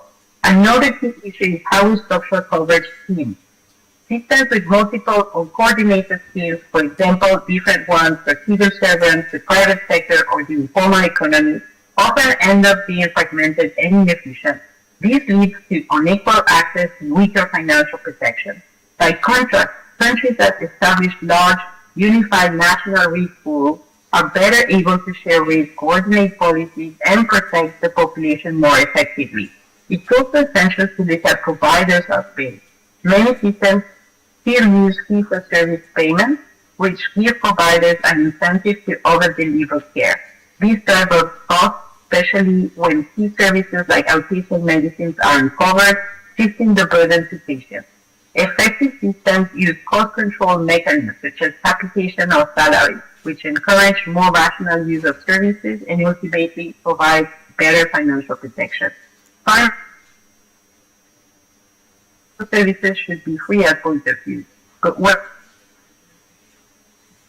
is better than percentage-based copays, which can become unpredictable and unaffordable. Next slide, please. To build on the previous slide, with strong financing foundations, are essential, but universal population coverage is also a prerequisite for financial protection. In many low and middle-income countries, coverage gaps often stem from a fragmented system, different schemes offering different benefits leading to complexity and people missing out. But even in high-income countries, gaps can appear when entitlement is based on contributions, like employment status rather than residency. This can leave out people in the WHO European region data shown here clearly illustrate that point. Countries with universal population coverage on the left tend to have lower levels of catastrophic health spending than those without it. But it's also clear that population coverage alone isn't enough. Among countries with 100% of their population covered, the rate of financial hardship still varies widely, anywhere from under 1% to over 20%. This highlights the importance of not just who is covered, but how they're covered, with policies that reduce out-of-pocket costs and ensure meaningful financial protection for all. Next slide, please. Financial protection is not only about how health services are financed. Broader health system factors also play a key role. A more efficient health system can deliver greater financial protection by reducing unnecessary costs and ensuring better value for money. One of the biggest drivers of inefficiency or efficiency is how services are delivered. In treatment and accessible outpatient care are more effective at managing health needs before they become chronic or costly or complex. When most activity is concentrated in these areas, people are less likely to face avoidable hospitalization, high or recurrent out-of-pocket payments, strengthening both health outcomes and financial protection. Factors beyond the health system also play a critical role. Social protection and income support mechanisms such as cash transfer, pensions, and unemployment benefits can help households manage health costs, especially during shocks like pandemic, financial crises, or climate-related disasters. Evidence from the 2023 Global Monitoring Report on Universal Coverage shows that poverty reduction measures were a key reason for declining levels of impoverishing health spending at the extreme poverty mark. These tell us that to protect people from financial burden of healthcare, we need coordinated actions across sectors. Thank you. Thank you, Gabriela. Thank you very much.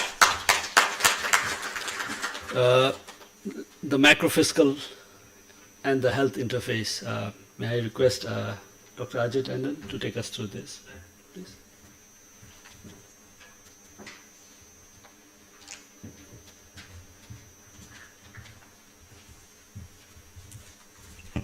Thanks very much, Jayendra, and this is just going to give you a very brief overview. And Mr. Janani said, please don't focus on per capita GDP, and I'm sorry, but my first slide is per capita GDP, because for public financing, for health financing, the size of the economy, the size of the government revenues do matter. And just to give some context to the discussions, I've just taken out yesterday's forecasts from the IMF. You may want to take them at what they are, to 2030, to the end of the SDG period. And basically, this is the point being made is just as we have emerged from COVID, it's been 5 years since COVID hit, we are now re-entering a period of much uncertainty, and a lot of this will keep changing in the next few months. But this is just showing you what incomes are projected to be and are relative to what they were in 2019. So 2019 has got an index value of 100 just before COVID. And I think the key takeaway point is that yes, some countries, so you can see the dip that happened in 2020 because of the lockdown, economies contracted. India had a huge contraction. Maldives in South Asia had one of the biggest. It's very tourism dependent. But some countries have really rebounded. So India, for instance, by 2030 will reach 170. So its economy in per capita terms will be 70% higher than what it was in 2019. Bangladesh also doing relatively well. But our region, the South Asia region, is struggling. So Sri Lanka, is the size of the economy, even in 2025, is lower than what it was in 2019. Same for Afghanistan. Same for some other countries. There is sluggishness that we're seeing, much more impacting some of the smaller economies than the larger. I also cover a little bit of East Asia and Pacific, so I'm also summarizing developing East Asia. It's basically Southeast Asia and East Asia. And again, we see this pattern that there are some economies that have rebounded, like the Chinas and the Vietnams, others much more sluggish. Timor-Leste still has not recovered to what it was. The size of the economy is still not at what it was in 2019. And some others are barely 5 or 10% higher. And the other point, as you may also have been seeing in the news yesterday, that when COVID hit, economies contracted, but so did government revenues. So the government revenues went down, but government spending actually went up, rightfully so, for health spending, for social protection. But in most countries, it was financed out of increasing deficits and rising debt. And just as some people have had long COVID, the point being that some economies are still in a long COVID. And what this is showing you is basically debt servicing as a share of government spending. This is the point being that some countries still have quite elevated levels of debt servicing. The ones in red are kind of those that have to spend on interest payments, more than 10% of government spending. And this is not just external debt, this is also domestic debt, and this is an amount that's actually more than what countries spend on health, is going on debt servicing. So again, some countries facing those macro fiscal stressors to a greater extent than others. I think, for instance, Lao PDR is quite stressed. Sri Lanka, of course, already defaulted, but Pakistan, Bangladesh, a lot of risk to ability of countries to undertake public investments. And we're seeing sort of three groupings of countries emerging. So I won't go into details here, but this is just some analysis that we're doing. This is looking at debt service adjusted total government spending. So not just health, this is all government spending adjusted for debt servicing. And we're seeing some countries are doing okay and are moving along as they were before COVID. The India, Bangladesh, Indonesia, Thailand. Maldives has come back. It wasn't very good earlier. But there are other countries where total government spending is either expected to be the same as it was in 2019 or even lower.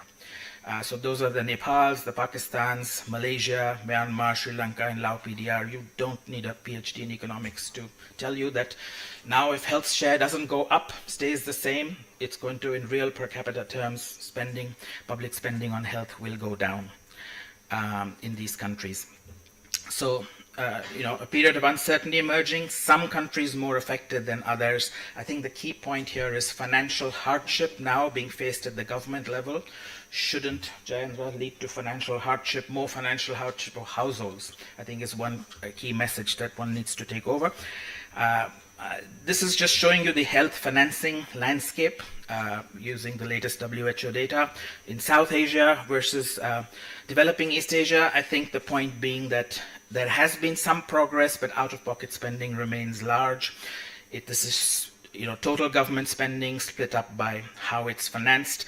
Basically, in South Asia, you have two big sources. It's public financing or it's out of pocket. And out of pocket, on average, still remains at about 49% more than public financing.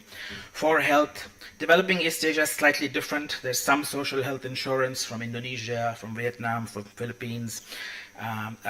Out-of-pocket spending, nevertheless, is still quite high. WHO actually recommends that it be less than 15 to 20%. The point is you won't immediately move to that, but at least you should be moving in that direction. And that's, high levels of out-of-pocket spending are a risk factor for impoverishment and catastrophic health spending at the household level. So the point being that in order to look at the risk factors of out-of-pocket spending, you need to see what's happening to public financing. And this is just showing you public spending per capita relative to income. And across Asia, you have some countries where public spending is much lower than expected relative to income for a variety of reasons, because the size of the government might be low. In some cases, the priority to health is low. Again, the key takeaway point here is whatever happens in the macro fiscal environment, public spending on health is a mathematical accounting of health share of the government, the size of the government in the economy, and the economy. So if you have macro fiscal uncertainty and stressors coming up, those are risks also for public financing for health, which is key for universal health coverage. And as we know, there's sort of a negative relationship between public spending and out-of-pocket spending. The x-axis here is showing you public spending as a share of GDP. The y-axis is out-of-pocket spending as a share of health expenditure. Many countries in our region are still completely dependent or very largely dependent on out-of-pocket spending for health. And this is not just a number on a graph. Low levels of public spending mean staffing shortages. They mean drug stockouts or lack of availability of medicines and diagnostics. So this is not just a theoretical academic exercise. This has real context. But I also want to make the point that this is just looking at the numbers at one point in time. And so there's a lot of movement that's happening. So in some cases, there is good news. So India and Indonesia, their out-of-pocket spending shares are actually improving as a result of reforms and so on. However, other countries, including Jayendra, your country, the out-of-pocket spending is going up. This is Bhutan, by the way. So, and in Mongolia. So it's not just you don't want to only look at one point in time. You also want to see what's happening. And there are other countries where, yes, out-of-pocket spending is high, but it's largely incident on the well-off. So these are the Sri Lankas and the Malaysias. It's less of a risk factor for catastrophic spending or for impoverishment. So I think the key point is you need to look at beneath the aggregate numbers of out-of-pocket spending to see where are they trending, who are they incident on, what is causing high out-of-pocket spending. And I just want to add one footnote to what Jayendra has already mentioned, that yes, medicines and diagnostics are a big share of what causes out-of-pocket spending across Asia, but really what causes impoverishment and catastrophic spending is really private inpatient care, right? So that is what pushes people into catastrophic spending, and that's one of the things that in terms of designing policies and the like, for instance, in India, PMJ is expanding to include private inpatient care is something that other countries in the region could consider. And also to sort of try and understand, is out-of-pocket spending by design or is it by default? Is it because there's not enough public financing? And also, as Jayendra already pointed out, is it also, not only is it causing financial hardship, but is it also leading to foregone care? Which is, that's why you need to look at service coverage and financial hardship together. So anyway, just wanted to give you the latest sort of macro fiscal environment to make the point that some countries are really re-entering a period of uncertainty. And I think in terms of thinking about financial hardship, we need to make sure that, just as you said, the households don't have to choose between health and other things, that countries don't have to end up choosing between health and other things as well, and I think some are more at risk than others. Thanks.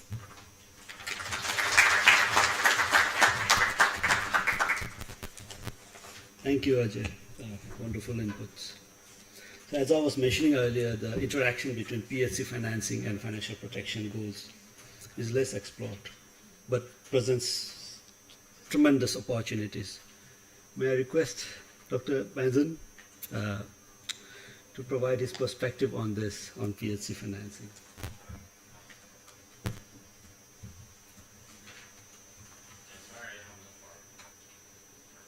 Okay, so I always like the slides of Ajay. Okay, so I'll discuss this in a way in which we start talking about how the question that was asked, like how can we increase primary healthcare financing in order to improve financial protection, or what are we seeing in Asia, in the Pacific, where you're actually seeing these trends moving towards that. So I never like showing slides like that because the use the word is regression. So I always feel that I don't want to be regress. First, what do we see? A lot of countries are actually mobilizing more money even before the pandemic if they actually look at health as a political campaign, a priority. So, and I have friends here. The health sector transformation agenda of Indonesia. It was Indonesia's doing the reform, but when they started framing it as a health sector transformation agenda, the primary care agenda, that actually then led to the omnibus law, that actually led now to a lot of political support and additional budget within the ministry, including a 4 billion mega loan from 4 banks, of which half of it is for primary care. Same thing in India, when you started framing it as a mission, it actually then generates that support and the money would come. And so we started to see that if you look at health and you look at getting, in a sense, because, as said, in order for you to reduce financial protection, as Ajay said, first you need to have more public money, right? That means you need more budget. Second, you need to control the private sector. We'll discuss that in a while. So getting this more money does not happen in a way where you just submit a budget proposal to the Ministry of Finance in a usual business as usual approach and expect the Ministry of Finance and Ministry of Planning and Ministry of Budget, whatever you call it, to be so nice to you and give you more money, right? Just what happened, okay? So what happened is, in a sense, the challenge I always advise countries is push for UHC law, right? Frame the call for primary healthcare as a program, as a campaign, use wonderful words like transformation, right? So to highlight the fact that it's not same business as usual. You know, we go to Turkey, same story. Philippines passed a UHC law in 2019, money went up. And you start going from one country to the other, one state to the other, that would work. So that's the first way in which you could mobilize more money for PHC. Second, there are countries like in East Asia, but not just East Asia, even in South Asia, where there is more appetite for health insurance, right? What's nice about health insurance, right? Well, you know, particularly, and I always call it national health insurance, because the model where you collect premiums, you know, from the employer's employees, you know, that's so European, right? What we actually see, and it's nice to have my friends from Thailand here, and they're the best model. You know what they said before, when they did UC, we don't even want to collect premiums. It's too much of a hassle, because then we have to collect for the poor, non-poor, just to determine who's poor, who's not poor. We'll just cover everybody who's not covered by insurance or the government system. So, and you could actually use a very powerful word, universal. That model has been copied by Philippines. Indonesia is struggling, but actually they want to copy. Vietnam, the model in India, to use the below the poverty line, same logic. You know, they don't think about collecting premium.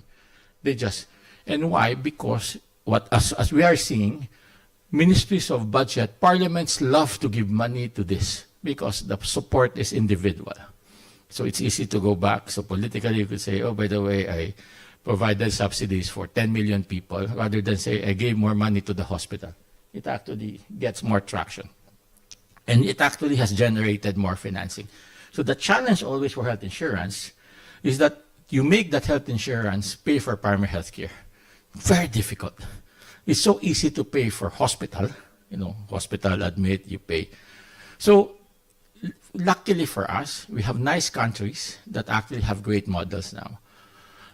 The Thailand model, they have a primary care provider, they work with the hospital, they pay by capitation. Indonesia model, they pay by capitation. Services that get underserved, they pay fee for service. Services may not be given, they put a performance criteria. Clear delineation, what the insurance would pay and what the budget would pay. In Thailand, same thing. Budget pays salary, operations paid by health insurance. Philippines is messing it up, so don't follow the Philippines. But in a sense, what we're seeing in lots of countries, the technical challenge of insurance, which was the main reason that before it was not being done, can actually be done. Okay. Now just gonna jump not on PHC but on private hospital. What we're also seeing is that the best institution in government that could manage the private sector is insurance, not Ministry of Health. Because Ministry of Health weapon is what? Regulation. It's hard to regulate, particularly the private sector that are so politically connected. I always love to say, in your parliaments, in many countries' parliament, half of them is probably have a doctor, is married, or has a son, or a daughter or son-in-law who's a doctor. I'm a doctor. We're so politically connected. So it's one of the hardest sector to manage, the private hospital sector. And they always say, we are professionals, we are trained, we spent 15 years of training, so pay us whatever we want. Okay. Now what we're seeing in Asia is a lot of, there are no models that are emerging where the private sector could, that the financing, large enough money is enough to make them behave. So we now have models like Herminia Hospital in Indonesia, where they have a chain now, 4,000 beds, and they 60% of their business is health insurance, and they don't charge anything what the health insurance pay. You have great models here. I met Signos Hospital. They do a lot of business with PMJ, and basically they accept the payment. So it seems now that governments, ministries of health, the insurers, are actually finding a way to make the private hospital sector behave, which is, of course, as I said, the main cause of the, but I'll go back now to PHC. So that's the second. The third, and what's emerging now, is that, so I always look at health insurance as a win for the health sector. Why? You know, it creates a separate fund. It can contract with the private sector without procurement. All of these wonderful lectures you get from Jayendra on reforming provider payment, you could never do out of Ministry of Health. You could do in insurance. Right? Try doing capitation using government budget. Try doing performance-based payment out of government budget. You get thrown out by your audit commission. You could do that with health insurance. And now we're seeing another wonderful source of money, which is connected to health insurance, a separate fund. Sin taxes, health taxes. What we're seeing now is that the ability to get that money from health taxes and go to health is best done if you have a separate fund called health insurance. Because that's actually, it's a much more easier sell than saying it goes to the Ministry of Health budget. Because Ministry of Education, Ministry of Agriculture, all the other ministries would also ask for the same. But having this unique fund, and then if the health insurers actually get to fix the primary healthcare work, then that actually will address some of the financial protection. I think the final point is that the story of financial protection of primary healthcare, what we've seen in many countries, is no longer under the domain of, and I am sad here, health financing experts, right? Like me and Ajay, right? Because what's coming out now is that you could not solve it with revenue pooling, revenue generation pooling. We even made a nice word, strategic purchasing, but I don't know any of you understand, right? Do you understand strategic purchasing? Okay, I will not lecture you on that. So it's not just financing, right? That actually, if you want to make this work, we need to produce more health workers. So we're now having a lot of investment in health human resource. Lots of countries are doing that, where they're retaining health workers. And if you actually do that, you could actually improve financial protection because you have the health workers now. What else? Because in the pandemic, some nice countries outside of developing countries decided to keep their vaccines to themselves. I'm not talking about India, I'm saying developing countries. Lots of countries are actually strengthening their drug regulatory system, talking local production. All of this will lead down to what? More generic options, cheaper medicines, more the time from the time a drug becomes available. So we actually now have, we will soon have a better, the pandemic is actually strengthening our ability. I think there's a session of WHO tomorrow, so you listen to them at 10 o'clock. We now have a better shot of making sure that the medicines that are accounting for a big chunk of the spending can actually be controlled, not by price control, but because the supply is actually much more better and much more nearer to the people. India has provided a great example of how it's done, and now we're seeing other countries to do that. And finally, because of the pandemic, we also saw that the resistance of health workers, well, probably not in India, to something called digital health, telemed, right? Telemed, I always love to say, you know, sorry, I'm not that old, but I think for the 20 years I've been attending meetings, everybody presents a pilot telemed, a pilot telemed. It's like a pilot for 20 years, oh my God, you know. The pandemic finally made it a reality. And finally, if we make sure this doesn't get reversed, and we find a way that this really becomes part of primary health care, then that will also improve financial protection. So that means it's the solution for reducing financial protection with primary health care. Involves a lot of health financing savvy, but also involves working on the different parts of the health system. Wonderful. Thank you very much. Wonderful. Thank you. And thank you also for teasing out some introductions on the countries which we will be going through. And we are not now reaching that much awaited session where we have our leaders and senior government officials discuss issue. First, we have Thailand, and it's fascinating, the Thailand story. So both on UHC, on financial protection, while also carefully navigating the political economy aspects of this. So yeah, let's start with Thailand's case study.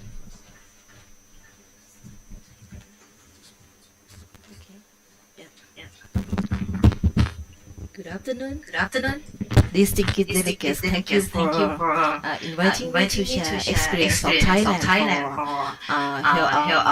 for financial protection and political economy to have play key roles in improving financial protection in health.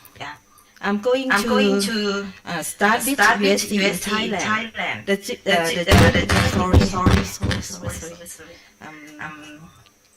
The journey towards universal health coverage began in 1975 through step-by-step public health insurance reform by targeted approach.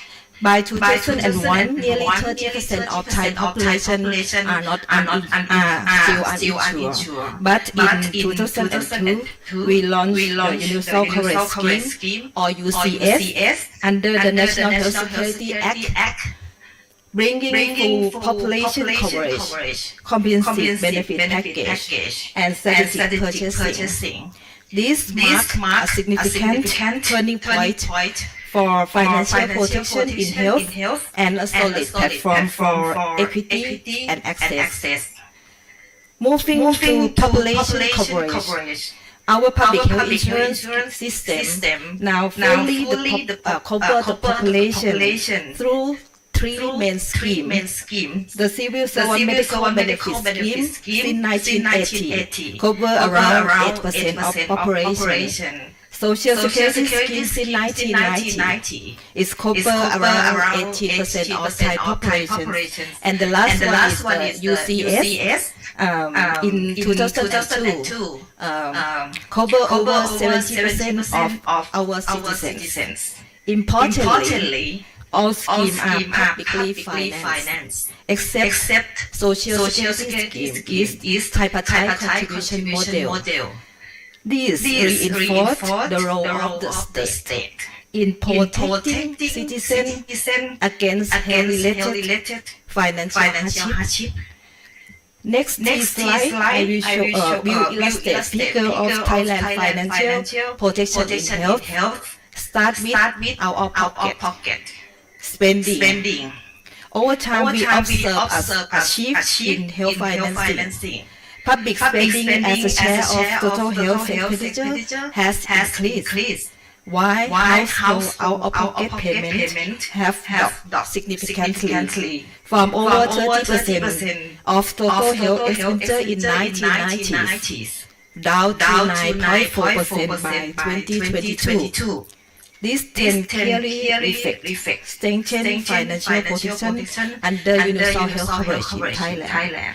Next is the figure show that the impact of USC on financial protection is evident in the decline of catastrophic health spending. Before USC, between 6 to 8% of households spend more than 10% of their income on health. By 2023, this figure has fallen to just 1.6%. Fewer households are burdened by high healthcare costs. This is a key achievement under SDG indicator T.8.2. In parallel, the number of households pushed into poverty by healthcare costs had hardly declined from over 2% before USC and only 0.1% in 2023. At this point, I would reiterate that the inclusion of comprehensive health benefit package, including outpatient care, inpatient care, and medicine under USC in Thailand, has been a key to reducing financial burden in health of population, especially for the poor and for near poor. This means our reform did not just improve health access, but they help live and protect people from economic hardship. Next, move to the navigating public financing from Thailand experience. We propose 4 strategies for public financing for financial protection. First, increasing public financing for health, especially reforming public health insurance and moving towards USC. To ensure predictable and adequate resources to fund essential health services and programs.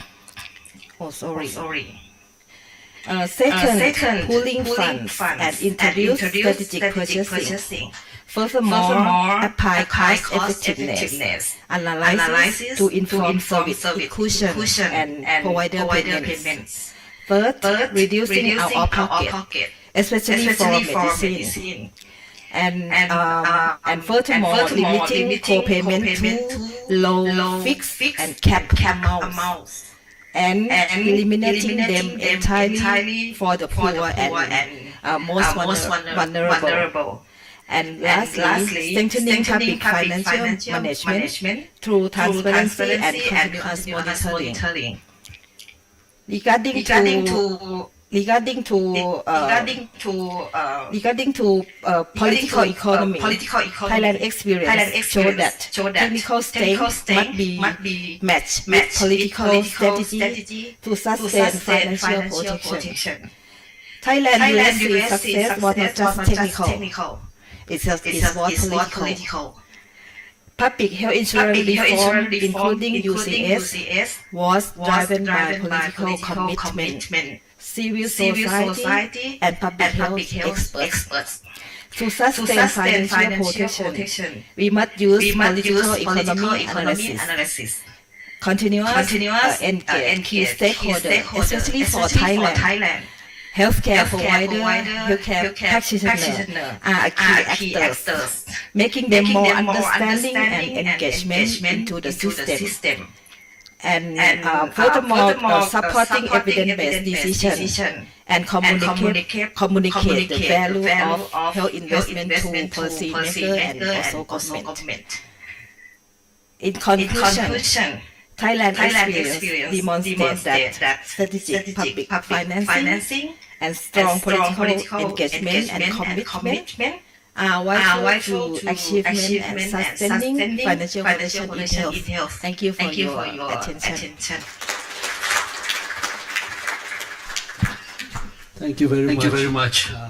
In India's Ayushman Bharat, we tend to associate with PMGAY, PMGA, but it's more than that. There is also a strong element of primary healthcare. We have Dr. Cottrell to talk more on this and enlighten us.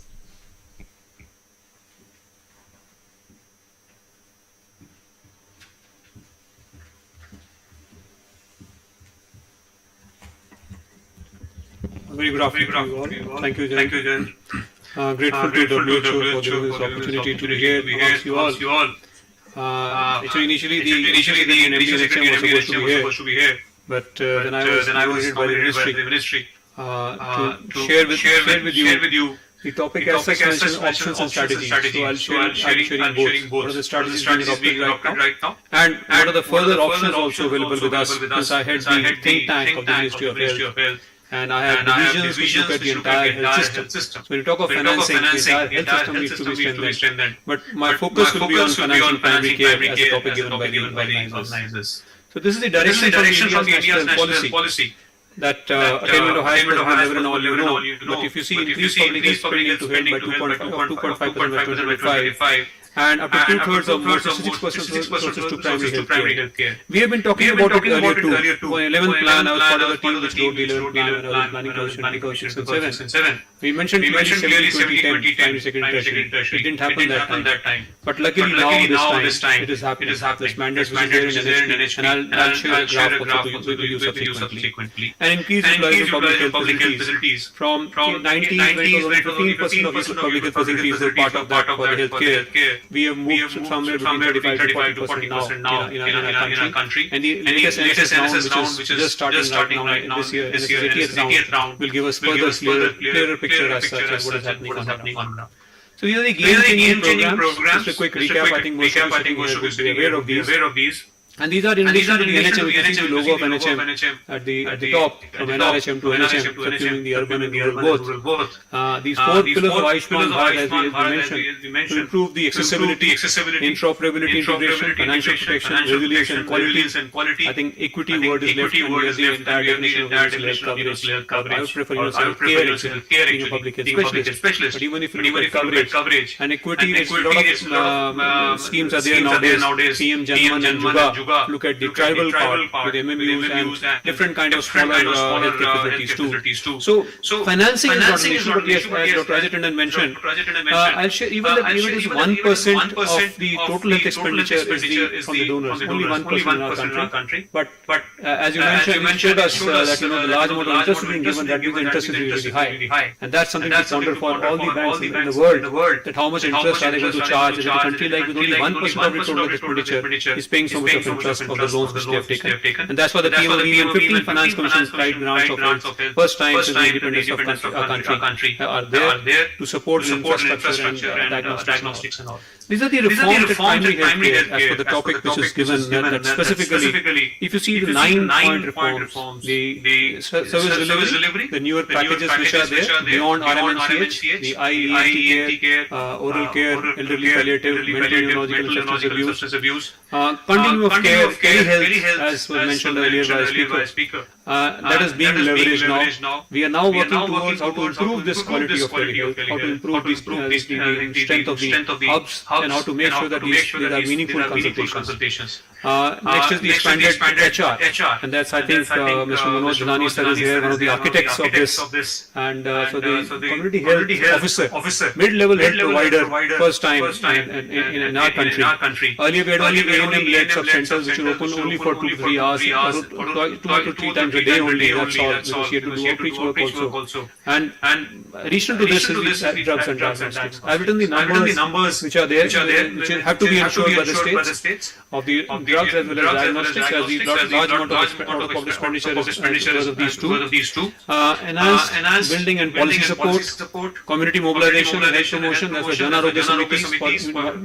WHO, you all are aware, 6 building blocks which are there.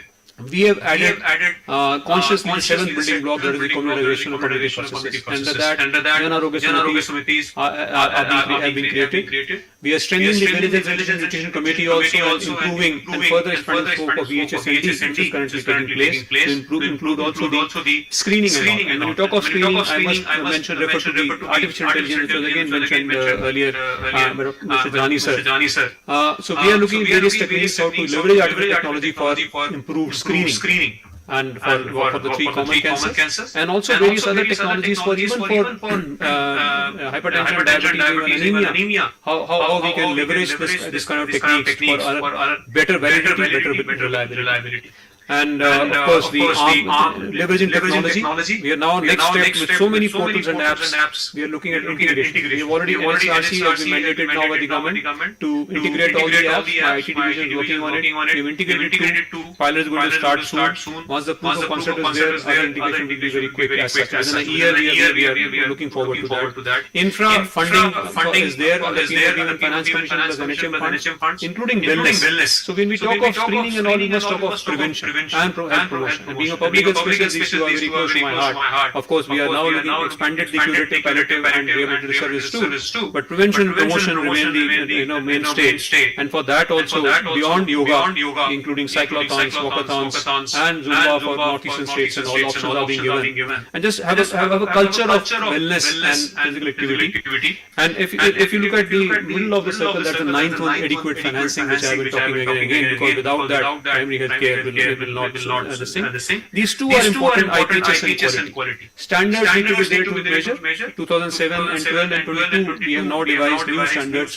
We have a ODK toolkit also, where 97% of the health facilities have already self-assessed. There is a governance tool now available to managers at all levels, block, district, state, and national level, to see what are the gaps, where are the gaps, and big data analytics are now being utilized to look at these gaps, drill down options, and then look at these solutions. Quality and cost, we have homegrown standards as such. This is the additional fund which I was mentioning earlier, being utilized to improve the infra and provide diagnostics. Primary healthcare expenditure, as I mentioned, 66%. See the dip, but that dip is because of the COVID years. And I think that is a very creditable to the government of being fleet-footed also at the same time. So at the other time, more funding was required for secondary and tertiary. Immediately after the COVID was over, 22 accounts shows back to 50%, from 56 come back to 50. We are currently preparing the national accounts for 22-23, and it's again showing an upward trend. It's more than 50 again. So again, it is coming back, and that's, I think, a very significant step by the government of India. These are the components of OP in our country. Almost 50% between drugs and diagnostics. Drugs you see in 40s, diagnostics 7. Varies between states overall, but this is the overall picture of the out-of-pocket expenditure components. Inpatient care almost 30%, 10% of the outpatient. We have on-patient transport 6%, and also on the other thing. Of course, this is as per the system of health accounts of the WHO. This does not include the opportunity cost. So we must be very aware of this as such, that definitely increases the expenditure.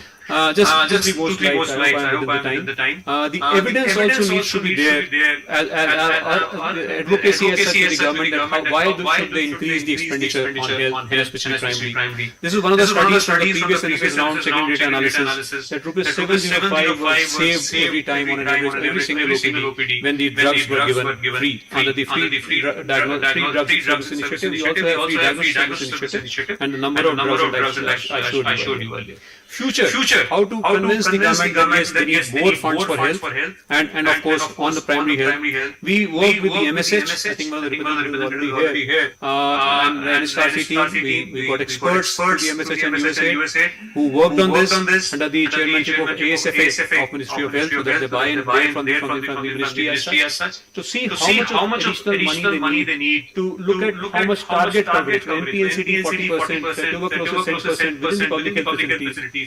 NVBD vector-borne 50%, mental health just from 10 to 15, and the burns trauma care as such 50 to 75%. That coverage is there. We almost need triple the funds which are already there, for 50,000 or 204,000. So that's the kind of evidence which is given to government. This is the funding you need more incrementally to go. These are the drivers of all these five. And as you see, mental health is more of outpatient, and the inpatient is more in NCD. So these are drivers are different. That's why for each we have generated evidence how much additional funds are required in which listing. This is the last slide. Primary care can't be discussed in silos without discussing the secondary care, because primary care people will come to facilities only if they are assured of some kind of referral system, gatekeeping, and also continuum of care. And that's why PM gave mentioned earlier too. So what is important here is not these figures are available on the website and all. See the last one, not reduced OP. There's a savings of more than 1.25 lakh crore, reduction in NPA rates in microfinance and small agricultural loans. That's something important. When we talk of the older farmer suicides and all, we see reduction in the numbers in the last few years. I'm not correlating it directly, there's no study as such, but if you see, so you can start thinking that yes, it can generate an hypothesis which can be studied by researchers present amongst us. So this is the last slide. When we talk about the public health spending and the out-of-pocket expenditure. See the reduction in OP from 34 to 39 and public health expenditure 28 to 48%. So this is and the trend for 2023 is in the same direction for both. Just few pictures of transformation which has taken place in primary care when we have transferred to Ayushman Arogya Mandir. This is through quality assurance, how much changes it takes inside the facilities, and again NQAS, the PHC level. Thank you very much. Thank you, Doctor. Thank you very much. I wish we had more time to go through this amazing content. We have Indonesia as the last presenter. As Indonesia is going through tremendous and ambitious exercise, transformation exercise. Please go ahead, Dr. Thank you. Good afternoon, everyone. I'm glad to be here to share about our financial protection in health and primary healthcare financing.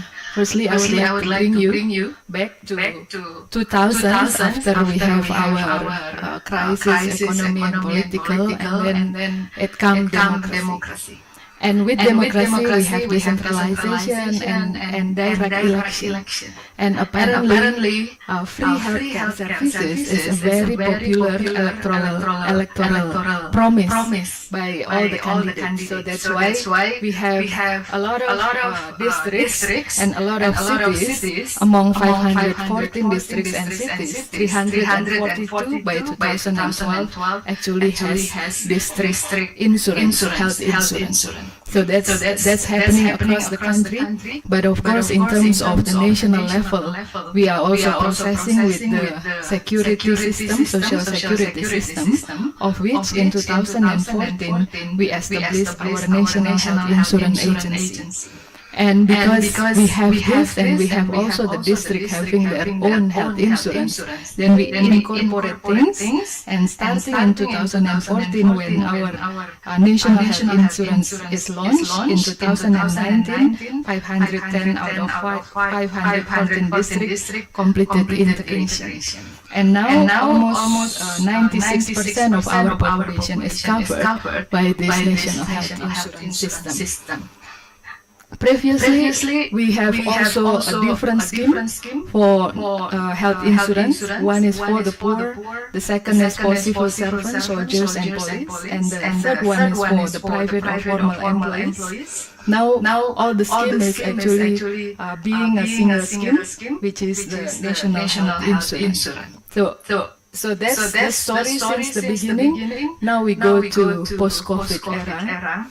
So after COVID, we actually launched 6 pillars of Indonesia health system transformation, from primary healthcare to health technology, and pillar 4 is the health financing and governance, that we want to have high quality governance and policy framework, strengthening international and domestic health partnership in terms of financing, improving health financing mechanism, but also expanding universal health coverage progressively. So we have also target for 5 years. And what do we do in the financing transformation in health financing? We actually expedite the process of national health account. Before we will have, for example, 2025, we will have the information for 2023. But now we only have like 1 year after we will already have the national health account completed. And also health technology assessment for more efficient systems, annual review tariff for the national National Health Insurance and Consolidation of Health Payment. So this is the National Health Account in 2023. You can see that the out-of-pocket payment, this is the dark green, is actually reduced from above 40% to now 28%. But this is still high. We would like to reduce it to 24 actually in the next 5 years. It's not easy actually to reduce the rate of out-of-pocket payment. Now we come to the primary healthcare. We believe that the primary healthcare, good or strong primary healthcare actually reduce catastrophic spending, and because of that, actually we also have the first pillar of transformation is primary healthcare transformation, and we do the integrated primary healthcare, not anymore vertical program, different program in the primary healthcare, but integrated primary healthcare. We are starting with pilot in 2022, and among 10,000 of our primary healthcare, now we have 6,000, almost 7,000 primary healthcare already doing the integrated primary healthcare. This year we would like to complete the 10,000 Puskesmas or primary healthcare actually shifting to integrated work. And then we have just launched also the free annual health checkup for all citizens of Indonesia in the 10th of February, just 2 months ago. So this is actually to strengthen the promotive and prevention. And when we started it in February, we start with birthday checkup because we were worried that our primary healthcare cannot accommodate all the high aspiration from the people when we say, okay, you can do checkup every year, and we want to spread it the whole year, and then we say on your birthday. But apparently when we start, we only start with 5,000 per day. Well, our capacity is actually 300,000 per day because for every contact point we put 30 allocation. Yeah. So and then we learn that when you have your birthday check, and then you say to your mother, for example, you can have it your health being checked, and then we have, because this is all digitalized. Then in our registration, we see that people who has birthday in October, in December, they already register to have the checkup, but they cannot be checked because the birthday is still far. And because of that, we open it. Okay, this is annual health checkup. You can get your birthday gift any other day in the year. And because of that, we have the graph increase very steep because now you can have it any other day during the year, but it's still a birthday gift for you. So this is also a good campaign actually because this is also a program from the president. And now after almost 3 months, we have 150,000 per day being checked. And this is I think we have a lot of good feedback, and we hope that this is really can detect a very early situation, especially chronic illnesses, so we can reduce the catastrophic spending. So less than 3 months, we already have about almost 3 million citizens being checked in this program.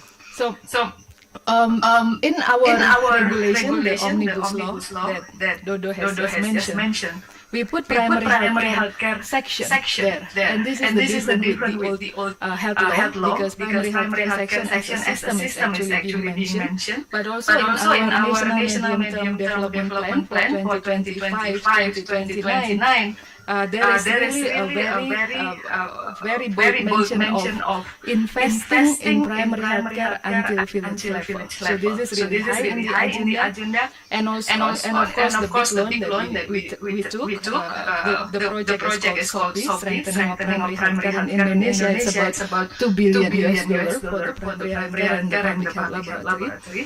And we know that primary healthcare financing is a little bit messy, especially in the unit itself. So because of that, we are actually conducting, supported by Bill and Melinda Gates Foundation, but also by WHO, to study the flow of fund in the primary healthcare unit. Also, what is the bottlenecks in the primary healthcare unit? And then now the new initiative is we are developing chart of account for our Puskesmas or primary healthcare unit. This is the result of the flow of fund analysis The resource of fund is actually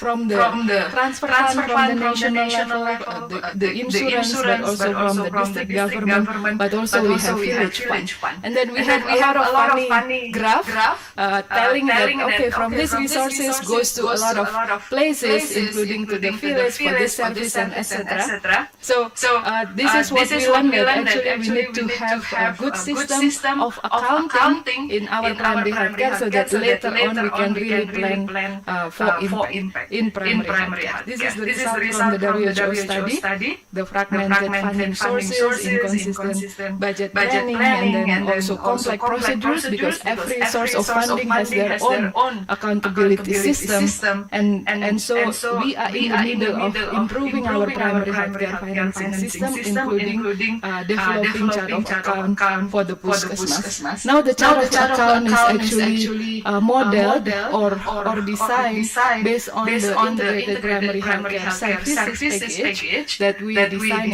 in the primary healthcare. We have developed the COA structure, but we need to align with the account system of the local government, because our system is decentralized, including the financing system. We have piloted the COA, but now we come back for refinement of the chart of account in the primary healthcare, and this is just the illustration of the code that we are using. But we apparently we have 700 services, and we want to regroup it, because 700 is apparently more than what the hospital have for the chart of account. So we are in the middle of this work, and because of that I would not give you some conclusions, because we are really in the middle of the transformation in the primary healthcare, but also the financing of the primary healthcare. Hopefully we can have another time for me to update you on the result of this big work, but also complex work,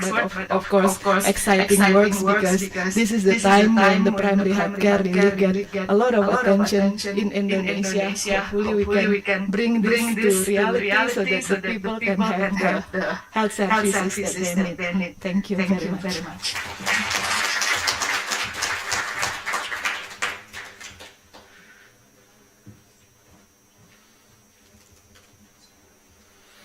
Thank you very much. Thank you very much indeed. I would like to come back to the audience.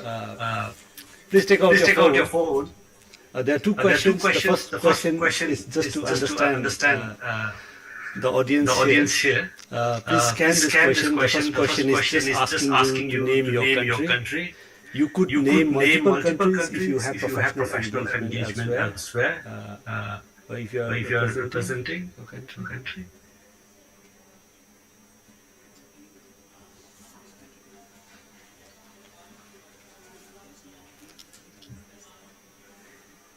This is to prompt you to a more thoughtful question. Okay, you already have that. Great. Excellent. Last 5 seconds.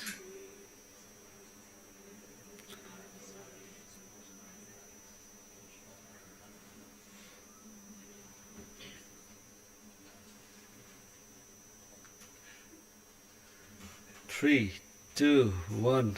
Thank you very much.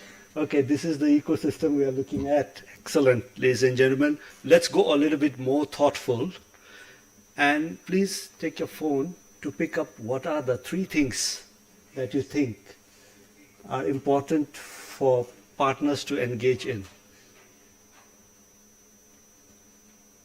to assist countries in improving financial protection.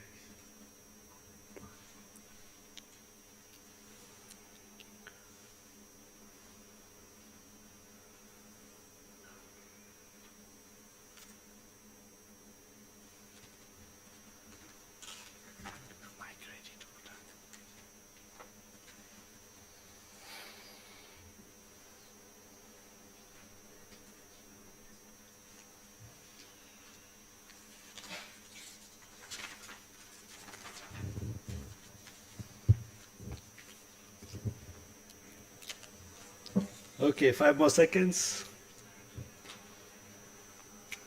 2, 1. Thank you very much, ladies and gentlemen. So we have country support analytical work, closely followed by knowledge and experience sharing among countries. Then we have provide catalytic funding, very interesting suggestion. And then also rated financial protection at 45%. Great, thank you so much. We would like to open this for your suggestions and comments, Annie. But before we do that, I have a colleague. I wanted a representation from.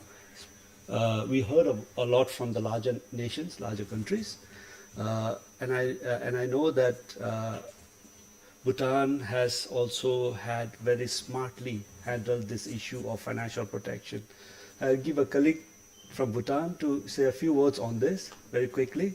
Thank you very much. Sorry.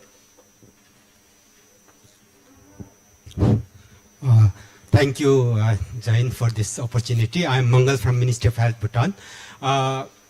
Just in terms of financial protection, how Bhutan have been tackling is that we are very fortunate to have a very visionary, compassionate and very courageous, I should say, a leader who have ensured that people of Bhutan have access to free public health services, both in beyond one control. So in this light, our His Majesty the King, exercising his royal prerogative given by the Constitution, provides something known as Royal Kidu, whenever people suffer, experience such conditions. So Royal Kidu is such a beautiful word, we don't have an English equivalent, but I can partially translate it as a compassionate welfare scheme.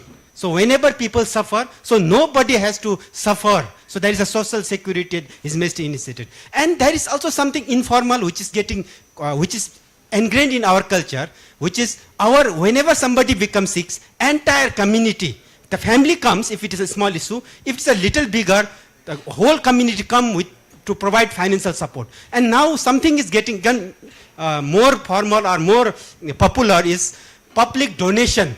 Whenever the financial need is substantial, which are not covered within the formal system, the informal but regulated system of that is coming. That could be one of the answer why the OOP might be going up in Bhutan. So, but this more studies has to be done, Dr. Ajay. Thank you very much. Thank you, distinguished colleague from Bhutan. Thank you very much. Now I open to the audience. If you have any points to raise, please introduce yourself and appreciate if you make your comments quick and pointed so that we have more opportunities. Okay. Yeah, thank you for the opportunity. My name is Krishna Kumar and I'm from Ernst & Young. My question was regarding efficiency in government spending, because one of the things that we heard was that the need for healthcare is expanding, government's ability to provide for health insurance or health spending is limited. So under this context, is there a focus on efficiency in government spending, and will agencies like the World Bank support government initiatives around efficiency in government spending? I know Dr. Edward had talked about strategic purchasing. That could be one lever, but could be other thoughts as well. Thank you. Thank you very much. We have a hand there, Swati. Okay, next. Swati? Okay. Thank you very much. My name is Ushma. I'm the founder of Ripple.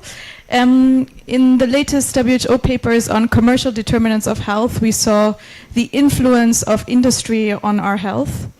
Within industry, there is a strong financial dependence on disease because, of course, we make money off of disease.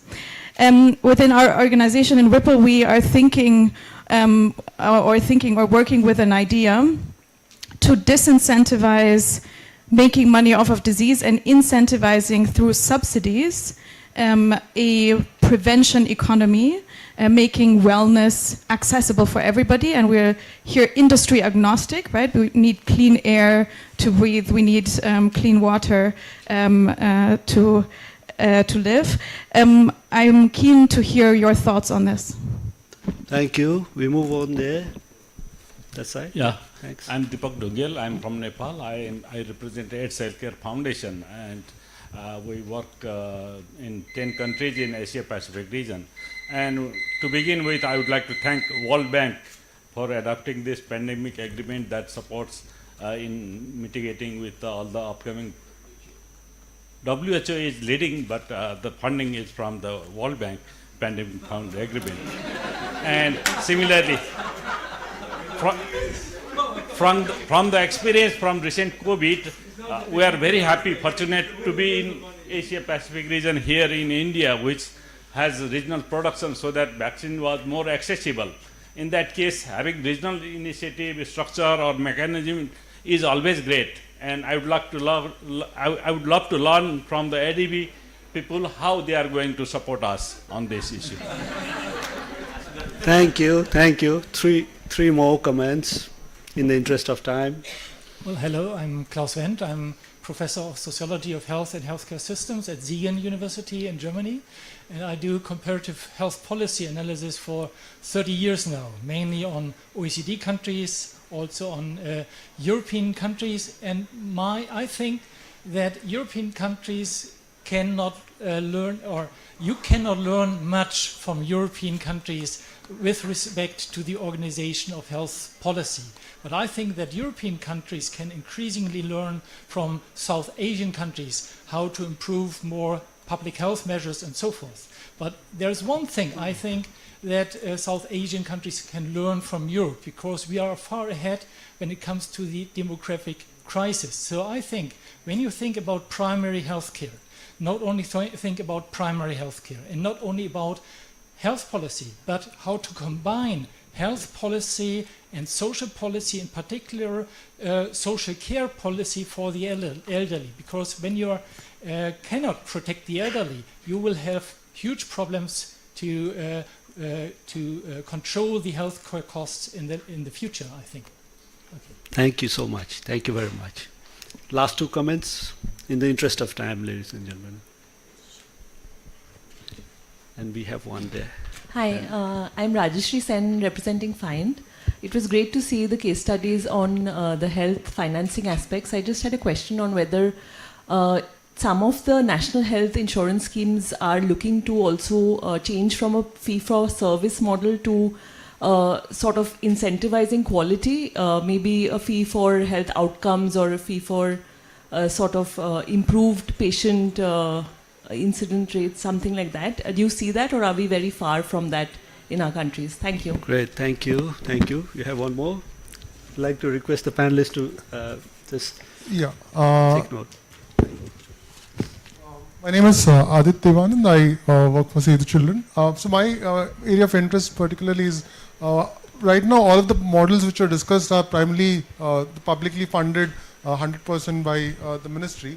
But are you also looking at pockets, could be like a micro insurance or areas where private sector could come in, play a role of an innovator or de-risk or bringing in reinsurance models like which can help engage with private sector more creatively. So that's something which is great. Thank you very much. The last one, yeah. Good afternoon, panelists. I'm really thankful for the various examples which you have put in. I'm Dr. Kanishka. I have worked in public health with Government of Haryana, and I'm presently working with logistics and operations in Indian Railways. So in brief, my question is that as we have discussed financial health protection regarding the common problems which are, in different areas of different countries, but I want to bring the focus on the diseases which have been uncommon in Eastern Asian region, but now they have become common, like autoimmune diseases. Like there are myasthenia gravis, there is Crohn's disease, there is celiac disease. There are so many autoimmune diseases which are now coming up due to climate change and due to various changes in our environment. They are now rising, but the focus on those rare diseases is substantially low, and their expenditure, out-of-pocket expenditure, is substantially high.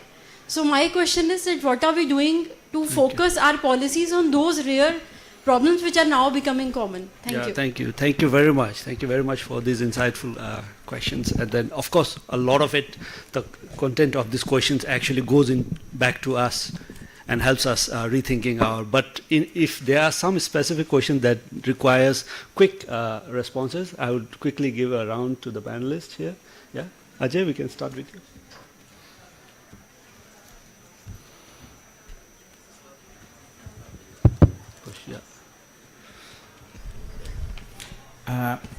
I'll try to take a couple. So on the private sector engagement, so I think one thing we have to be very clear, globally, no country has reached universal health coverage with private financing, not with voluntary health insurance. It's public financing. Actually, more accurately, it's compulsory prepayment pooling schemes. Voluntary health insurance plays a very small role. It's supplementary, complementary, but it's really public financing that's key for universal health coverage. That doesn't mean that your provision has to be public. The provision can be private, but at least for a core basic package of services, it has to be public financing. But in terms of efficiency, I think Dodo already made the point. But it's about leveraging that financing in a way that incentivizes attainment of outputs and outcomes, and that's still a work in progress in many countries. In fact, we're currently doing a review of what have some countries do. So, for instance, in India's health insurance for the poor, there are some mechanisms by which they're incentivizing quality, but they could actually do more in terms of paying providers more if they gain, if they reduce readmission rates and the like. So it's still nascent all over Asia. Indonesia is also just beginning to do that, but that is a promising direction to try and make sure that funds are used to what they're intended for, and waste is reduced. So that's true. So regarding the commercial determinants, very important question. And one way in which you can engage is also to tax unhealthy products, and also the labeling. There are a lot of countries are beginning to label. If you look at Mexico and even Sri Lanka, I think has the thing. So that has to be an element of that, and it's also something that you can engage with ministries of finance on, that even if the funds are not earmarked for the health sector, as a public health measure, to tax along with other mechanisms to reduce unhealthy consumption. Tobacco's done well, but I think now the move is towards sugar and salt and the like, and that will have to be part of the thing. Yes, commercial determinants very important, and also somebody made the point about philanthropy, Bhutan and all. Just get the private sector to pay their taxes. That's enough, right? Don't worry about philanthropy and all. That's a lot of uncertainty there. Pay their taxes, because it's taxes that are going to help pay for the poor. In all countries of the world, health coverage for the poor is usually tax financed. So just get them to. Is that a fire alarm? Oh. Okay. And European countries, I'm really. Thank you. I wish I could say I agree with you. Your life expectancies are 10 to 15 years higher than ours. Your air is wonderful. Your pollution. So I don't know where you're coming from about learning from South Asia, but having lived in Delhi, so we still have a long way to go to reach our levels. Maldives is getting close. I think Maldives, has got life expectancy similar to OECD countries. But once we reach 80 years, then we'll talk. Thanks. Thank you. Very quick. Thank you. I was about to ask Ajay to move to Manila. We'll talk about that. So, Pablo, I'll start with the question. Okay, look, the challenge for making government efficient. Government is inefficient not because they want to, but because a lot of the rules that are for government just does not work in the health system, with the way you do health system, right? You get the same salary even if you perform or not. So, why would you become efficient once you hit 50 years old? You're supposed to procure every year. Health is dynamic, right? So that's part of the reason that health insurance engaging the private sector came about, because there was a recognition that you could only drive so much efficiency in the government sector with regards to health. There's been ways to say, there's a lot of public finance management work being done globally right now. They say it happened in Europe, but it's happening in Europe.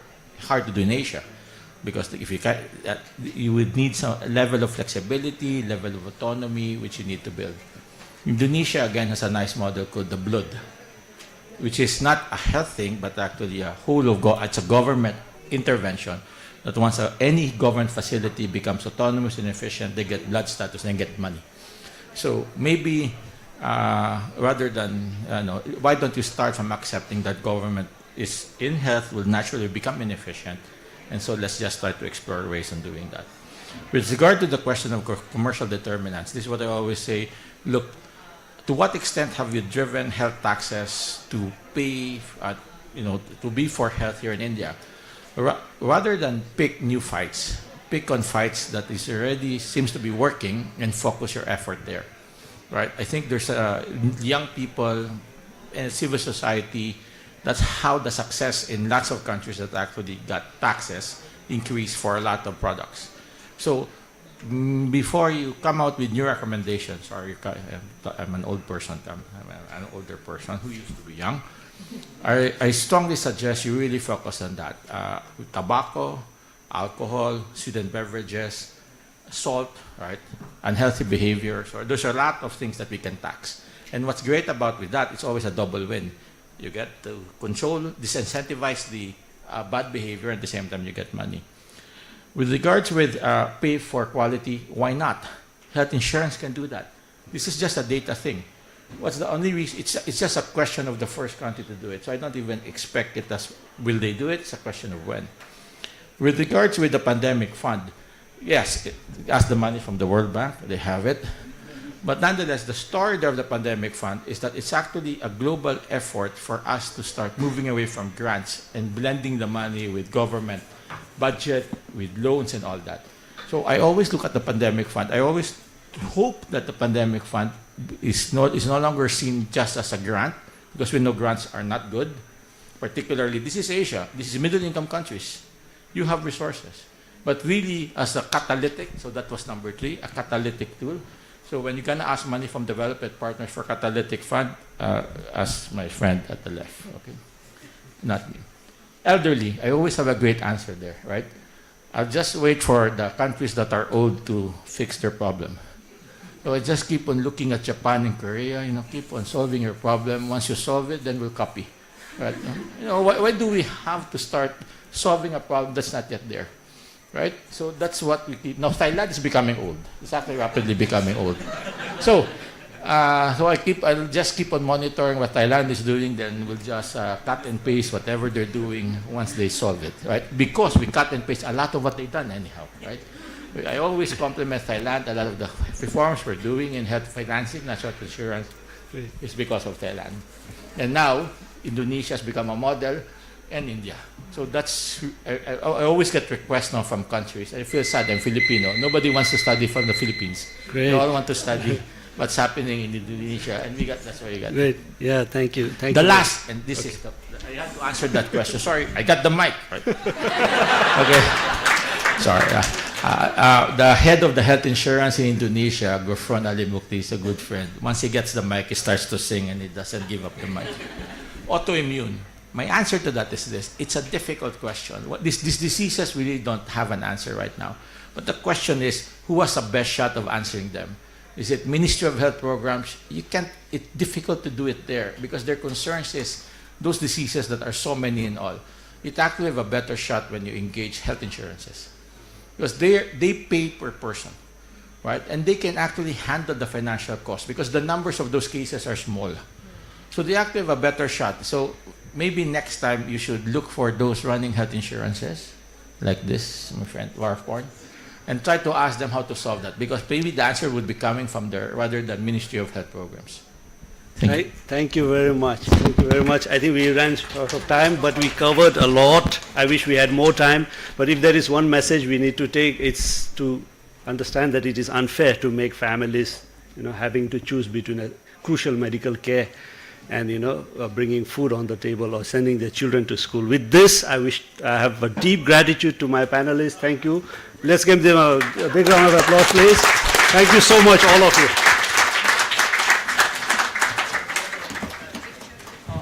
Let's take a picture.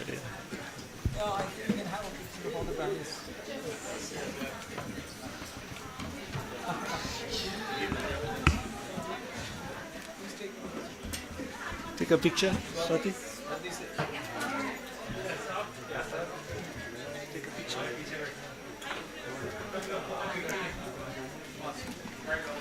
Quickly.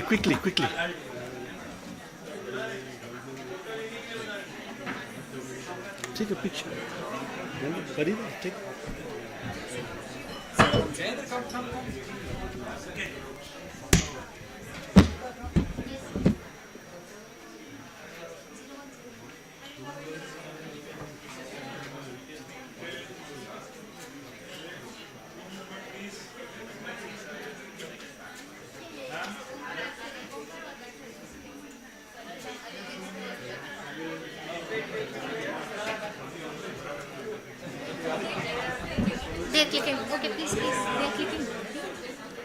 are still taking the picture. Okay.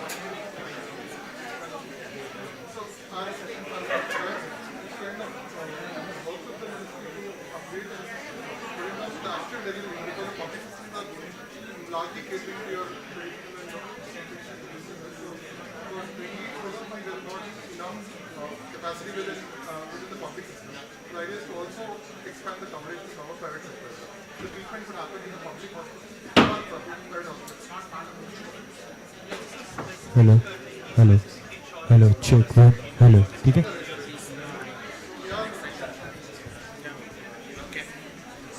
Yeah, it is theoretically covered, but practically it is not. Yeah, but public hospitals are not able to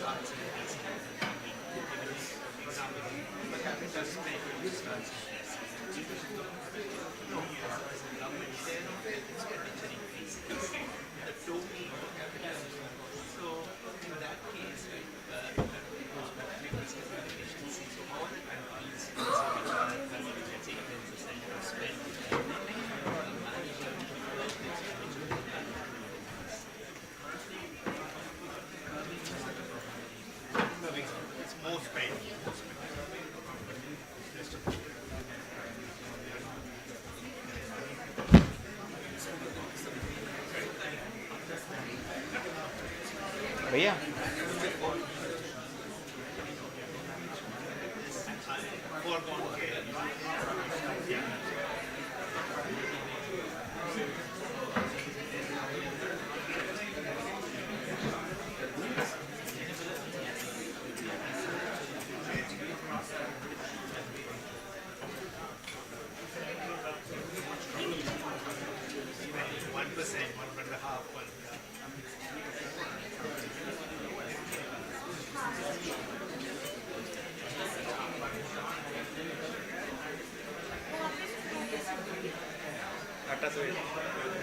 चलो कोई ना, यहाँ रख दो, इस पे रख दो, ये रहेगी।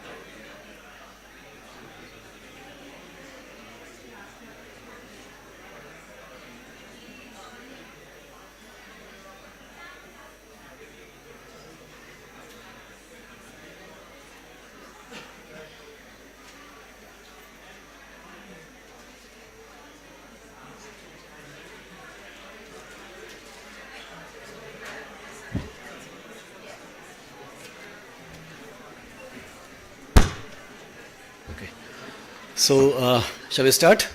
Okay, thank you. So, good afternoon, everybody. This is the second session after lunch. So, I hope nobody is feeling drowsy here. Okay. So, thank you for joining us here today for this important panel discussion on scaling digital health solutions to the last mile, but from a manager's perspective. As all of you know, India strides towards the digital health transformation. The goal remains clear. Every mother, every child, every adolescent, every adult, no matter wherever they are, whether in the remotest of the areas, they have to be benefited with tech-enabled solutions. Whether it's real-time vaccine logistics through EVIN, that is Electronic Vaccine Intelligence Network, or tracking the RMSHA indicators through UVIN or through RCH or any other digital platform, or even the chronic diseases management for the NCDs. Everything, we have to have some of the other digital solutions, and those have now become non-negotiable tools. Yet scaling them meaningfully, or say, I would say equitably and sustainably, it's still a challenge. And we are fortunate enough today to have our esteemed panel here to enlighten us more on this very topic. So let me introduce you to for the today's panel, our panelist. We have Dr. Veena Dhawan ma'am. Ma'am, please. So she is currently working as Additional Commissioner in COVID vaccination and National TB Elimination Program at Ministry of Health and Family Welfare. Earlier, she was also Additional Commissioner for Immunization, and she has, she has started the UN platform for the immunization. So, ma'am, most welcome to you, ma'am. Then our second panelist is Dr. Kamaljeet Talukdar, who is the Director Health Services from Government of Assam. Sir has over almost 2 decades of experience in working in the health sector, at various levels. He has seen the field right from the primary healthcare to the state level, and he's also the Deputy Chief Executive Officer of Pradhan Mantri Jan Arogya Yojana. So, most welcome, sir. And last but not the least, our final panelist, Dr. Pradeep Haldar, sir, who is also the chair for this session. So, Dr. Haldar, again, he has got almost 4 decades of experience in the field of public health and immunization, and he has also served as National Immunization Manager or National EPI Manager at the country level here in at the Ministry of Health and Family Welfare for almost 16 years. And he has been part of various national and international technical expert groups for immunization and public health. And currently he is working as an expert for UNDP in immunization for strengthening the health systems in India. So I would like to welcome all the panelists once again. Now, with this brief introduction, I would like to hand over the mic to our chair, Dr. Pradeep Haldar, sir, to set the context for today's panel discussion. So over to you, sir.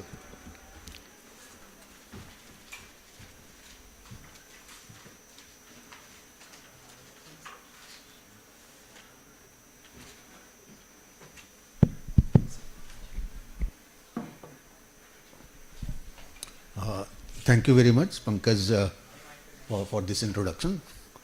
So let me first look at, before we talk about digital system, because digital system that we are talking about is only for last 1 decade that we are looking at. But what was happening before the digital system, or was it that we have straight away started with the digital system?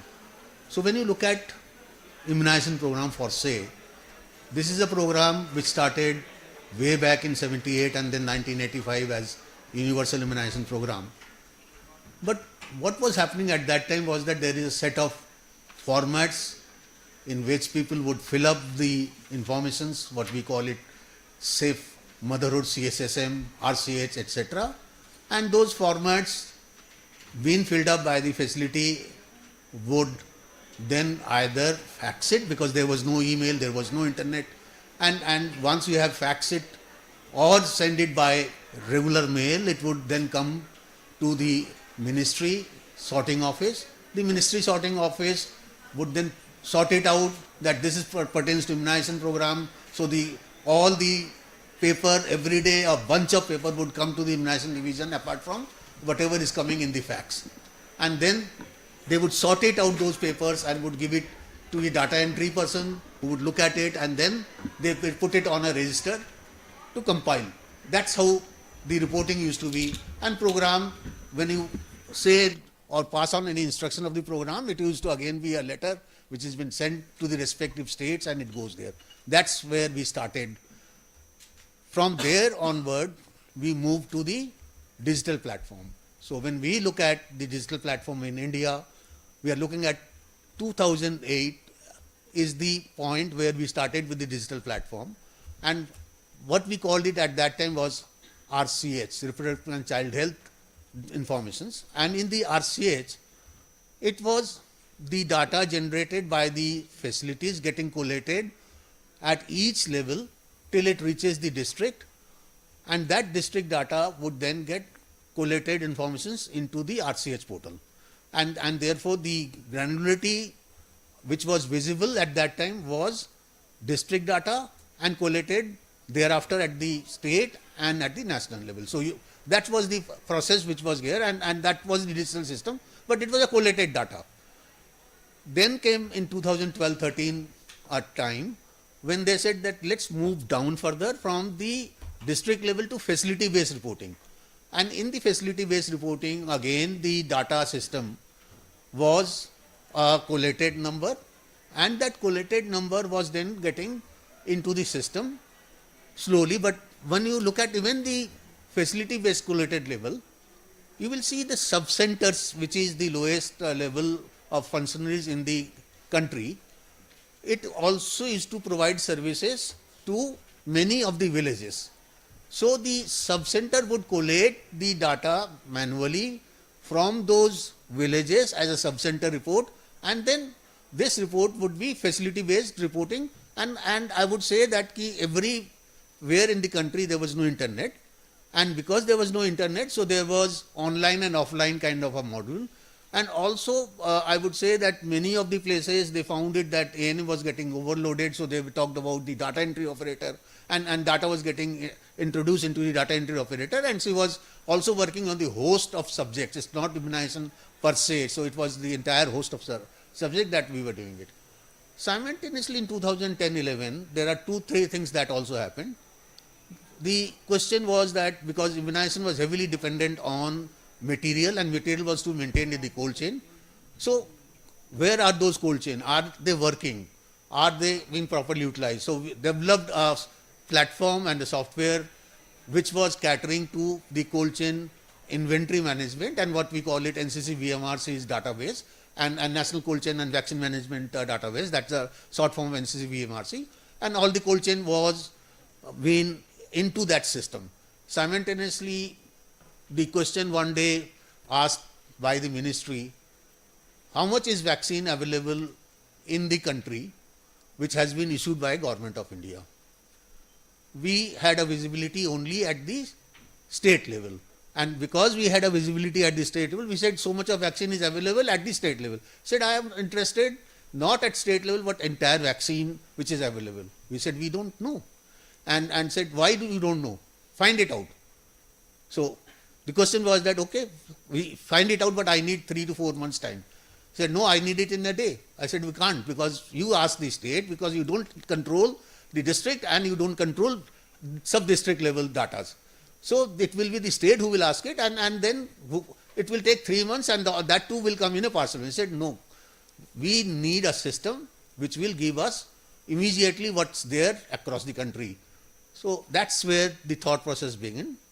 And we started doing a pilot in Uttar Pradesh, in the 2 districts. Why Uttar Pradesh? Because we thought that the state which has not so good governance as compared to the other state where there is a good governance, and if this model can work in a state where governance is not so good, and if we can know the vaccines, then we will be able to scale it up. That was one concept. And second concept was that it has to be coming from the last mile where you are storing the vaccines, and therefore the people who will be entering the data will be those last mile, and you are not creating a separate cadre of people who will be there, who will be doing the data entries, and who will be doing all those things. It's the existing system that will be there doing the data entry.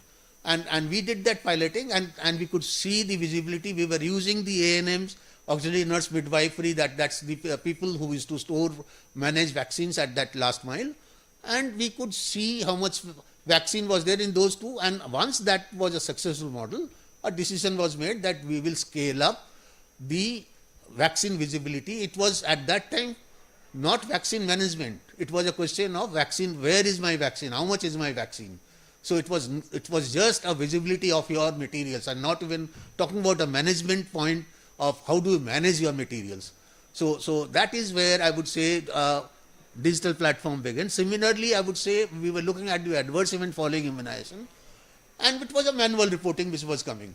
So we said we need to also develop a system where the adverse event will also get reported and recorded into a digital platform, so that we do it.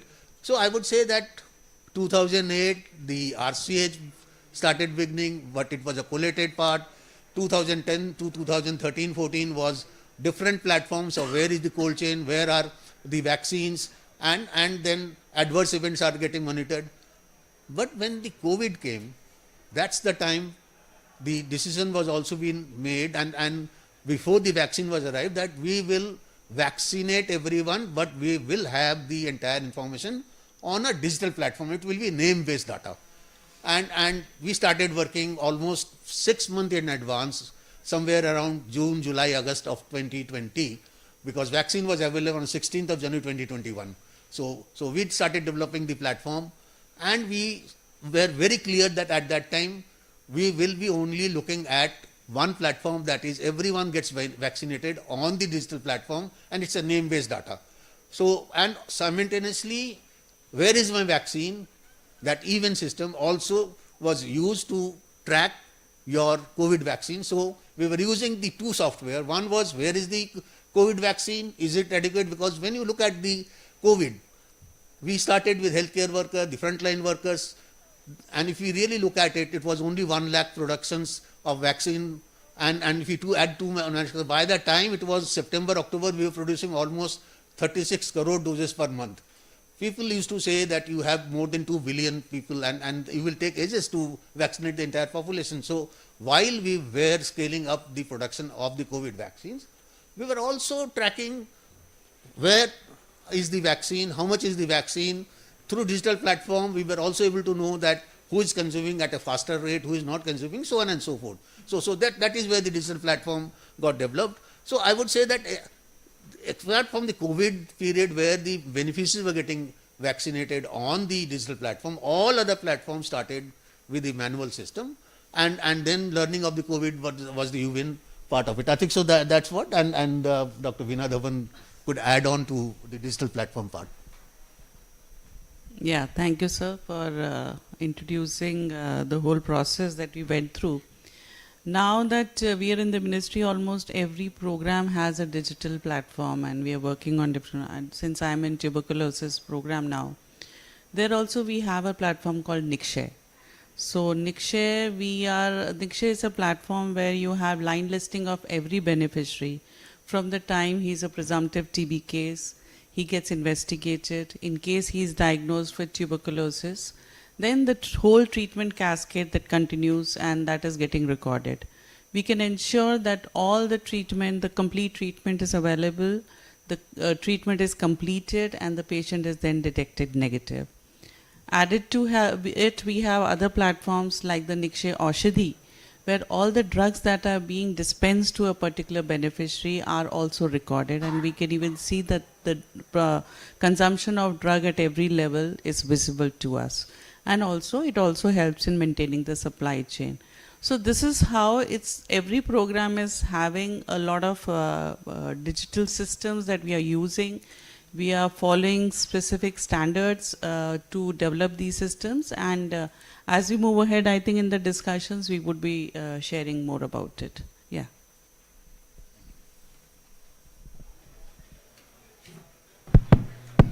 Thank you, ma'am. So moving forward with this brief introduction about these sessions that after this context setting, we'll have the formal round of questions what we usually have in the panel discussion. So to start with, I would like to start from the national perspective. Ma'am, my question to you, ma'am, how do you align all these, like we have said, now every health program, it has got its own digital health portal, I would say, a digital portal. So while designing such, UVIN is something that has from childbirth, the first dose that is being taken by the child at birth gets registered. So every child that is born is now getting registered onto this system. Then we have other programs like I mentioned about TB program. Similarly for HIV program, we have SOCH platform, where again we have all the details getting into for every patient that is. So ultimately what is happening is we have various platforms in the ministry. There is a NCD portal also where all the NCD details are getting entered into this. So while we move ahead, we are also working towards integrating these systems. So when a child is born and across the life, whatever, suppose for TB, it is important, the people who are having NCDs like diabetes and all, they are at risk. So when all this information is getting integrated for a TB program, I can get to see who are the people who are diabetics, who are the people who are malnourished. So those are critical information for me, or the HIV patients who are getting tuberculosis. So these are the high-risk patients that help me to look into the specific treatment that needs to be given to those high risk. Similarly for other programs. So this information putting together in one place as we move ahead would really be helpful, and we'll be able to not only treat people in time but also prevent diseases. So that's how we're moving ahead. Thank you for that. So just a follow-up question to that. Like you said, there are so many portals, and we're working in an integrated manner. That okay, if the information is in one portal, then that can be used in another portal. So that how do we manage that interoperability between such portals, especially with this huge data coming up from so many portals, and that too of the beneficiaries or the services provided to these beneficiaries. So how do we ensure that, ma'am? So you must be aware of ABDM, that is Ayushman Bharat Digital Mission. So it ensures that every beneficiary who's coming on for a health service gets a ABHA ID. We're trying to encourage that an ABHA ID is generated. So that will be the single nodal beneficiary ID for a person coming to a health service. So every portal that is getting made has a provision of getting a ABHA ID made. And if somebody already has a ABHA ID and if I enter it, the detail of information that is available from various other platforms would also be available. Secondly, there are typical standards that are being defined for all of us, for all the platforms, like we have LGT coding. So all the programs that are developing the digital system have to have the structure as per the LGT coding. The districts have a LGT code, the blocks have a LGT code, so that needs to be entered. Even the healthcare facility and the healthcare provider would be having an IT. So that also gets entered once the ABHA system is being implemented. Further, there are very clear data standards that has been laid down. So we all have to follow those data standards. We need to maintain data security. So those standards are maintained. Every platform needs to ensure APIs are being built between the systems. So even if the data is flowing from one system to another, we have to ensure that the data of a beneficiary is secure within the system. But along with it, the capacity of the people who are using these systems, because it may be one ANM or one ASHA on the ground who is using this. So her capacity needs to be built, and we need to ensure we have a good connectivity and we have a good infrastructure to be able to maintain this data. So these are the things that we have been continuously working, and better coordination is there between different departments to use these platforms and use the information in a very to use it for the patient basically. Thank you, ma'am. Just a last question, a bit technical side. Since you're already also looking at the TB program now, and we recently had this, in fact, it's going on, the adult TB vaccination, and we have had a very wonderful session today in the morning. So, ma'am, just to continue on that, so for designing such platforms, whether say for the adult vaccination or say for the management of TB cases, so how do you ensure that what goes into the design of such portals as a national manager for the program? So because your insights and your guidance is very much needed for designing any such portals. So how do you manage that, ma'am? So when we designed TB-Win, we already had the experience of CoWIN and UWIN that we have built for childhood vaccination. So that structure, and what was the best USP of these platforms was that they were simple. They were very simple for any user to use. Secondly, they were built as per the program. The flow of the program, the cascade of care that we give to a beneficiary through a particular, like how a person, you all must have got vaccinated with COVID vaccination. So as and when you entered a particular session, the information was being gathered accordingly, so that you could even start by registering yourself, sitting at the comfort of your home. You could identify where I need to go for getting myself vaccinated. So that was there. And then when you reach a session, you just need to carry your iCard and you need to show it, and it gets verified.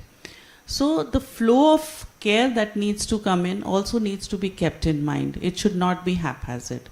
And secondly, as I mentioned, we need to think who the user is. So there would be various modules. There could be a beneficiary, there could be a parent, there could be a ASHA worker or a ANM. So we have various modules for a manager who would want to look into that information.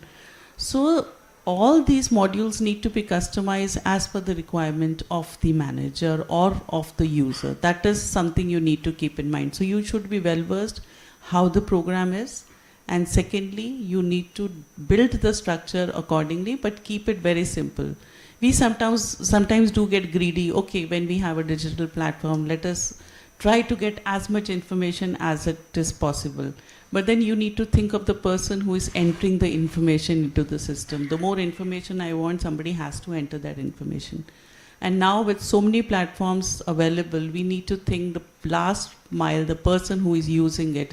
How do we make life simple for that person so that they can also use it? They also are encouraged to enter the data, and that also guides them to move the program ahead. So this is what we have in mind while we are designing a particular platform. And similarly, as he asked, like TB-Win is being built. So when we are vaccinating every beneficiary with BCG vaccine, what is important is we need to follow up that particular beneficiary. So all that information is flowing into Nikshay portal. So whenever that particular beneficiary, in case he comes down for getting himself investigated for tuberculosis, the information, his ID is already created.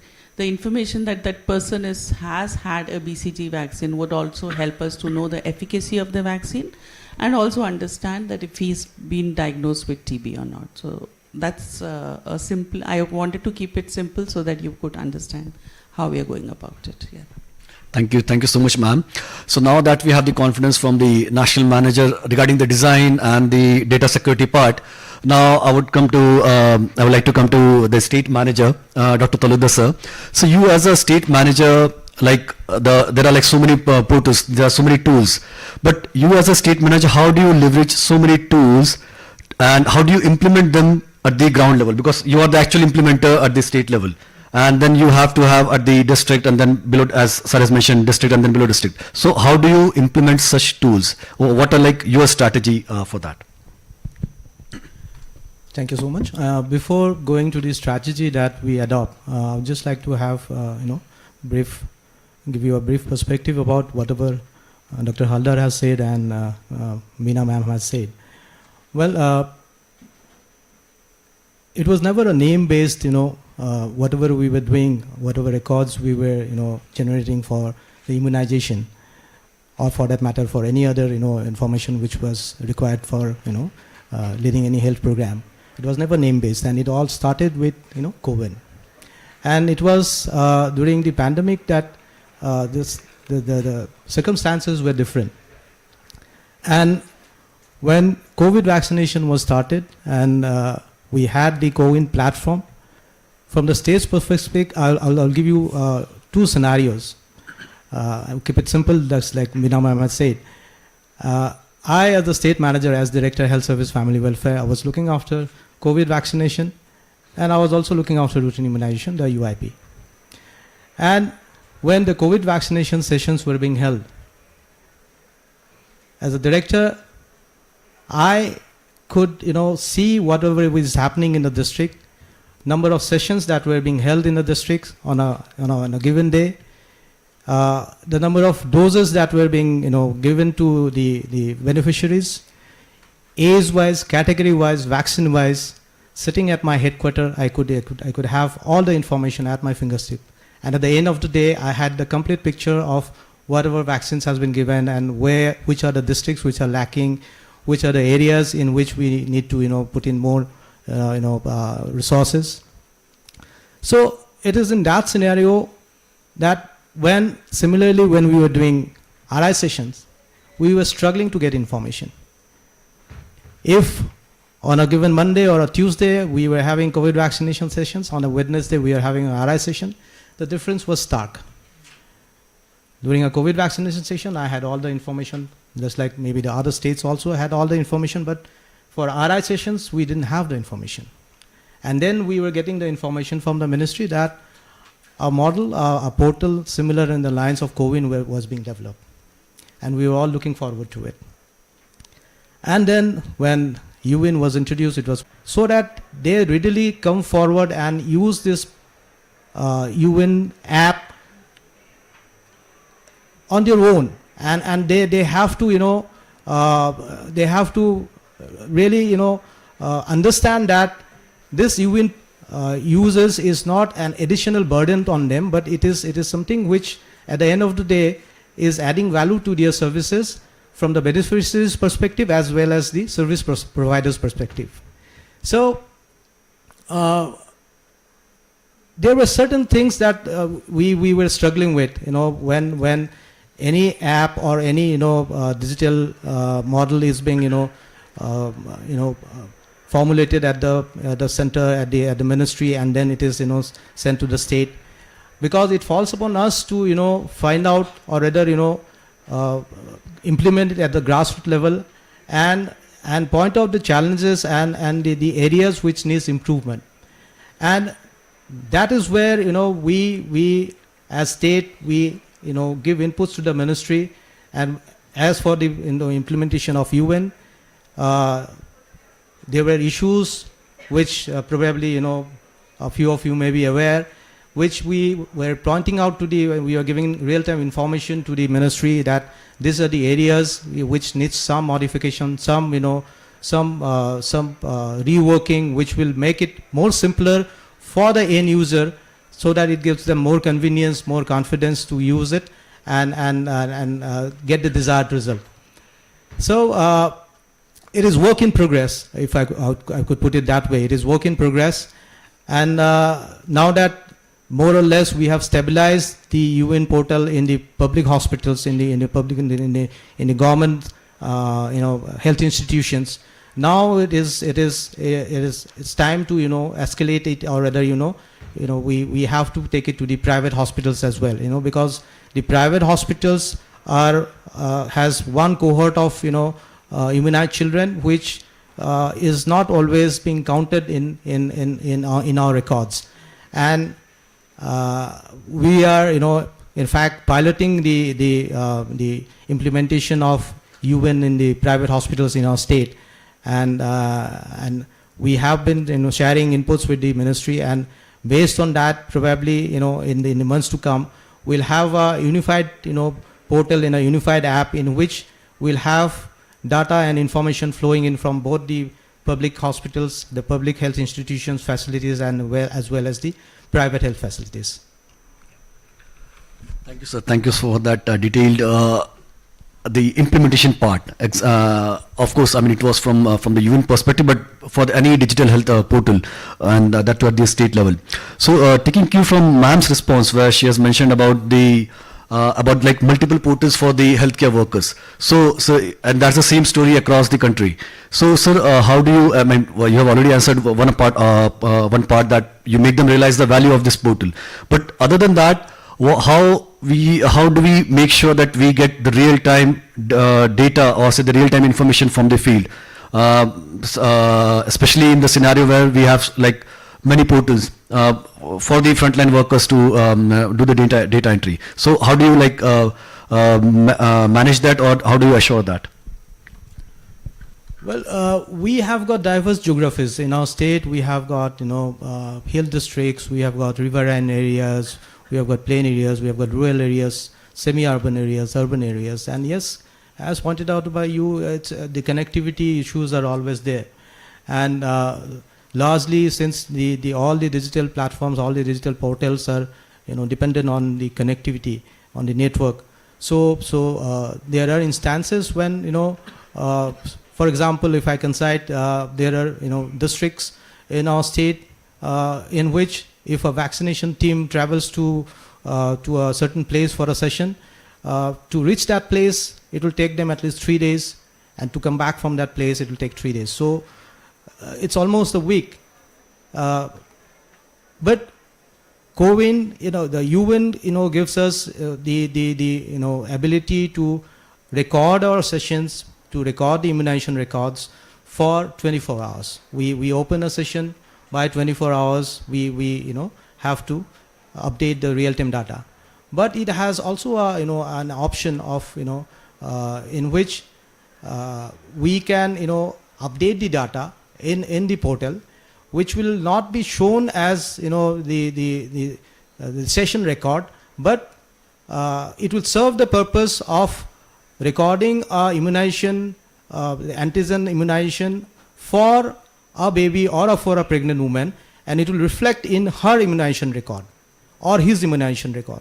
So that is one part of it. So we ensure that after any immunization session, if we are dealing with different geographies or difficult geographies, then there is a very strong monitoring mechanism. There are SOPs in place in which after the team comes back, we ensure that the immunization records are being updated in the portal.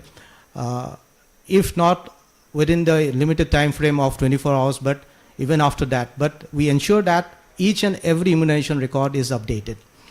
Well, there has been instances in which, other than the connectivity issues, the photo iCard, the identity card, which is one of the prerequisite for having recording a session of any beneficiary.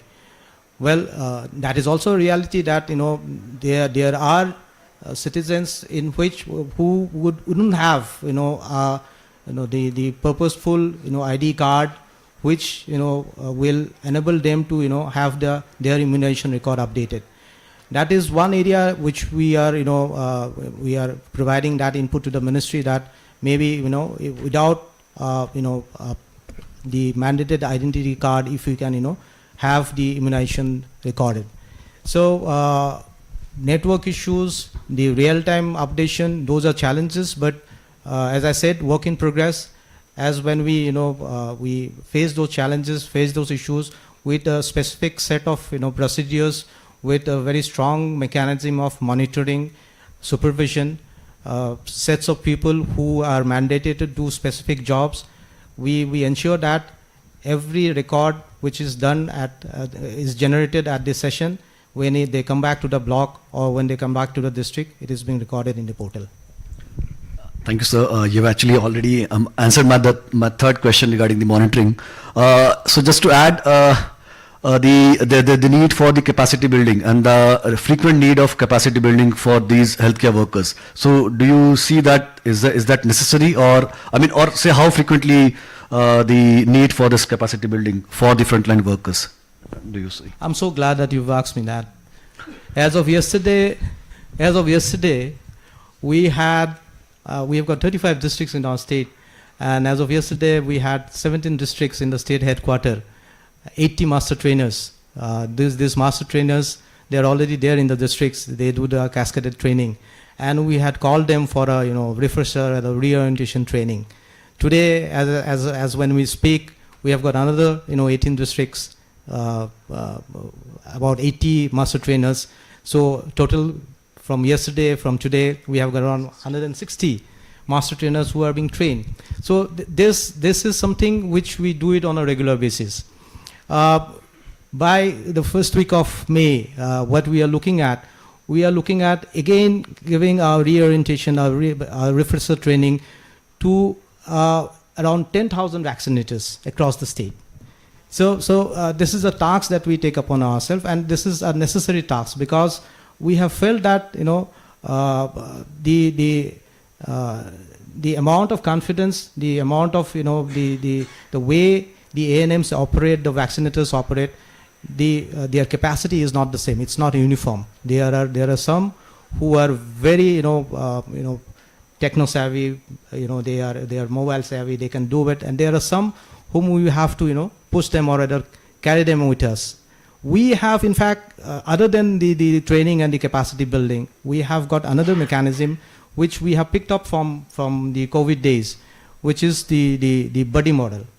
You see, during the COVID vaccination period, we figured out that that there were certain areas, there are certain vaccinators who were not very apt at using the CoWIN platform, and then we tried building their capacity, but at the end of the day, my daughter, who is 21 years old, she may be very apt in using the mobile, or anyone of the present generation, they may be very apt. But if we talk about our mothers and our grandmothers, maybe they are not very familiar. They will not be very savvy. So if I look at my ANMs, I have got 10,000 odd ANMs. Some of them are approaching retirement age, superannuation age. Some of them, they are not very apt at using the mobile phone, or for that matter, any platform.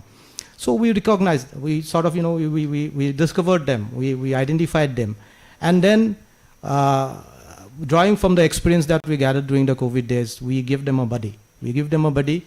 The buddy may be a form of MPW, CHO, or maybe a colleague, an ANM who is who can help and assist.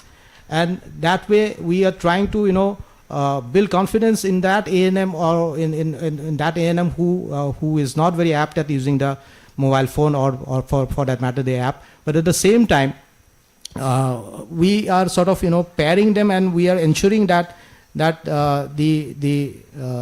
deliverables are not being are not lacking, and we are very happy to share that this model has really worked for us, and I would say that around 6 to 7% of our vaccinators, they have this issue. And when I draw this experience to even the private institutions, as I was saying that we are piloting it in the private hospitals now in Guwahati. Now the private hospitals nurses or the health providers, they are more young, they are more techno savvy, and we would expect that if we walk into a private hospitals, they will be very familiar with use of any portals or for any app. But we have discovered there is a kind of hesitancy, there's a kind of reluctance when in the sidelines of this this session. I was discussing the same with Dr. Haldar, and there were certain insights that I got from Dr. Haldar. There are certain reasons for which the private institutions may not be very keen on doing vaccination recorded in the UN platform. But I'm glad to share that the hospitals which we have touched in Guwahati, they have been very enthusiastic, and we have been able to prevail upon them. I use the word prevail to adapt to to UN portal, to the UN app, and now we are very confident, and in fact we have communicated to the ministry just last week that this pilot in a couple of hospitals that we have done, since it has been done successfully, we are now spreading it to the other hospitals as well, and we are taking it to the other districts. And there has been lot of revelations, lot of new learnings in which we need to do certain improvements, do certain additions in the existing UN app, which will align it with the requirements of the private vaccination scenario. Thank you, sir. Thank you for enlightening us on, especially on that private sector and the feedback from the state, which will really help the ministry to scale up in the, across the country. And moving forward, I would like to come to Dr. Haldar sir now, who has been in the system first, in the ministry, and now as a health partner, I would say, or from the partner's perspective. So one thing which we would like to know from you is, like you have mentioned about so many portals during your tenure. So how do you define or how do you assess that this app or this portal or any platform is ready for scale up? So how do you assess that readiness for that scale up for any portal? See, let me look at the digital platform. So when we developed the digital platform, initially it was just looking at entering the data. But as we matured, we built in logics within the digital system. For example, during the COVID period, we frequently changed 4 weeks interval to 8 weeks interval to 16 weeks interval of vaccination, and I need to 16 weeks interval for COVID vaccination. Now it's a program which was implemented across the nation. While you are informing the people through the SMS and others, but when they come back to the session sites, they are being told that no, now you are not due for the vaccination, you will have to come back on this and this date. Similarly, when you are doing a child vaccination, so if they have come, we say at 6 weeks, 10 weeks and 14 weeks for vaccination, but the child has come on 7 weeks. So when they come back on 10th week, probably the system will immediately say, no, you are not due or you are overdue. So you are generating intelligence on these platforms, and you are also building in the logic within this platform. So when you are talking about the training, And when you are also looking at the system is also not enabling them, because now system says that the child is not due or overdue, generating the due list, etc., and then working on those due lists. The second part is that when you are looking at the informations, and I put them data and geographical information as two different layers. When you are looking at the geographical informations, some data is available at the cold chain point when I'm looking at the vaccines and vaccination component. And the cold chain point is not synonymous with the session site which is at the villages. And the cold chain point is also not synonymous with a block, because the cold chain point may supply vaccines to neighboring blocks based on the adjacent and approachability of the cold chain point. So when you are looking at that part, so GIS, the session site, the geographical information is different, the cold chain point is different, and therefore when you are scaling it up, you need to also think of that while I am looking at the vaccines at the cold chain point, can I also know the vaccines available at the session site given from this? So I would look at it whenever we are looking at the scalability. There are couple of things that we need to. Are we talking about scalability of the data platforms to the last miles? Are we looking at scalability in terms of building in intelligence within the data system? Are we talking about scalability of, because at the end of the day, these are all public services, that the citizen is able to use these platforms. For example, in COVID, what happened was many of the people talked about that my name is not spelled correctly. I have not been vaccinated, but I have received a message that I have been vaccinated. In the system, they allowed them to make changes in the name subjected to certain conditions. And if they make the changes, it will allow them. If they think that I have not been vaccinated, you log in and you say I have not been vaccinated, your vaccination data will be removed and you again become eligible. So the entire software was building in all these components. So I would say the systems are moving in parallel, and they were looking at how to improve the software, how getting the feedbacks from the various systems, how do we make it more robust so that it becomes more citizen friendly, user friendly, the service providers friendly, and everybody is able to use this database. And different systems are at different platforms. One at the district level, one is not even district, but not even the blocks, but it's cutting across part. And these are all challenges which is happening as a parallel digital system. Thanks, sir. Thank you for that. Yeah.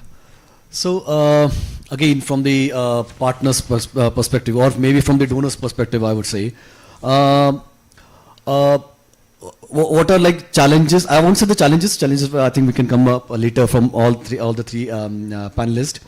But how can we like leverage more managerial tools to increase the adaptability of such systems? Maybe, I mean, whether in the immunization per se, or I mean immunization program or any other program, how do you improve the adaptability? See, whenever you are looking at any software, it's the users, it is the beneficiary, both should get benefited from the software. So from the user perspective, I would say that we at the national level or at the state level or at the district level should know what is happening, and that's what I would say Talukdar sir has been talking about, that we were, while in the COVID vaccination, we were able to see on a real-time basis what was happening, how much vaccines was being given, where was it fast moving, where was it slow moving, and then take corrective measures. So when you are looking at the prospect from the program point of view, you will clearly know, even at the national government, when we were looking at the COVID vaccination and the rate of vaccination, we could see some states were moving fast in terms of vaccination and demanding more vaccines. On the other hand, some states and UTs were not moving so fast and therefore their demand was less. From the national perspective, we wanted the entire country to move at the same pace and everybody gets the vaccine based on the availability. And as I said initially, demand was more, supplies was less, and we wanted that equity should be there. So percentage, even if you have a lesser population, the percentage coverage should be the same. And therefore, we were very clear-cutly pushing those states. So in the managerial perspective, in the digital platform, everyone who's looking at a managerial point would really know where are the actions which is coming up, and they are in a real term. And since they are in a real term, in COVID vaccination specifically, if I look at it, at that time we were looking at the manufacturers on a day-to-day basis. I think so it was a different supply chain that we were looking at the national level. Every day we would look at how much vaccine was harvested, on which date the vaccine was matured enough for it to be sent as in-house protocol testing. When was the protocol testing was completed and sent to the CDL lab for its clearance, and when was it cleared, and then we would release that batch. So it was a win-win situation for the manufacturer, because when you say 2 billion vaccinated, can a cold vaccinate, I would say a manufacturer store 2 billion in their cold chain? No, they can't. Can national government store 2 billion? No, we can't. So if we are releasing on a everyday batch, it may add cost, but you do not have that kind of a capacity to store that huge quantity. So doing a everyday inventory management of supplies and sending vaccines would mean that you are having lesser cold chain capacity that you require, and would mean that it's a win-win for the manufacturer, because they are also moving the materials on an everyday basis, and it also would mean that the states are getting continuously supplies, part of it, even if it is a batch release for one manufacturer was 24,000 doses, another was 6,000 doses, so we had only two manufacturers. So every time I've been told that there is a batch release, for a manufacturer A or a B, we knew that this much quantity is going to come, and we knew exactly the date, and then we would look at the consumption. So digital platform for the managerial prospect would very clearly mean that we are getting a lot of information, and that would mean that you need a dashboard, and you needed this information and simultaneously interact with the manufacturers for what's happening and then managing it, material management. Similarly, when I said that even started with where is my vaccines. But today we are not looking at where is my vaccines. Today we are looking at how much is the consumption of a vaccine. So when we were talking about procurements, for procurement they need how much do we need to procure. And what was the basis of procurements? The basis was that this is your population. And today if I ask the question, do you know the population of your area? Census projected to the current year. We had so much of birth, so much is it's a mathematical modeling of target setting. And if you ask them, do you know how many deaths? So much happened in my village, so much were outside, but they never came back. So we see so much is of children coming for BCG in 1 year, and you say so much is your pregnant mothers. They don't match. No, they went outside, they went. So the question always would come back that whenever you're looking at the denominator and looking at the targets part of it, it's a projected numbers based on some facts and some data, but it is not very accurate. When you look at even, we knew exactly how much is they consuming. So it's a consumption based data, and once you have a consumption based data, you project your requirement based on the consumptions. And then moment you know the consumptions, you then add that if you have 100 doses as consumption, and if you per month, we will give you only 100 doses. We will not give you more than 100 doses. Therefore, my entire supply is now everybody has 100 doses or 200 doses or a month's supply, because I am able to see what you are consuming. So I am not storing you more and at the cost of others, or I am not procuring more because you are storing more. That's another way of looking at the material management. Secondly is that if I am consuming 100 per month, if vaccine is going to expire in, let's say, 1 month, and I have given you 300 doses, you will not be able to consume it because you are consuming only 100. So Today, what we look at, that when is your expiry, please inform. If your vaccine is expiring within 3 months, we will reallocate.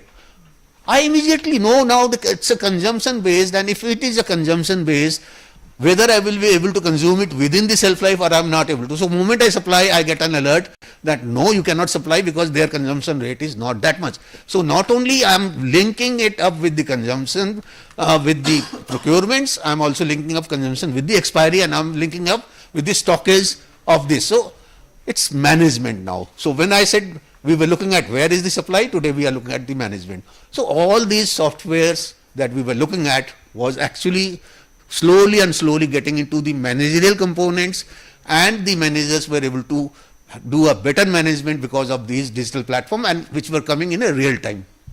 Yes, Pankaj. Yeah, thank you, sir, for that elaborated, I would say, explanation, the actual explanation on that. How do we improve the adaptability, and how the and that too from a manager's perspective. Now the last question, I mean, it's a cost-cutting question for all the panelists here. Say from the national side, state, and from as an external, as a partner. What are the basic 1 or 2 or say 2 or 3 challenges that we should keep in mind, or that we see in the implementation of any digital platform?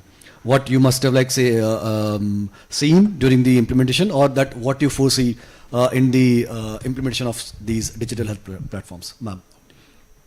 Yeah. First of all, what is important is all the users need to be trained, well versed with the system and trained. That is critical. If a person is not trained, he may not be encouraged to use it and may make mistakes. Second is, as I mentioned, interoperability between various systems. When you have the single A&M who's working on immunization, child health, maternal health. So how that needs to be kept in mind, and that challenge needs to be kept upfront, and we need to have solutions in place while we are making a system.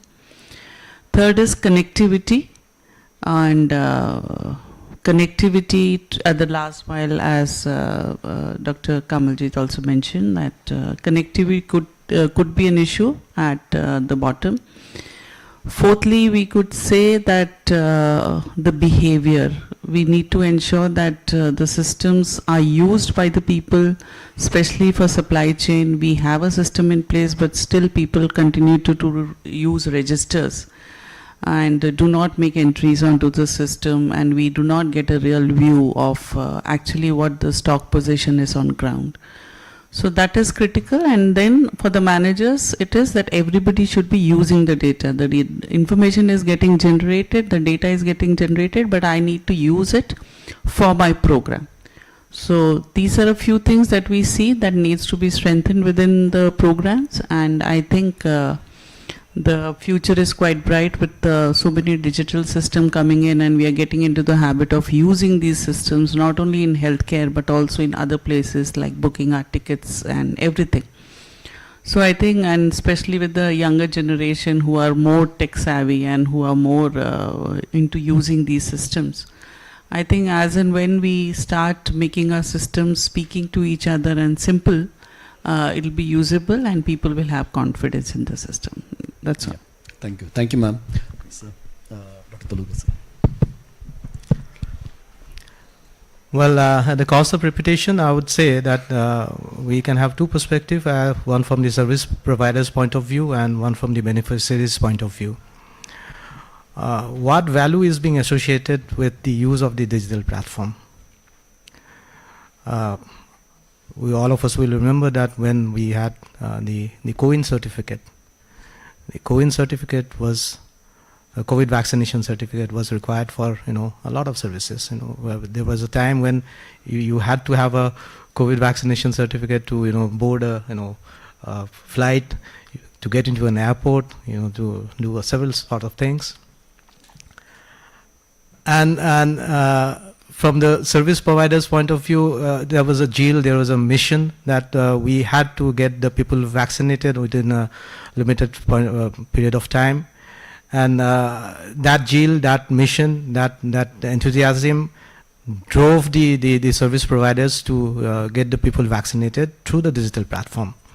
And from the beneficiaries' point of view, they had to get vaccinated because it gave them immunity, it gave them a safeguard against the dreaded disease, and at the same time, they required the certificate for various reasons. Now, all of us might have seen that the new TVCs and the IEC videos, which are being, they're circulated in the social media in various platforms regarding the UWIL platform now. And very rightly, we have appreciated the ministry. In fact, I personally spoke with the ministry, and I have appreciated that. The videos, it highlights the specific issues which are there, which a beneficiary faces for not having their records readily available. The record of their child's immunization not readily available, not having the insights into what would be the next due date, of not having an alert, not having the heads up that a vaccination is due, not knowing where to take the baby if they are traveling. Those are the things which are being highlighted now in this IEC campaign, and which has really caught on. And this has sort of we could see perceptible change in the beneficiaries' outlook, and this are being done in such a subtle manner. And in one of the videos, if you haven't seen it, you should go to the ministry website and watch those videos. It is the baby which is sort of coaxing his or her mother, or rather thinking out aloud that my vaccination record not being there now, so I will not be able to be there at my grandmother's place. There is one video which plays out that the whole family travels to the grandmother's place, and when the mother, the son-in-law and the child reaches the grandmother's place, and then suddenly the mother realizes that it being a Sunday, it being the vaccination day, so they do not have the vaccination record. So now they will probably have to catch back the train and travel back to their hometown to get the child vaccinated. And then one of the relatives points out that if you have the UWIN app, if you have the UWIN record, then it is not required. So those are the value additions which are being associated with the UWIN portal now, the UWIN app, the usability of the UWIN app, or the benefits that accrue out of getting registered there. And when the demand is generated from the beneficiary's point of view, half the work is done. We are urging the ANMs to go and rather, when the parents or the child is being taken to a vaccination site, to get the child or the pregnant woman registered in the portal. When it is the other way around, and the mother, the pregnant woman, comes to the session and says that, Asa, दीदी हमको यूविन में register करा के दीजिए, मेरे बेटे को यूविन में रजिस्टर कराना है, तो it is demand generated. Now on the other horizon, on the other end of the spectrum, we have the service provider. As I was relating earlier, the service provider, the ANMs, they have to have that confidence, as Binda ma'am was pointing out. If they have the ease of operation, they feel there is convenience in using the portal, there is convenience in using the app, and it is making their work easier, their life easier, then they will do it. Otherwise, they will always have a reluctance that this is an added burden, this is an added work in their plethora of works that they do. So these are two areas in which we have the challenges, but then with time, with proper steps being taken, we are overcoming that. Network issue is there. That is one part of it. And yes, constant capacity building of the service providers, because new features are being added, new features will be added. So capacity needs to be built, and if capacity is built, in different timelines, as we are doing it in our state, I'm sure other states are doing it too.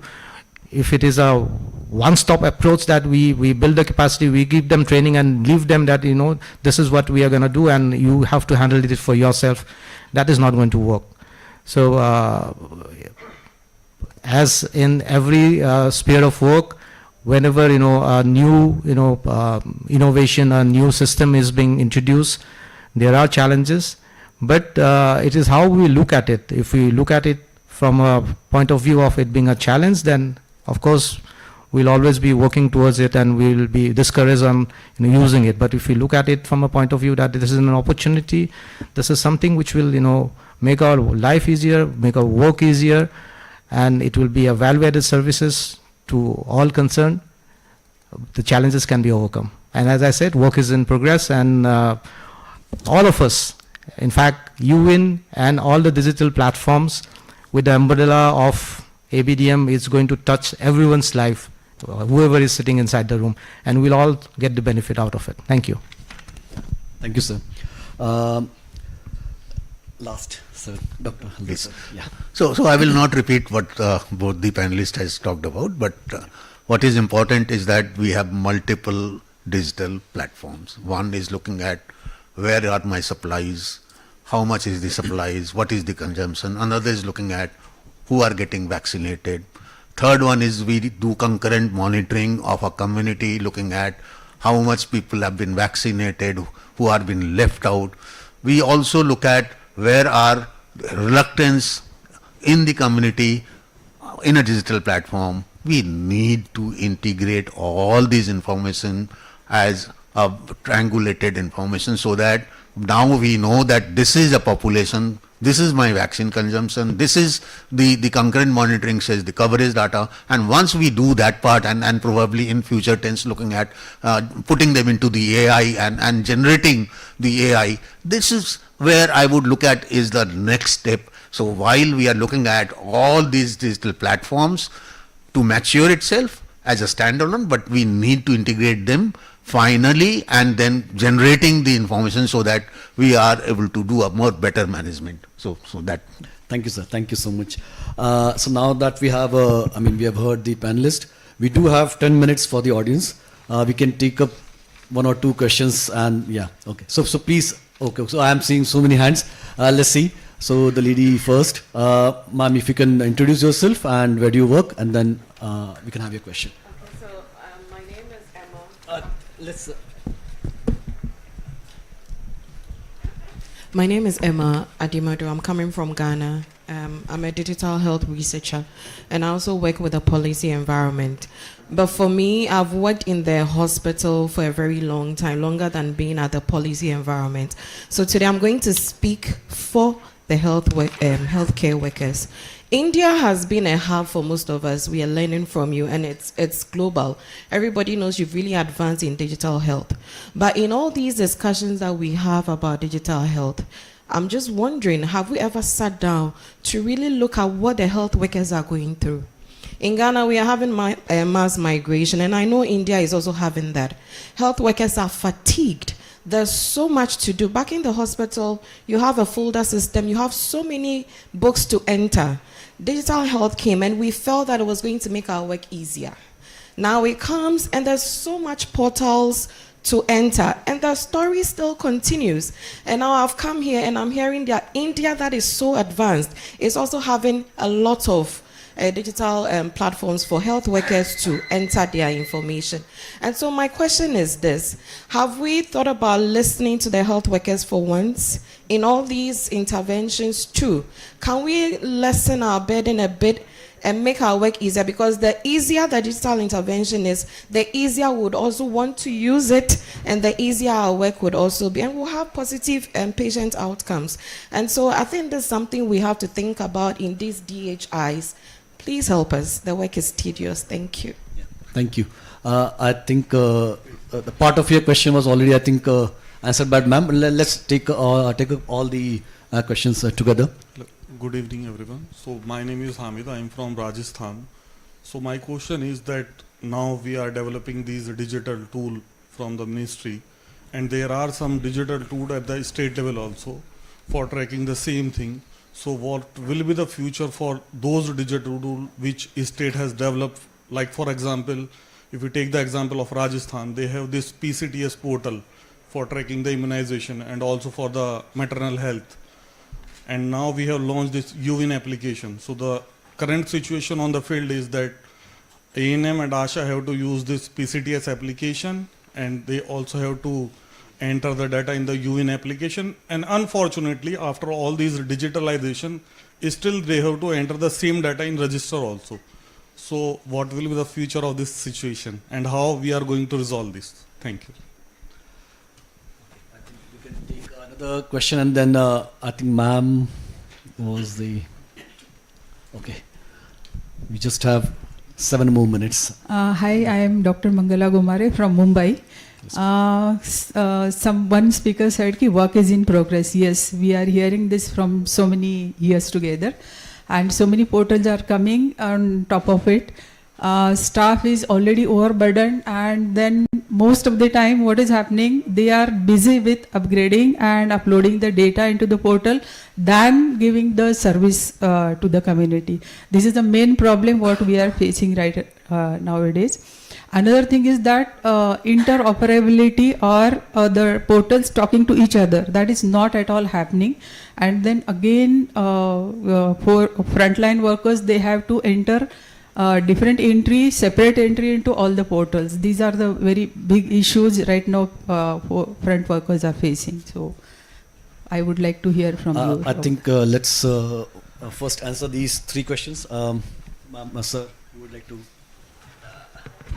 I will try to answer, and then you can add on if you want to. So when we are, I think so all 3 questions have a common part. So one single answer will answer it out.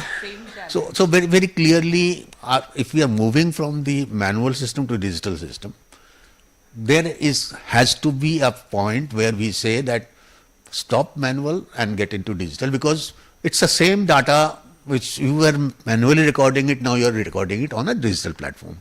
And therefore, a decision has to be taken at some point that we have stabilized in digital system and stop manual, so that that burden gets reduced. Otherwise, if you continue with the digital and manual part, you are actually increasing the workload. But moment you say, for example, when I am talking about UWIN, in UWIN, what you do it is you vaccinate, you enter a register, you enter it into the immunization card. At the end of the session, you make a session summary.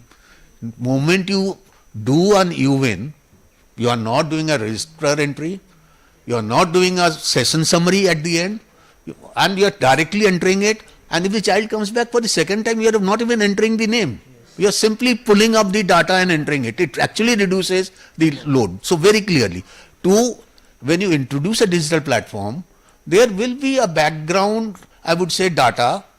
We should not ask them to enter the background data, because moment you enter the background data, the background data is so much, 3 years or 2 years or 1 year or 1 month, whatever that data is, so much that you will never come back to the current. So the day you introduce digital, please, for some period it will be dual system, because if you need to go back, you look into the register, if you are not seeing it in digital platform, but after some period of time, you will see that everything is in digital, it will reduce. So you need to think, how are you switching over to that part? 3, when you are having multiple digital platform, the question would be that when you are looking at the digital platform at the national level, it ensures that when the people are moving, and as she said that in my country also a lot of people move from here. In India also a lot of people move from one state to the another. If you are using a platform which is state specific, in COVID, in 2 states, they were using their own platforms. And when they came to some other state, they said, we don't have database, because these databases were state specific database, and therefore we said, we don't know your background history. Therefore, whenever a software is launched at the national level, it has multiple advantages. Advantage number 1, it is from the beneficiary point of view, wherever the beneficiary goes, whichever state goes, his database is visible. His history is visible. That's very clear advantage. Otherwise, it remains there and you don't know. Then you have a fragmented digital information, some over here, some over there, and then you cannot integrate those digital informations. Similarly, I would say that when you are using this kind of tools, it helps you in a lot of management components. So very clearly, one needs to think that how do you migrate, and as far as your state is concerned, I think so they have migrated. So I will not get into the details on those part, but the fact remains is that we need to have one uniform, universal database across the country, so that wherever they go, you don't have to. I go back 1985-86. We have developed the immunization card under CSSM. And what was that? The card looks and feel, and the placement of text has to be the same. You will print it out because India has so many diverse languages, and if you ask me, I will not able to read 90% of those materials which are printed. So at that time, we said the immunization card, you may print it at your local language, but you cannot change the position, color, looks and feel. So when they take that card from one state to the another, they are not able to read what is written, but they know that it is BCG, they know that it is DPT, they know that this is vaccine. And that is how the card became universal at that time. With the MCH, the print and everything became so different that it was almost impossible. If it is printed in local language, and if they go to some other state, they will not know where is to write what information, because you are using the local languages. So again, I would say that when you come to the digital platform, these are been addressed. So looking at those components, everything has to be, because in Indian context where people are moving from one place to another, it has to be universally understood by anyone, your frontline workers. Dr. Vinodhavan, if you would like that. Yeah, just one. So you've already covered everything. But just want to convey that when we are sitting at the national level, we are very conscious. And in the beginning itself, I said that these are critical for us, that the person sitting on the last mile should not be bothered. Sometimes we see that it's the person on the last mile who is not willing to move from a physical register to this. This is also something that we see.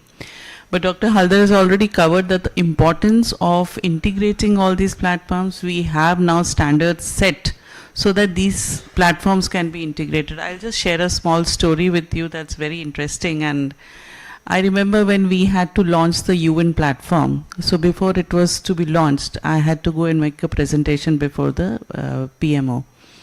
When I went there, the first question they asked me, is it integrated with other health system, other platforms in the ministry? Do you think of the last person sitting and making entries? It's the same ANM. So we had to show it to them that yes, it is integrated. We came back. It took us 6 months to get it integrated with RCH. And that's how the UN platform got delayed in getting launched, because this is something, these were the directions that were given to us and we ensured. So now that has gone into our way of working. So every platform we make sure that it is getting integrated and it makes life, that's why I said that ABDM, and we have to encourage people to have Aadhaar ID generated, so that will help the beneficiary. And also when a health worker is making an entry, you just have to make an entry. Either you have used CoWIN or you have used UWIN, you just have to make an entry of a telephone number. And you get all the data available in CoWIN flowing into UWIN. So that's how we are conscious about it. And we try to accommodate the systems that are there in the state also, so that there is no duplication of work for anybody. But it will take time because it is a transition. Your systems have been made in a particular era, which may not be in line with the standards that we are using now.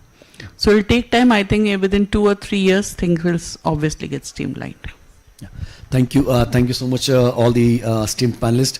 Now that we have been warned by the organizers to conclude our session. So just to conclude, thank you. I can see many hands raised still, but sorry, we'll have to conclude this session now. We can have bilateral discussions outside this room. Yeah. So just to conclude, as ma'am has already said, the key takeaways or the key takeaways from today's session again, which I have just noted down here. the design part, right from the day one, I mean, it should be such that it should be simple, interoperable, so that we have the triangulated data, and it should be user friendlier. That ownership should be with the user, not with us or not with the developer. That it should be with the user, and that's how it should be designed.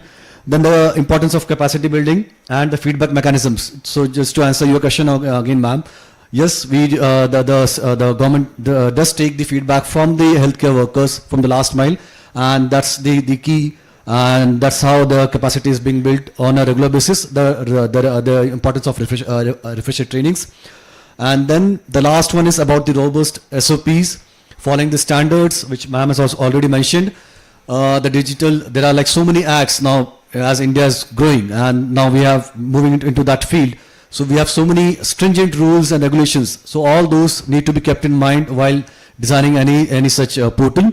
Or that is again from the regulations side, but again from the technical side, or say, yeah, from the programmatic side, the HR, the governance, the accountability, all these frameworks need to be established for the platform at the time of design itself. So once we have all those in place, then that scale, or that from pilot to scale up, that would be really easy.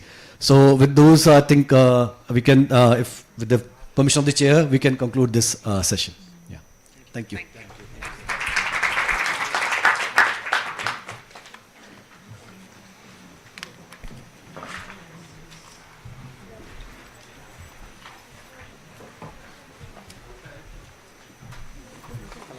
was a very interesting point that you made about the actually we have piloted solution in Assam. Just give me a second. Oh, Ma'am, oh. a photograph. Just give me a moment. Sir, can we have one? JS has come to CKD to discuss files.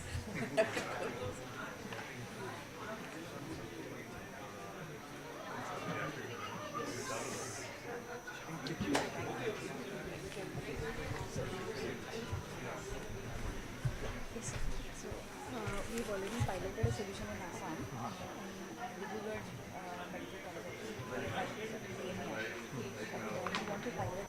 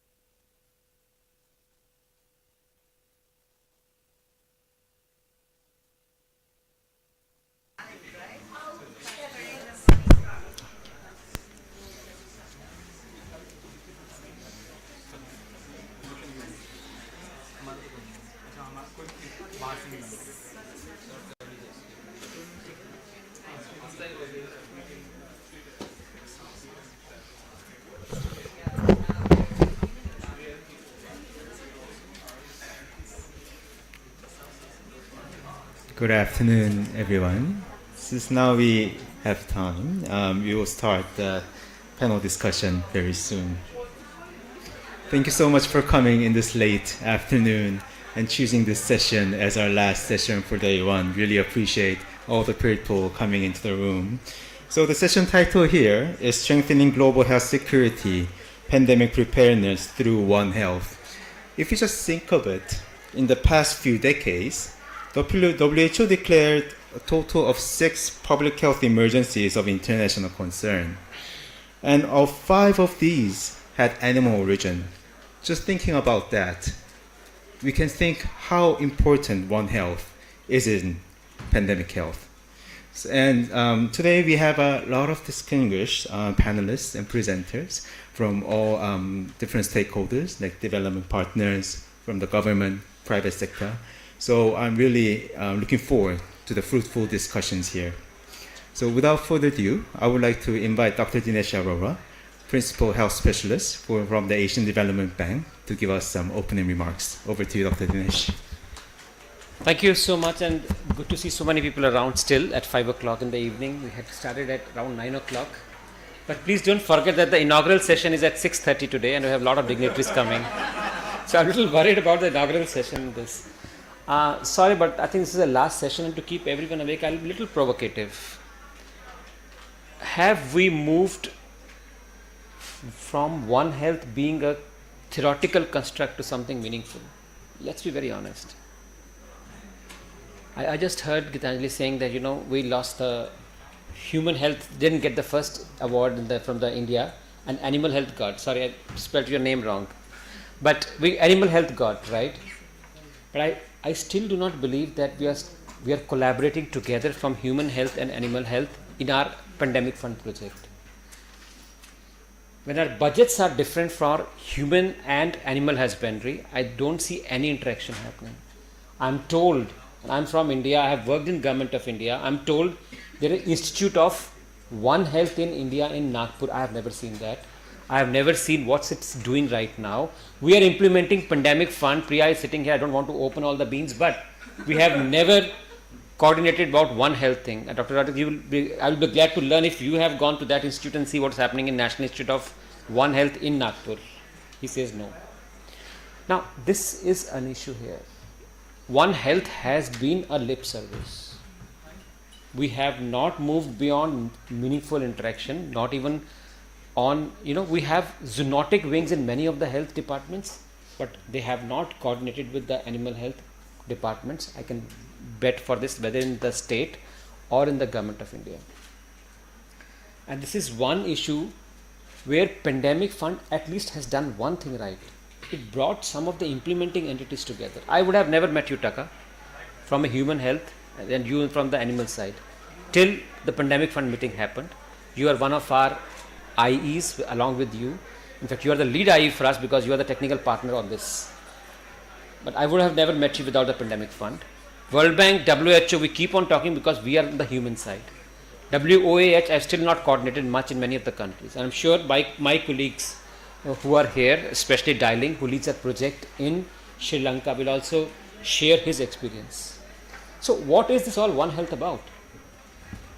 Theoretically, they say One Health is human health, animal health, environmental health. And environmental health never comes on the table. I have never seen them. And how do you associate with them? How do you distinguish them? How do you bring them through the planetary health approach? It hasn't happened so far. I think this session will be very important because we have all the right people. I hope Dr. Abhijit Mitra comes from animal health because I wanted him to listen to this. That what are we doing to mainstream One Health in our operations? My belief is till we have budgeting together, this won't work. Till the animal health and One Health, the human health budget is linked together, it won't happen. I'll give you a simple example. Morning I was in a session of ICMR and they were talking about eliminating TB. And I just had one question. What about bovine TB? Till bovine TB is there, how will you eliminate human TB, and that nobody had any answer, nobody had thought about it. We are excellent as India in human vaccines. We are very poor in animal vaccines. I don't know how many of you know that animal vaccines in India are struggling. We have only 2 or 3 companies and their samples fail more often than they are projected right. So I think we have an issue where human health, we say, as compared to other departments, is still not getting its share, but animal health is much, much below the human health when they get that share. And so environmental health is not bothered about human or animal health, but about other things. I think it's an important construct of One Health, but how do you mainstream it?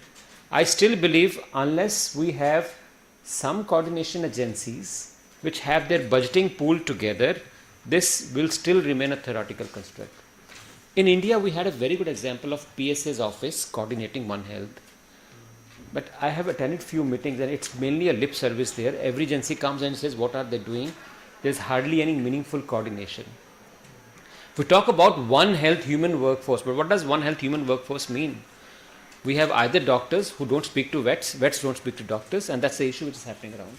So I think, Jay, forgive me, since I'm standing for Dodo, I thought I should take some provocative things from him and speak on this.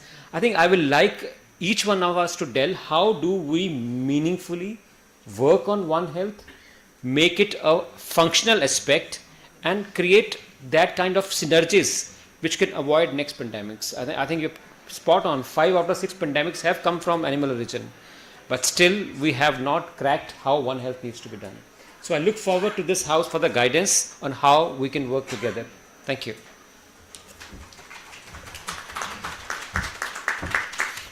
Thank you very much, Dr. Dinesh, for the inspiring remarks. Indeed. So maybe we can do some quick hand.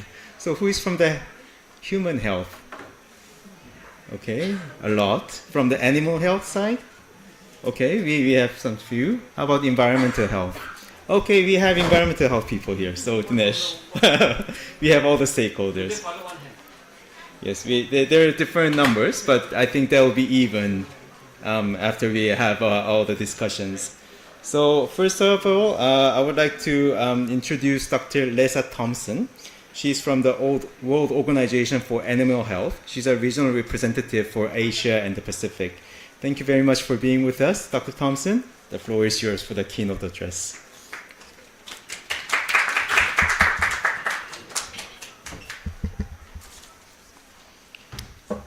Thank you. Good afternoon, everyone, distinguished guests, colleagues and friends. It's an honour to address you at this meeting, and thanks very much to ADB for inviting WOA to contribute. I'm actually the Deputy Regional Representative. My boss isn't able to join us today. So this session is really important. It underscores the importance of integrating animal health into our pandemic preparedness strategies. So allow me to begin perhaps by demonstrating the importance of using a multi-sectoral approach to health threats. Most of us think about COVID-19 when we think about pandemics. It resulted in profound and far-reaching consequences, not least with significant loss of human life and severe economic impact. But it also highlighted that degraded ecosystems and biodiversity loss can increase the risk of zoonotic diseases like COVID-19 emerging.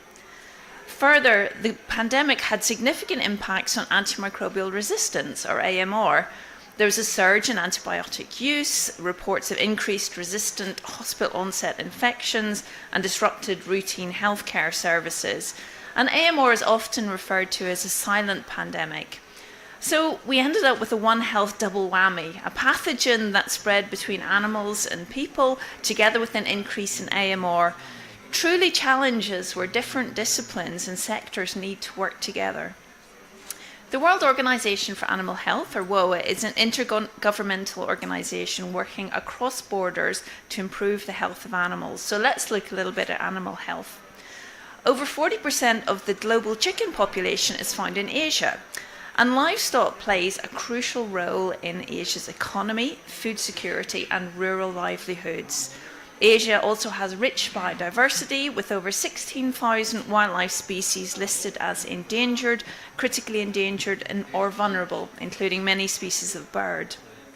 And that brings me to the second pandemic causing pathogen I want to mention, avian influenza. Back in 1918 to 19, I don't think any of us were around then, the Spanish influenza pandemic infected about a third of the world's human population and caused an estimated 50 million deaths.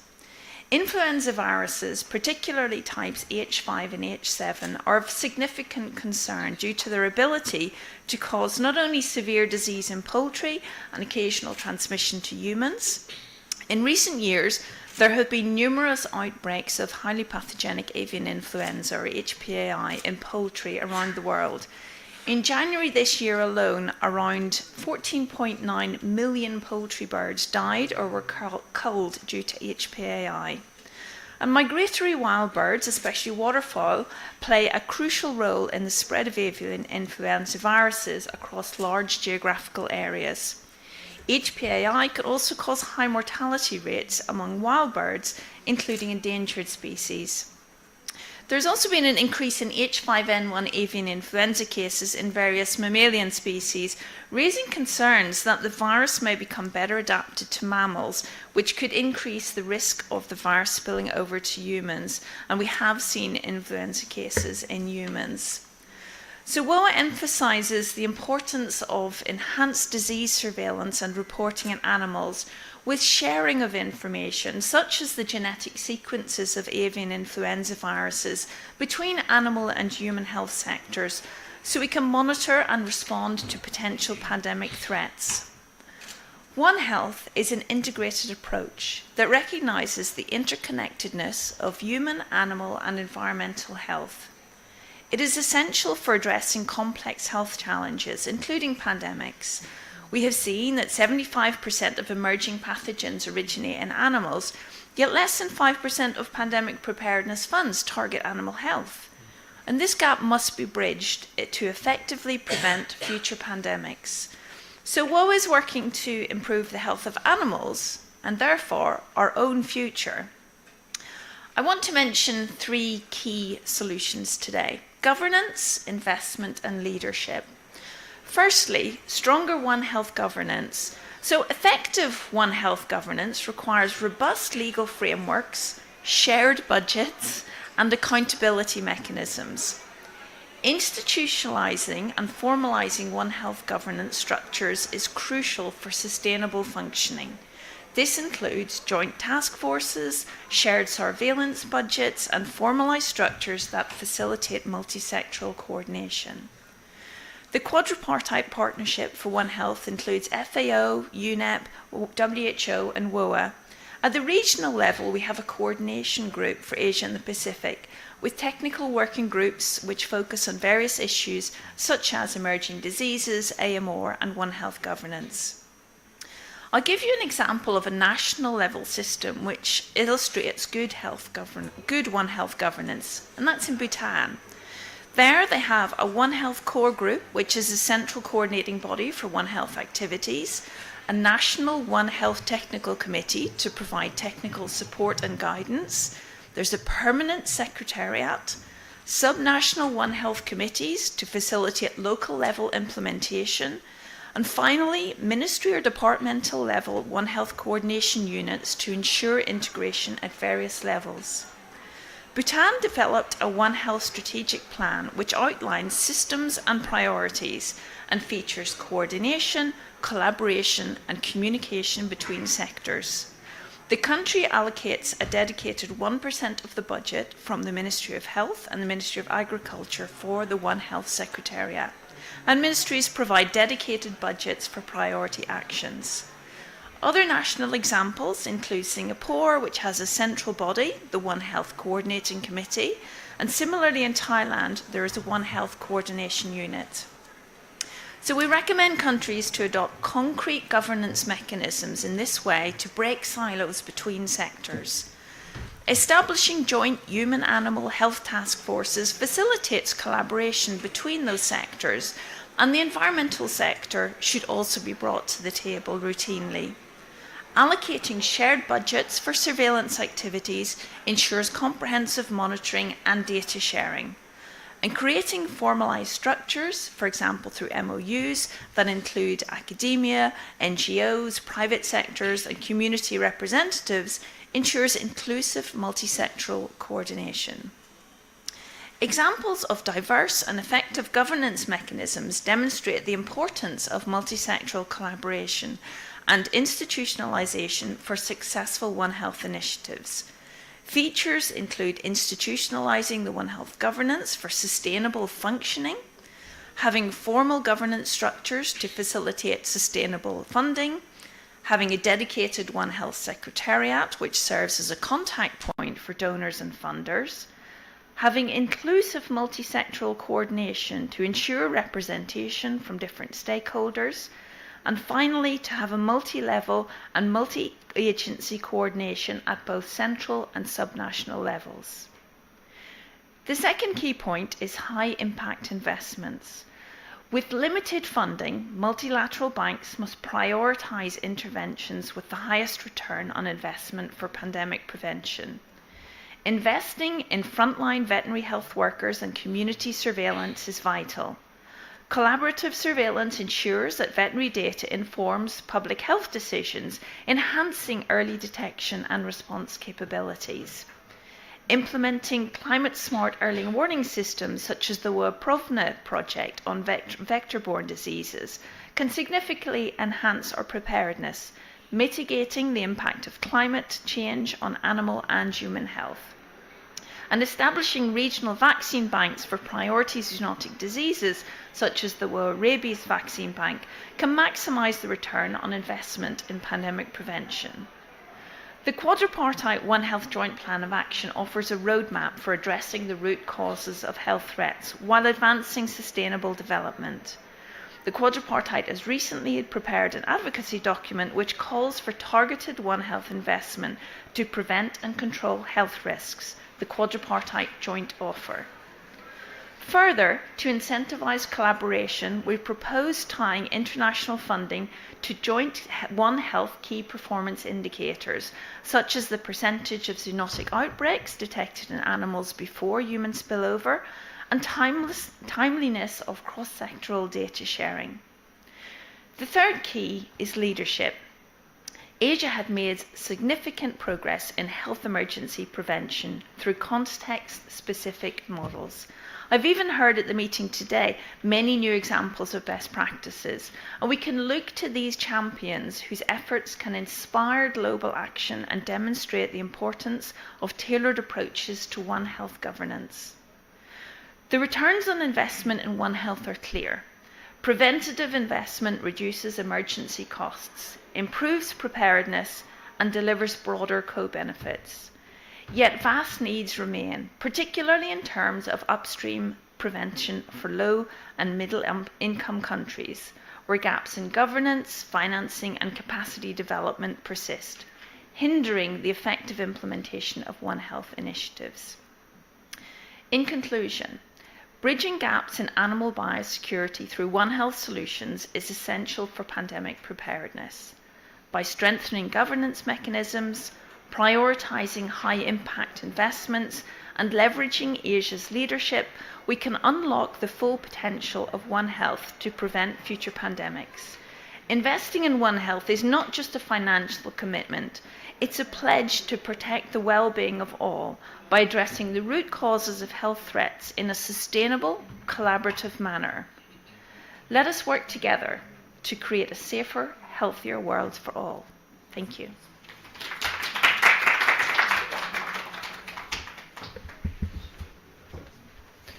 Thank you very much, Dr. Thompson, for the very valuable keynote address. It really struck me to see the number gaps, that 75% of the pathogens coming from animal, but yet it's less than 5% of the budget. So now we will be going after the panel discussion. So first of all, I would like to invite Ms. Priya onto the panel seat. She's the executive head of Secretariat from the Pandemic Fund. So Ms. Priya Basu leads the Pandemic Fund at the World Bank, driving global investments in prevention, preparedness, and response. Her work focuses on scaling high-impact, cross-sectoral financing solutions for global health security. So we'll be listening to 5-minute interventions per each panels, and then we'll be opening up to a Q&A.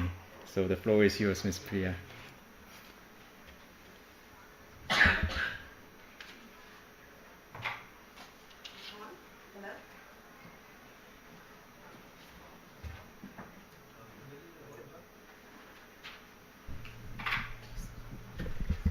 So thank you so much, and that was a great keynote. I'm feeling a bit lonely here. In the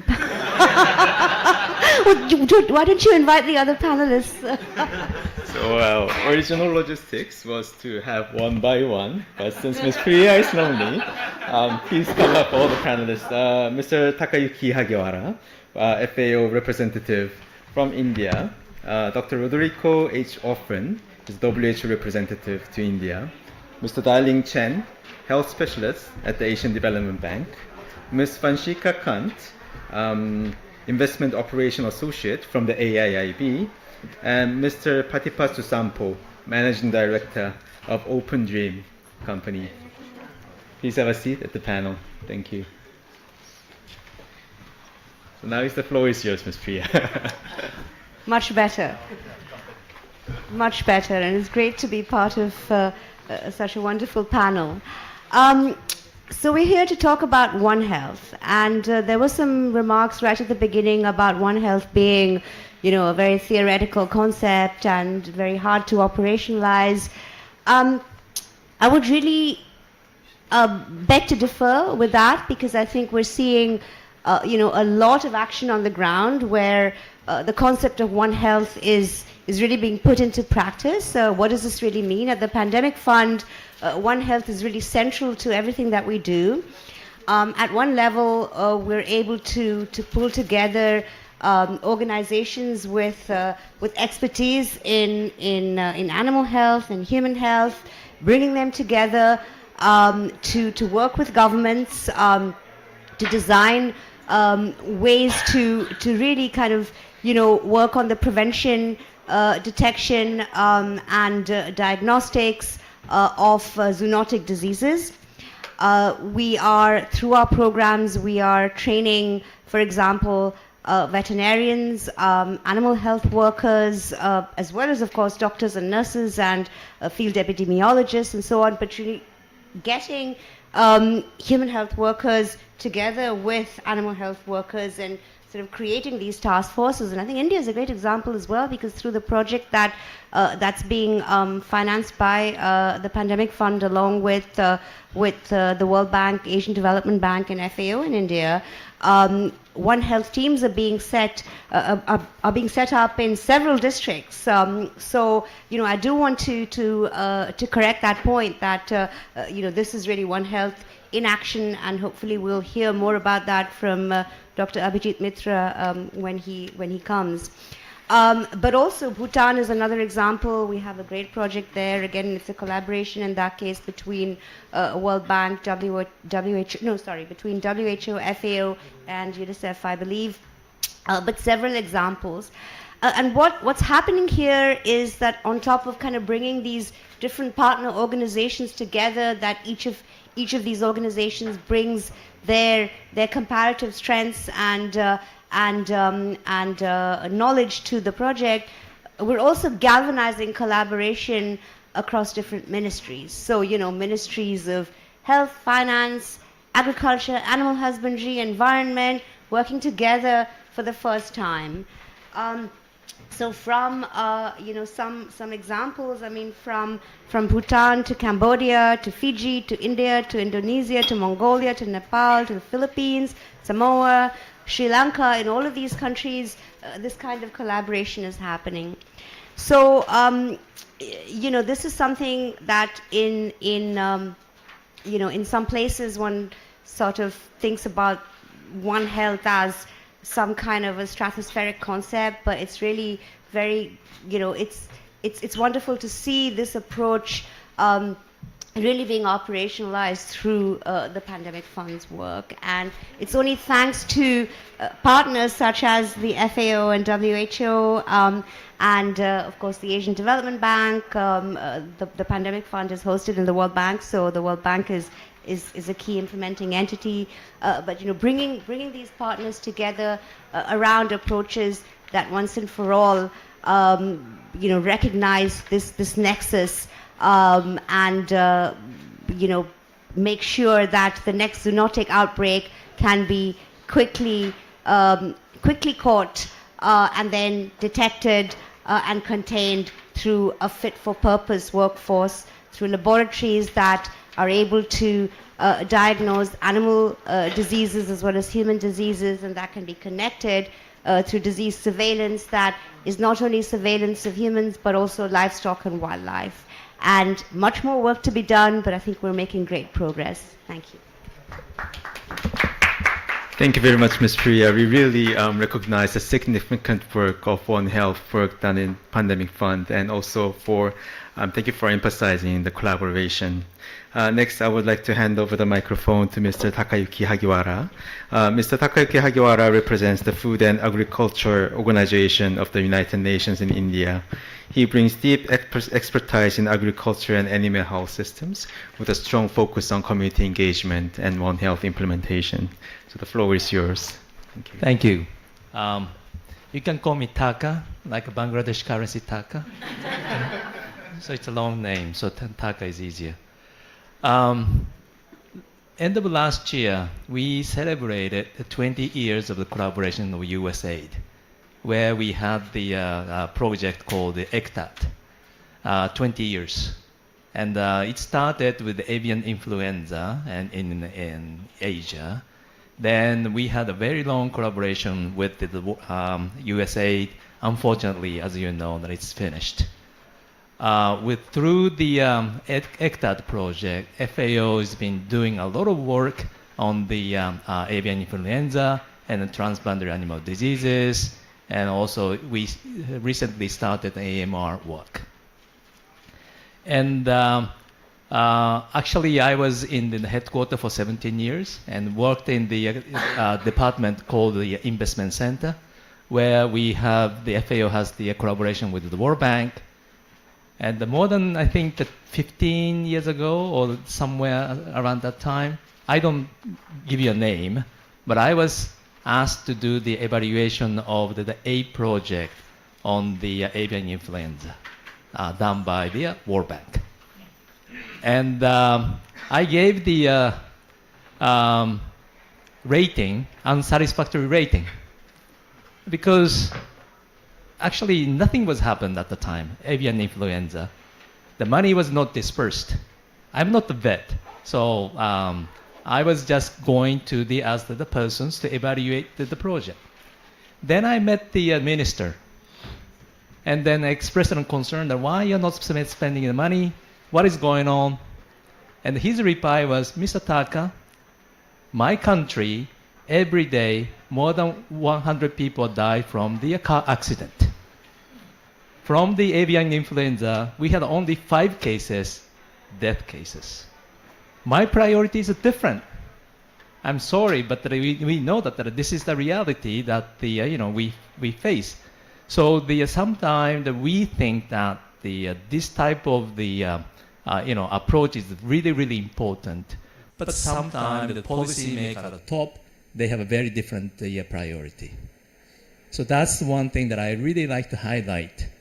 It was we have a very good, and the World Bank and the government had a very good sort of intention to contain the avian influenza, but at the top, the priority was different. When it comes to the One Health in India, as I said, I'm not the vet, so please don't give me a very difficult time, okay? I'm just happen to be the FAO representative, and then I talk a lot about the. I've been involved in a lot of the One Health issues not right now, but I'm not really the expert. But we started working with the ministry, and everything is done with the Ministry of Agriculture so far. But recently, I really pushed my staff member to involve in the WHO and then also the Ministry of Health. I personally visited an NDCD to see the sort of the war room of the NCD. They got the huge NCDC. State-of-art facility, state-of-art technology supported by the WHO. And we are very impressed. So I said to my staff, okay, why don't we create similar type of the system for the animal health so that the information will be linked from animal side to the human side and vice versa. Then why don't we share those information by creating the infrastructure? Now, with the pandemic fund, and ADB and an FAO and the World Bank, we decided, okay, let's do it, similar type of things, and then let's see what we can do together.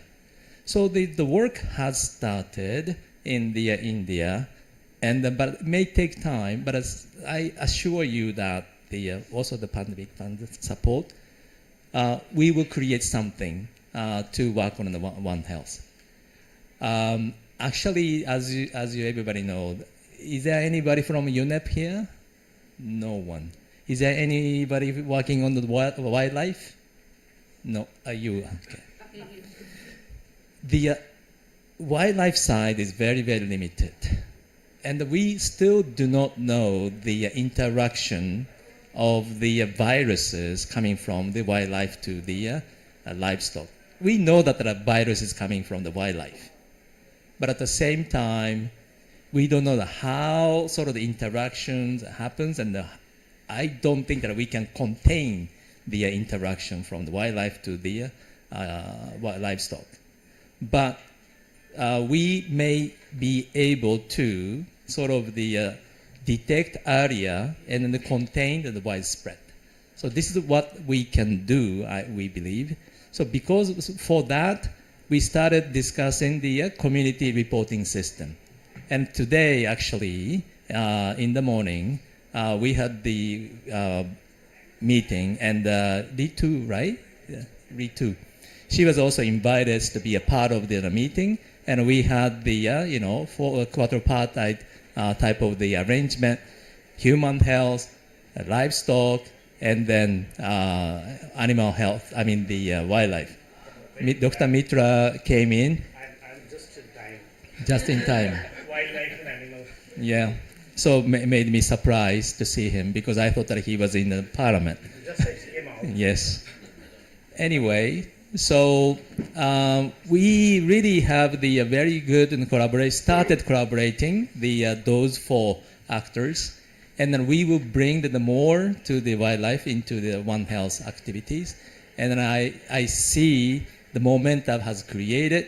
And then the community, as I said, the community sort of detection system and the reporting system may be able to start better collaboration among the different actors.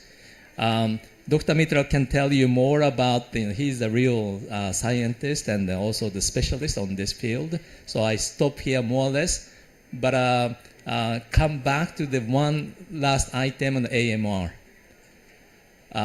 This is very important. And from the Food and Agriculture Organization, we really worried that whatever you eat, the meat or drink the milk, or even sometimes the fruit or some vegetable, antibiotics being used. So you are consuming antibiotics without the pill. Then your children is eating those food may be contaminated via antibiotics.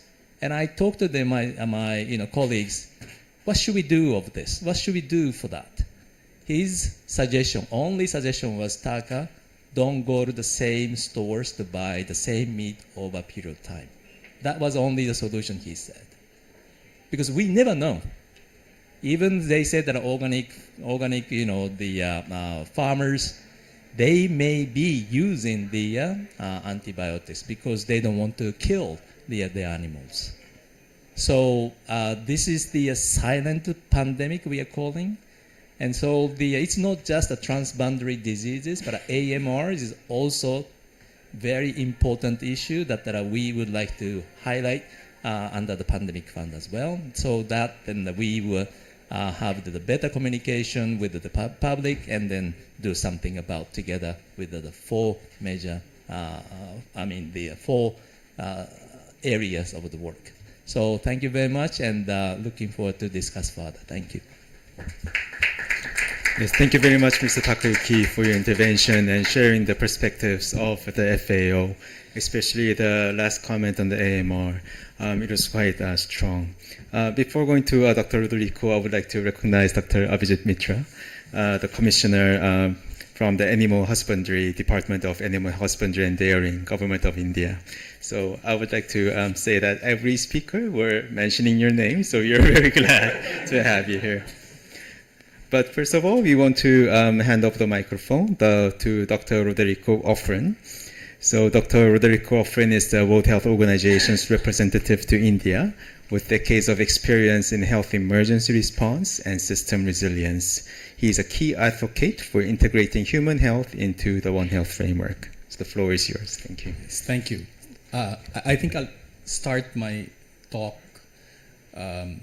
with what makes it difficult to implement One Health. So I think first is that human nature, no one wants to be coordinated. That was the first thing. Go to an emergency. Everyone will set up shop, etc. And it's to call for a meeting is something else. It has changed post-tsunami with the humanitarian reform where we have some systems now with a cluster approach where you can actually call all health partners, okay, what are you doing, and find a way of what's not duplicating or overlapping or where is the gap. So that's one. We have to address that. Second, systems are separate. Everyone would want to set up their own system because, one, they don't want to be coordinated. And so we have to address that. It has to be linked. And I'll say something again a bit later on how to address those things. Third is we are dealing with things that are largely invisible. What is the One Health approach? Let's demystify that. It's an approach. I could use it for TB. I could use it for pandemics. I could use it for disease control. So how do you make it visible? The second part of what's invisible is that any investment in preparedness will result in something that's invisible. It is a non-event. So what we should be discussing is that because there was pandemic fund investment, we didn't have any outbreaks. But no investor will believe that. Therefore, you have more money for response. They will all come when X hits the fan. All the funds will come at that time, but no one will even fund you for a joint training of the animal health workers, human health workers at district level. You will struggle to get money for that. But set up surveillance system because there is an earthquake in Myanmar. With the flick of a finger, you will probably get it. I've seen it happen too many times, and I think these are the three areas where we really need to shift. Okay, so what is invisible, what is de-linked from systems, and who doesn't want to be coordinated? I will bow, I'll fine, and bring you to my meeting. I don't care what that would take, but I will bring you to the meeting. So we have all those ideas of what is common interest, etc. But to address these is one, it's really a governance coordination mechanism. We've seen it happen in Thailand. It is under the president, the One Health Commission. And with that, it's 10 ministries. So it's when the hierarchy is kind of respected and it's ministers coming, then something happens. There is always an issue is, who's coming from that end? Is he my level? Is she my level? It's universal. So there has to be a system. Let it be something formal. It cannot be a network anymore. Maybe for implementation, you can have that. But for a leadership governance system, you need that.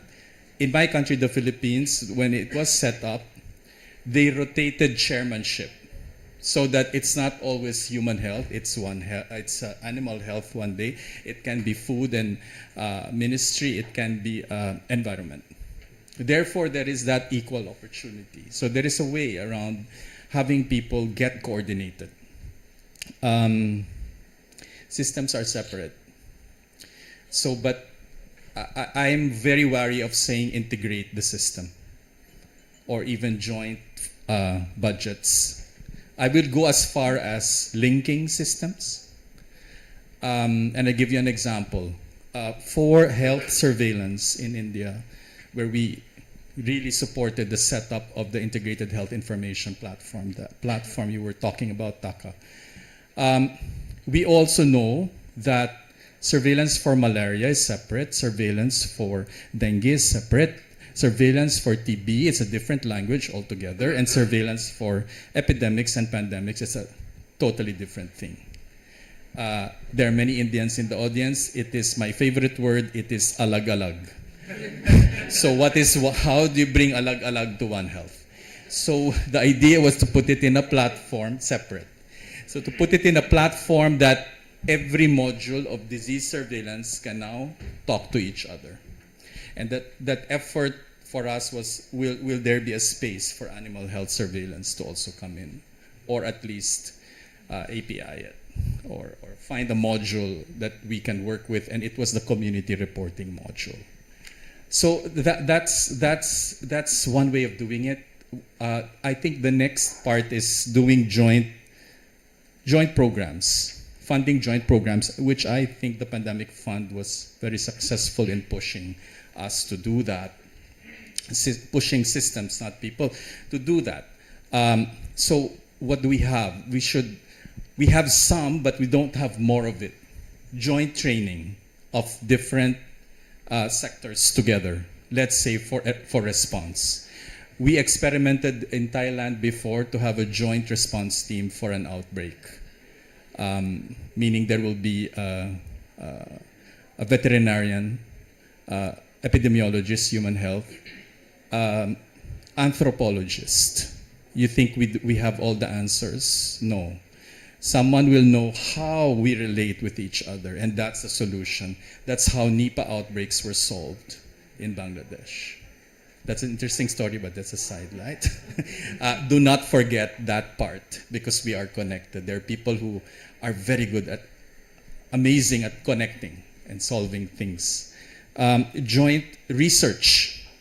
The data we have should be analyzed together with the data that animal health has, or even vulnerability data of national disaster management. There are monsoons every year. There are floods every year. How does that change how animal health changes and therefore human health? Have the patterns really changed for dengue outbreaks? They have. Before it was very common to have it every 5 years. Now it's not. So how do we analyze data together? So again, joint. Maybe that's how creatively we can really push how a One Health approach is operationalized. Multisectoral coordination, I think Dinesh was a bit provocative about the One Health mission, but I think it was a tough job to bring it together. And I think that will soon happen for India in terms of how sectors will coordinate. I'm very hopeful of the system, because the work around analyzing who does what, where, for how long and how much was taken time by Dr. Sindura, talking to everyone, extensive discussions and mapping this out and how this will play out. Now there will also be joint work at state and subnational level. We can all be happy and say that, IHR core capacities for India is this much for coordination, for lab, but these are national averages. The outbreak will happen, the pandemic will begin in an area where there is no capacity, and there was probably no effort in measuring that capacity or that capacity gap. So I think I'll kind of try and end now, because there will be other spaces to discuss. But I think if we want addressing the question how we can be better at implementing a One Health approach with the quadripartite roadmap, it is to really look at these issues around the discipline of or the practice of epidemic preparedness and response. Lastly is research, all types of research. We don't have enough data or evidence. People in emergencies like me, the moment the event is finished, I do not want to write a manuscript for peer-reviewed journal of the horrific things I've just seen, let's say in an Ebola outbreak. But actually that is so important. At least somebody should be writing about it. If a collaboration for preparedness is successful, I also don't see that evidence being brought in. ISDR had a process at one point. And lastly is also, we've also divided epidemics and pandemics as a separate discipline. It is one hazard of an emergency. There are methodologies for research from other types of hazards, but we can also apply that and use that expertise. Is there anyone here from NDMA? Yeah, so that's actually a very good National Disaster Management Authority for the foreigners here. I consider myself Indian. You know the word alagalag, you're Indian. Jaldi karo, Indian. Kal, everything is kal, tomorrow. Yeah.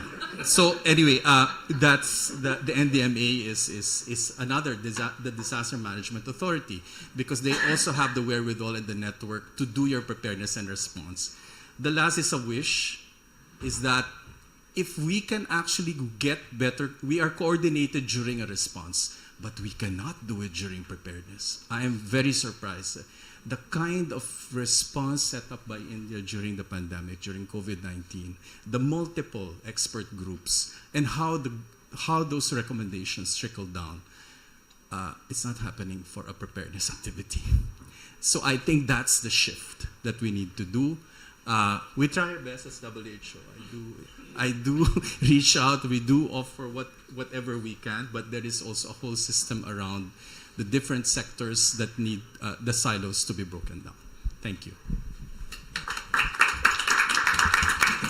Thank you so much, Dr. Roderico, for your intervention. It's the real life challenges on doing One Health, and thank you for sharing the global context and also India context of the One Health intervention. So next of all, I would like to introduce Mr. Dai-Ling Chen. Mr. Dai-Ling Chen is a health specialist at ADB, where he supports the operationalization of pandemic preparedness and One Health strategies. He has been closely involved in designing ADB's animal health, security work in Sri Lanka and beyond. Dai-Ling, please. Oh, thank you, Jay. Thank you for having me here. So I remember ADB start our health sector operation from 2015 onwards, and then you see from next year when we try to work with WHO, UNICEF, FAO, and also other partners on preparing a pandemic fund proposal in Sri Lanka. I remember very clearly the first meeting, the first question from one of the UN agencies, okay, is saying, is ADB considered a technically strong entity on health sector? Or I saw you only focus on infrastructure. How can you bring a value addition to this?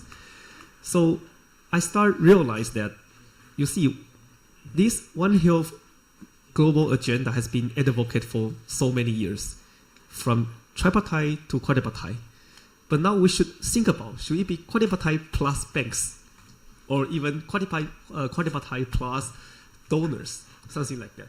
Because policy and all these policy dialogues and even these initiatives need to be materialized only when they can guide the direction of investment to be provided, not only from ADB but also for domestic resources.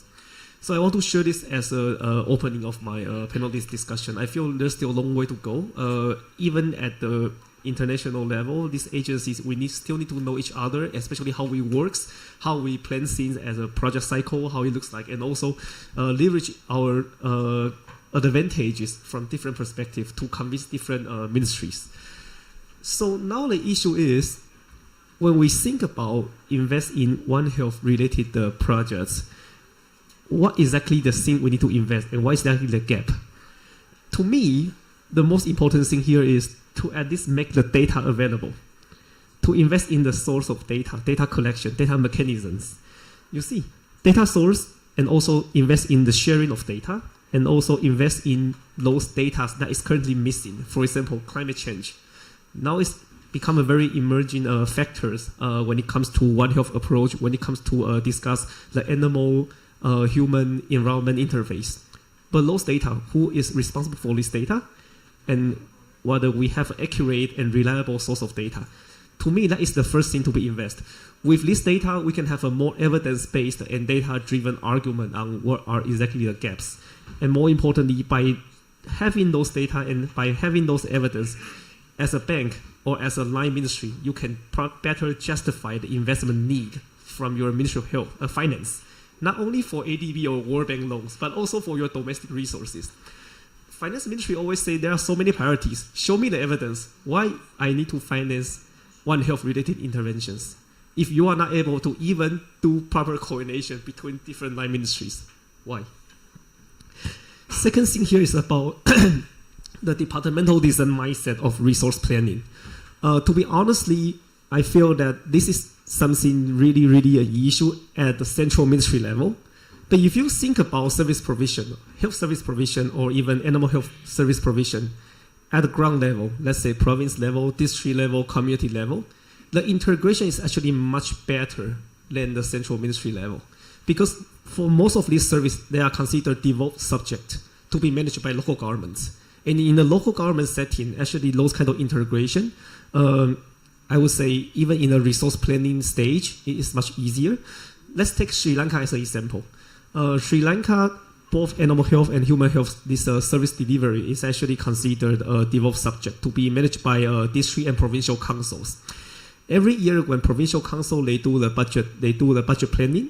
Actually, there's a central ministry called Finance Commission. They need to ensure that there's a synergy between different sectors, and also they need to make the final proposal, budget proposal and recommendation to the health finance ministry accordingly.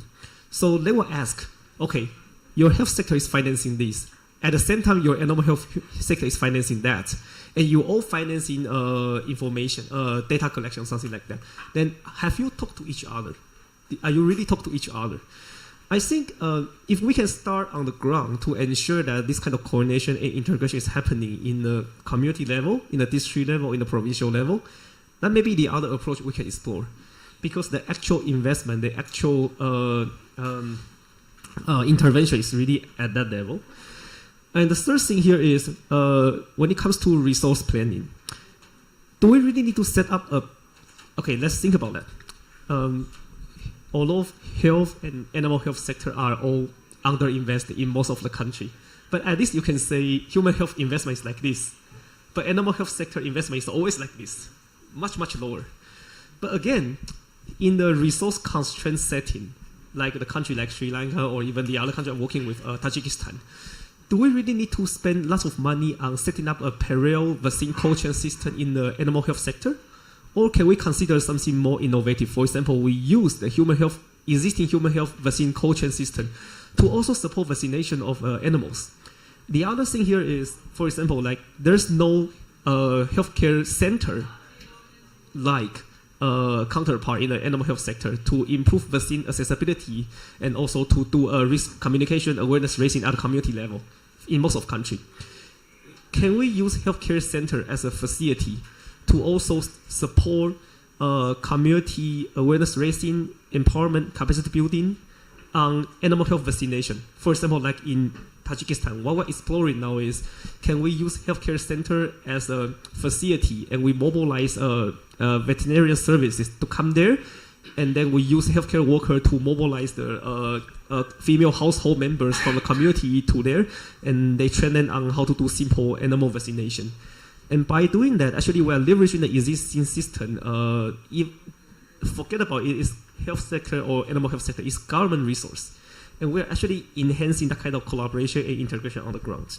I think these are all things we can explore, especially in the resource constraint setting. We do need some innovative approach. Lastly, I want to highlight the importance of regional collaboration in One Health. It's not really just a country-specific issue. Think about like in all these resource-constrained country, and also considering this geopolitical situation that there are many important bilateral donors that are withdrawing their funding. It's very unrealistic to sustain all these efforts on promoting One Health by relying on donor funding. We need to build a network within countries in the same region to support and learn from each other. And that network can be academic network. You can have local contextualized research on how to address One Health issue. It can be applied research, policy research. It can also generate in some local One Health, more clinical kind of research. At least you can inform your policymakers on what would be the intervention and the resource allocation should look like. And in addition to that, regional trainings on these field epidemiologists and also other things to encourage the communication and networking between your animal health sector official and my human health sector official, or vice versa, can actually also build that kind of network and familiarity between your counterpart in different countries. And that actually really helps when it comes to emergency. You talk to each other frequently, and you do a joint exercise already in the peaceful time. So when there's an emergency, you don't need to check with your counterpart. Hey, sorry, who is my focal in this country? It's too late. So I think there's much things to do, and as a bank, we are not really focusing on only provide investment at country level. We're also keen to have to support financing regional public goods to make these things can be further institutionalized. So I see there's lots of things for us to do, and we are very keen to collaborate with FAO, WHO, and also OR, and also other stakeholders. I mean, anyway, we should work on the same page, and this is really the agenda we should move forward. And you can convince Agriculture Ministry, Health Ministry, and we can convince Finance Ministry to do the investment, right? So I see that it's really from upstream policy discussion to downstream investment. We should work together and make it happen. Thank you. Thank you very much, Darling, for sharing your experience in Sri Lanka and Tajikistan, especially not only in the regional and the national level, but also in the provincial and municipal level. I totally agree that we have to think out of the box, and there might be a really tangible, low-hanging fruit that we can work together on. So then I would like to hand over to Ms. Vanshika Kant. Ms. Vanshika Kant is from AIIB and builds and manages AIIB's infrastructure investments in the health, climate, and urban portfolio across Southeast Asia, Pacific Islands, and Sub-Saharan Africa. Over to you, Vanshika. Thank you so much, and a very good evening to everyone, and it's such a delight to be here. So I'd like to start off with kind of laying the landscape a bit, even from the One Health aspect, but also from an institutional aspect, because I think everybody also started off giving a bit of context on the institution they've been with and how they approach One Health. So as someone, firstly, I'm really happy to be here and to share my thoughts as a young individual, because I know in the development sector, sometimes we are a bit of a minority. So I hope I can add a few different points and food for thought. So, as someone who's with the Asian Infrastructure Investment Bank, right, which is a young MDB, it is only 10 years old. It's celebrating its 10th anniversary this year. It was set up with the idea of being a more hard infrastructure focused bank. But as we see over the past few years, their vision and mandate has evolved, as has also been the case with the older legacy banks over the decades. I think the focus has changed as they grow. And of course, COVID was a huge stimulus for the bank to pivot and to look at its role in even social infrastructure.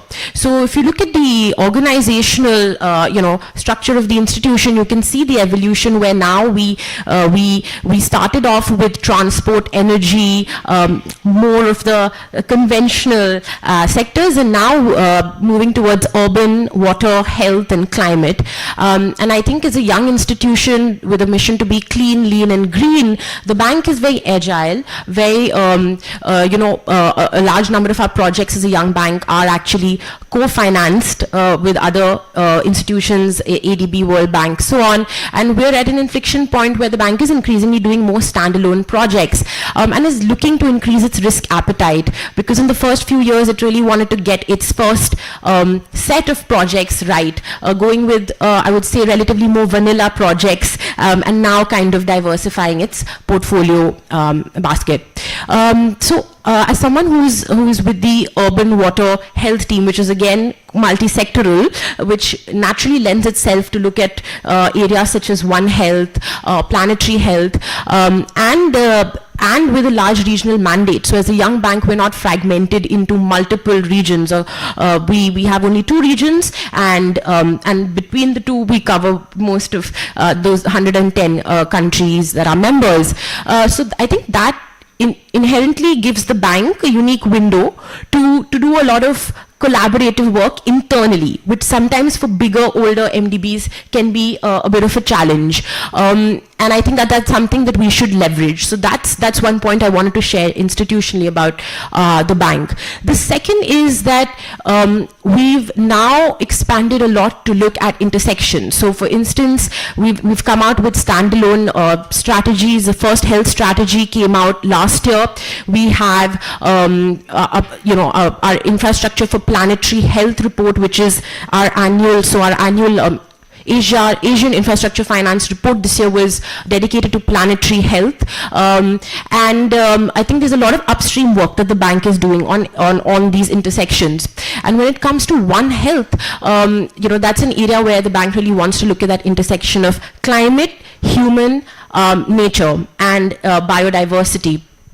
And how we can then look towards kind of downstream projects. And I'll going forward share one project that we're working on, which is interesting in this space. But I thought before that it would be good to, because as we were doing a bit of a litmus test of who works on animal health, who works on human health, so on and so forth, I think the majority was still in human health. So it would be nice to maybe take an illustration to actually showcase how interconnected One Health is, and to move from a more theoretical to a practical approach. Given that we're in India, why not look at an example from here, which is that of the keystone species of vultures. Now, according to the United Nations, 1 million out of roughly 8 million animal, plants, and species are in danger of extinction. And the vulture population in India is, an absolute example of that. So in the 1990s, the vultures as a keystone species played a key role feeding on carrion, kind of decaying flesh of diseased animals. So they were a natural incinerator in many ways. And then we saw that by 1995, the numbers started decreasing in a large number, and that was because of the increased usage of diclofenac. Now, diclofenac is otherwise, which is used, for multiple reasons, but started being used by people in the veterinary space was because the patents on diclofenac had been removed, and the cost had fallen so much that there were local copies that were being generically provided in the market.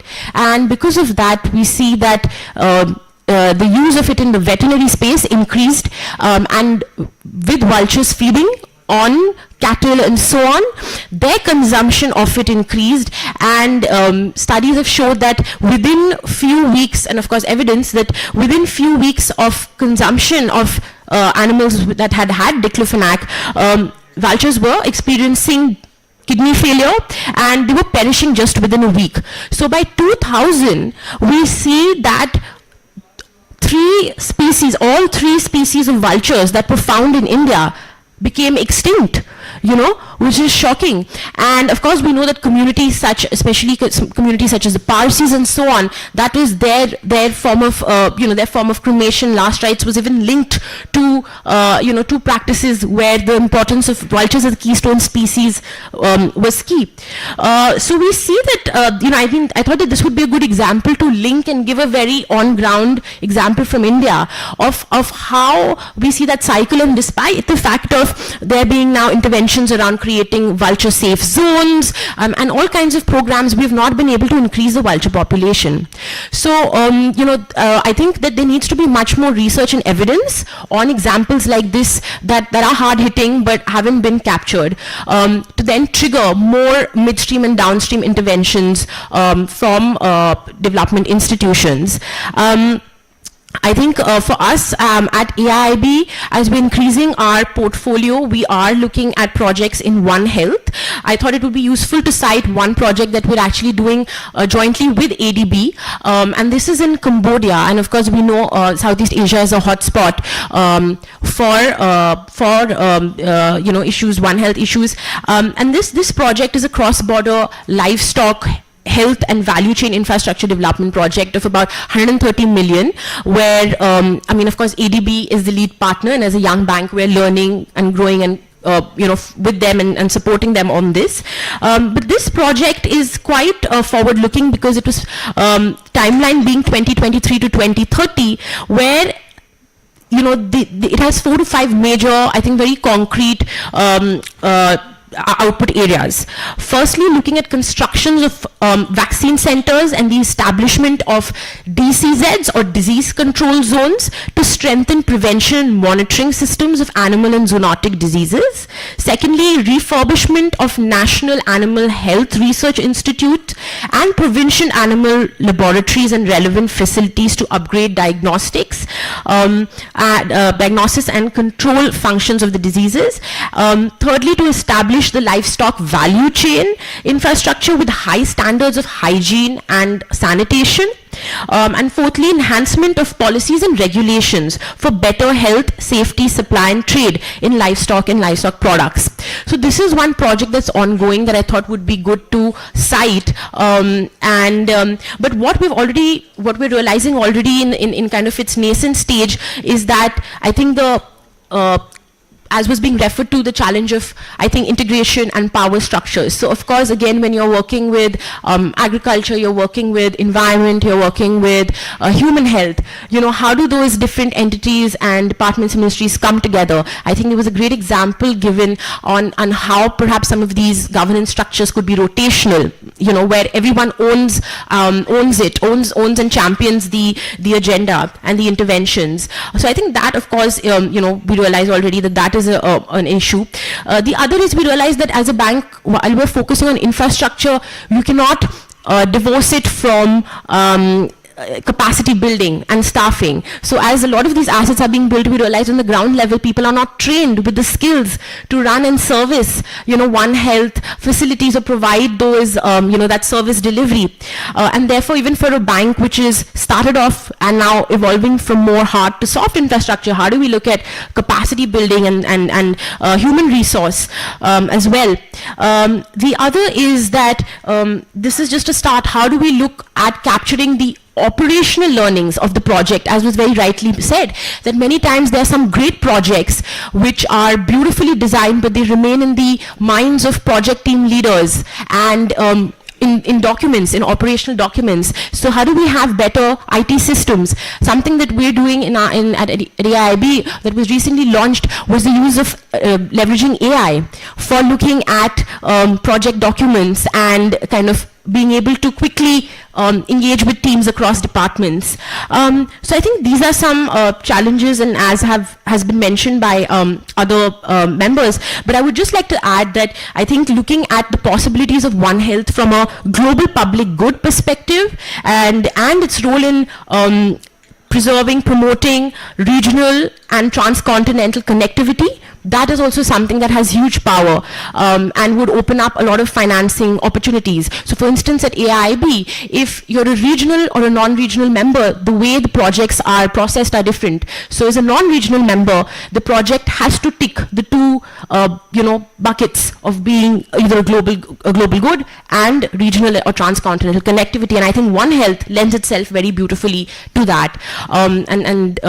So I wanted to bring that out. The other is on climate, and the bank as a new bank, if you look at the strategic priorities, you'll see it's quite different from ADB or World Bank, where areas such as green infrastructure are right at the top. So we've come out with a climate action plan in 2024.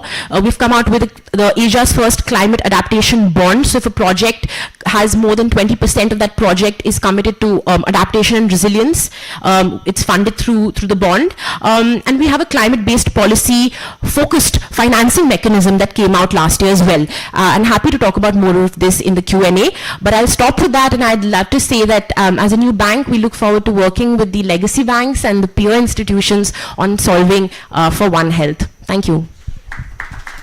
Yes, thank you very much, Vanshika, too, for sharing the very active work on One Health done by AIB. Appreciate it. And next, I would like to hand over the microphone to Mr. Patipa Susampo.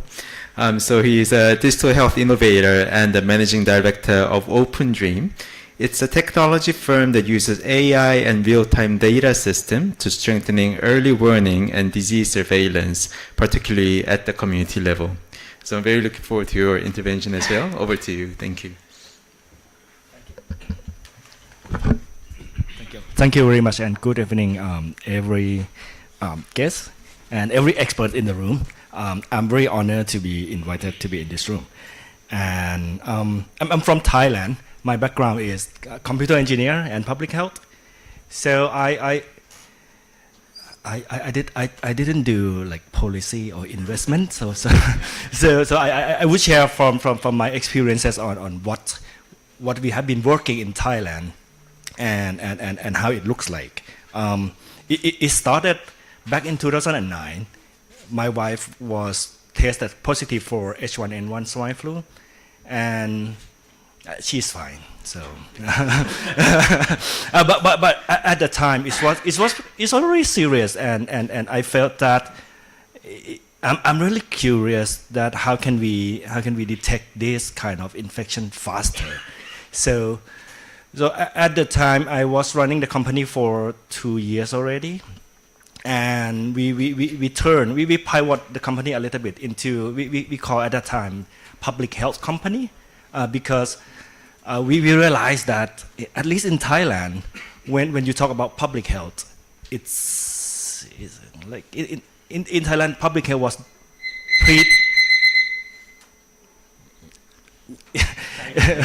yeah, it's time out. Sorry. So the public health in Thailand is predominated by doctors, and they're the word public there, but like only few public participation in public health. So we want to be at least bring the public back to the public health. So we start building the participatory surveillance in human. So we built the app at the time that helping people make the decision about their symptoms, and also allows them to do their health diary and ask them to donate their daily symptoms to our centralized data, and we donated this data to local organization in Thailand for that working for health. And after that we felt that how can we expand this, how can we make it a little bit faster, and we work with local university there in Thailand to build the participatory disease surveillance in community level. So basically we trying to turn the farmers to be disease detectives, and also we can imagine that at least in Thailand again, there never be enough eyes and ears to monitor health situation. So we think that if we enable the villagers, which is not part of the health expert circles, but if we enable them to be able to help monitor, and also there will never be enough eye and ears, let alone hands, to do response. So we think about our hypothesis is, what if we turn these farmers to be disease detectives and do preliminary response in the community outbreak, especially from the backyard farming, to prevent the spillover from animal and human interface. We probably be able at the time. We probably be able to speed up the time to detect and time to respond. And the thing is, we have been doing this since 2014, and we like few years later we found that we can speed up, like just only make the farmers, like train them to be able to detect any observable symptoms in animals. We can speed up the time to detect from a few weeks to 12 hours, and time to respond from a few months, which basically in Thailand never happened, infinity, but we cannot use infinity number. So from a few months to maximum 7 days. So we detect the case of foot and mouth diseases in cattle, in commercial cattle community who produce like dairy farmers. We detected something that looks like avian influenza, but we don't say it's avian influenza because we're not allowed to. We call it a fowl plague because like 100 of chickens die. It looks like avian influenza, right? But it's not. But it's easy. We detect that and we stop spillover from farm to farm, and eventually from farm to humans. And just by doing that, we have done it with limited intervention from the central government. So it's all responsible by the villagers, the community leaders, and the local government, which in Thailand is like totally different thing. Like central government tends to dictate everything, whether or not local government interested or not. So there are like kind of conflicts over there. But basically we try to give back the power of control, of monitoring, of response back to the community, and it seems that it's working. So we are trying to expand this in other communities. We just try it with the communities in Laos, in our neighboring country, and we are looking into it and how it works. And also we try to work on the other aspect of getting the data, not only from the event-based surveillance, but we are starting doing to experiment on the animal wastewater surveillance, try to get the signals of the sign of pathogen of interest from wastewater. So we hope that we could detect the signal of potential outbreaks before the clinical clinical symptoms shows in the animals. So basically, we are talking about One Health here, but what we have been doing, at least in Thailand now, is not One Health yet. It's 2/3 health. So animal and human. We still like don't touch the environment health yet, because first we don't know how, and also like fragmentation of collaboration, and also just to put it out there here, that I just read the news like few months ago in Thailand. There are people who running the orange orchard they are applying antibiotic to the orange tree through kind of IV, but they don't have, the tree don't have V like V, right? So like it's kind of like IT intra trunk kind of thing. But they put the IV into the trunk of the tree, which is interesting, and Taka remind me of the importance of AMR, that could be a serious thing, and to complete our 2/3 help. So we probably need to look into that environment health in Thailand too, and that's what we have been working right now in Thailand. At least from Open Dream perspective, we are the private company. We try to work with government, but the government don't want to work with us. So we try to move around in our capacity to like help the community to protect themselves, to protect their livelihood, and hopefully protect their economy. Thank you.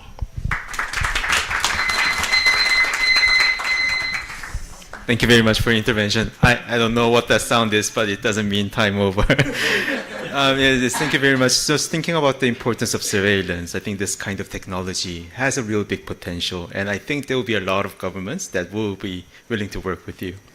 And last but not least, Dr. Abhijit Mitra. He's a leading voice in India's animal health and livestock policy landscape.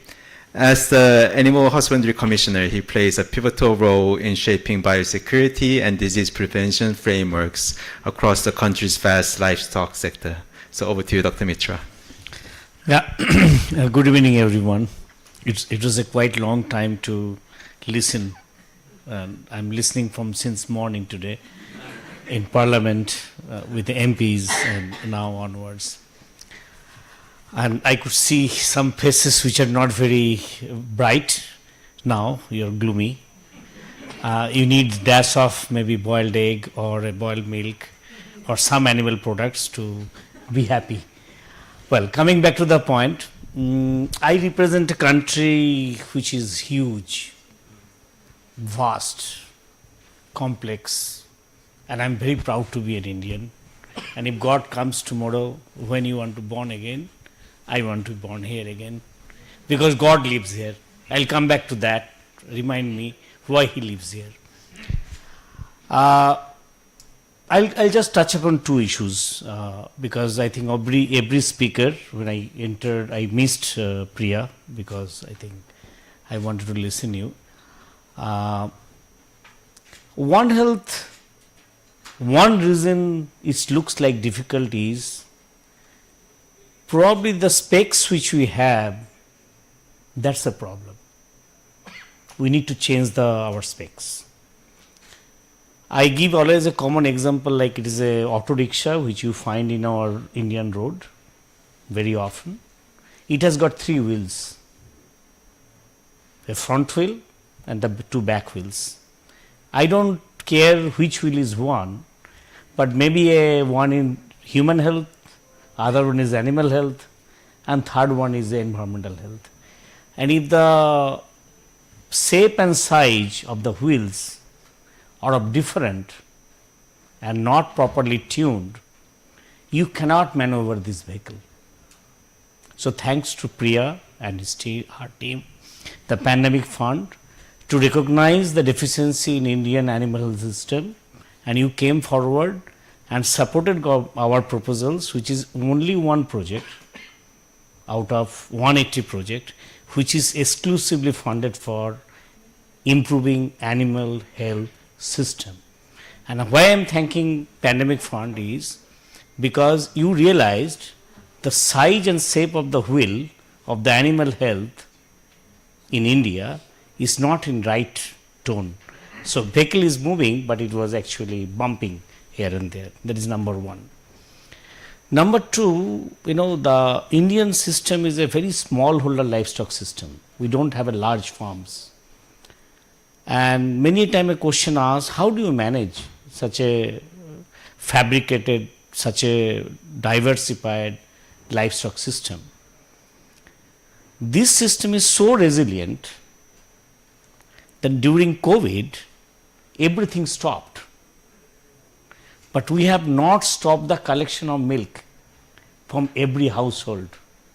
Milks were collected, they were pasteurized, they are processed, and it came back to the each and every individual household. It came. So value chain was not destroyed because it was run by a cooperative system. I think Taka will agree with me. He visited recently to Anand. So that is the kind of a vibrancy we have in the livestock system. So we are actually produced for the masses in a mass quantity by the masses. I produce 2 eggs, but each one of us, when we produce 2 eggs, it become 10, and then each fall maybe it can be multiple, and that's the strength. I just give you some data, because I'm sure that 6:30 we have to leave, right? So that's one a good thing, no? When you have a less time, you don't have to think that what you have to tell. Quickly, that we are not only producing 25% of the milk of the world, and we are second largest producer of egg. And when we say that, those milks are produced by smallholder livestocks, right? These are every farmer is having 2 to 8 animal. Tropical temperature, outside temperature is 45 degree. Animals are grazing, but it comes back and it gives 2 liters of milk. So when you talk about climate resilience, we have the climate resilience livestock, right? If you consider about carbon footprinting, we don't produce any carbon. Because why I am telling that, I know that many of you would be having those data of how much gigaton of methane is produced by Indian cattle, but that's a wrong calculation saying that, because you calculate a cow of Holstein Friesian breed, which is around 500 kilo body weight, fed on a stall fed condition with a corn and some of the concentrate, and the amount of methane it produces, you multiply that with the number of cattle in India, which does not consume maize, which does not are in a stall fed condition, they graze, so they don't produce that much of methane. So putting the wrong math in a wrong perspective, you can defame the Indian dairy sector, but it is not the truth. So I can go on and keep on telling all those stories. One another story is that Indian poultry sector, which is around growing at the space of 8% per year, which is the second largest egg producer in the world, the backyard poultry is growing at the rate of 45%, where the commercial poultry production is going at only 10 to 15% because of the growth saturation, nothing else. And all those what I call that small holder poultry, the backyard poultry farmers, most of them are women. And the advantage of livestock system is the earning from the livestock sector, particularly non-milk sector, it goes to the woman pocket. It does not go to the men. So you take care of women empowerment, and all those broken eggs which you cannot send it to the market, the mom and the sister who raise those poultry bird, they decide whom to feed. So that feed to their children. So you take care of child malnutrition. It's a unique story. I can keep on telling all those stories, and that's what I told. I want to come back again in India if I am having a chance to reborn. Now coming back to the biosecurity part, there is a challenge. We need more community level worker. We need community level training. We need to teach people that how they should adopt good animal husbandry practices, better nutrition and better service delivery, so that what they are doing they do it in a much, much better way. So scope is, you can increment like an incremental scale. I could see lot of examples, and I must tell you that we are talking, Taka was talking about AMR. We are worried, and I was thankful, I am very much thankful to FAO particularly. They helped us to set up a network called INFAR to detect the antimicrobial resistant genes and microbes. I think we have done 1500 samples of milk, and you know what is the result? Only out of that, only 2 samples carrying the antimicrobial resistant pathogen. So our sector, we don't contribute to the antimicrobial resistance. We are defamed because there is a perception the amount of antibiotic used in the developed country for a commercialized farm or commercial animal setting, we simply take that math and put it in the Indian perspective. We do use antibiotic, but the total size of the veterinary pharmaceutical industry is only 2%, 2 to 4% of the total pharmaceutical industry of India.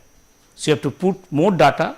We are fighting to collect data on antimicrobial use. We are also taking help of FAO. And disease surveillance, I come back to the island that you were telling, we need to create more labs. We need to create more veterinarians. We need to create more community level workers. There is no shortcut. Shortcut can give you a short-term results. For a long-term goal, you have to invest more on human resources and infrastructures. And if we do that, tomorrow we will be having a better livelihood, secured livelihood, and we will not be afraid of anything. The pandemic will come. I'll come back again. I think this ADB, which the background document says, 70% of the disease is of animal origin. It is actually little underestimate, very, very underestimate.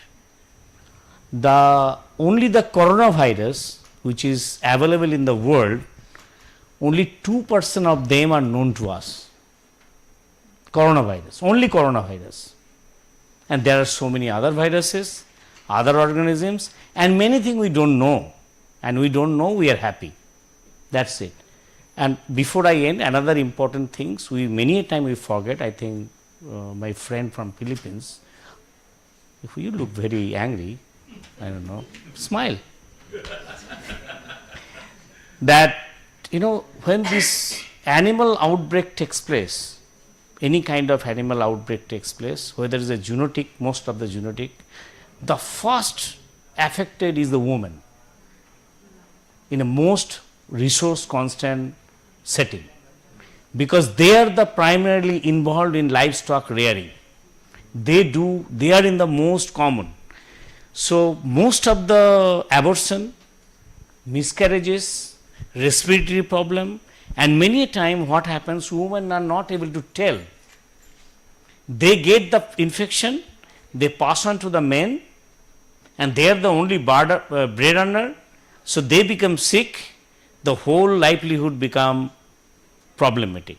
So keeping animal health in a good health is not only important for human health, it is also important for our societal health, or everybody's health. Thank you very much. Thank you very much, Dr. Mitra, for that very inspiring intervention. And I would like to give a big hand to all the panelists who gave a really informative session here.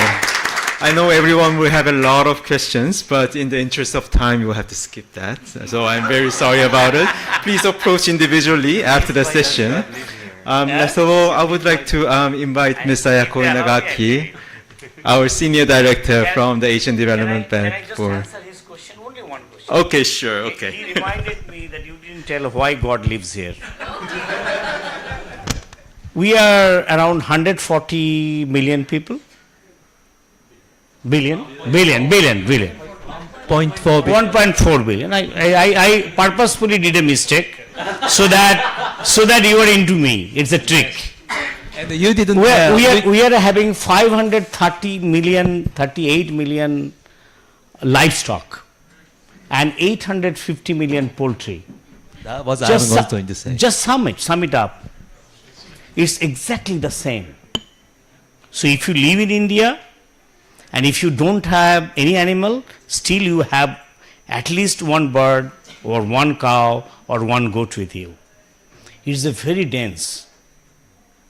Still we have not given a gift of any disease to anywhere to the world. So only God can help us to keep things. So he lives here. He is very busy. He is very, very busy here.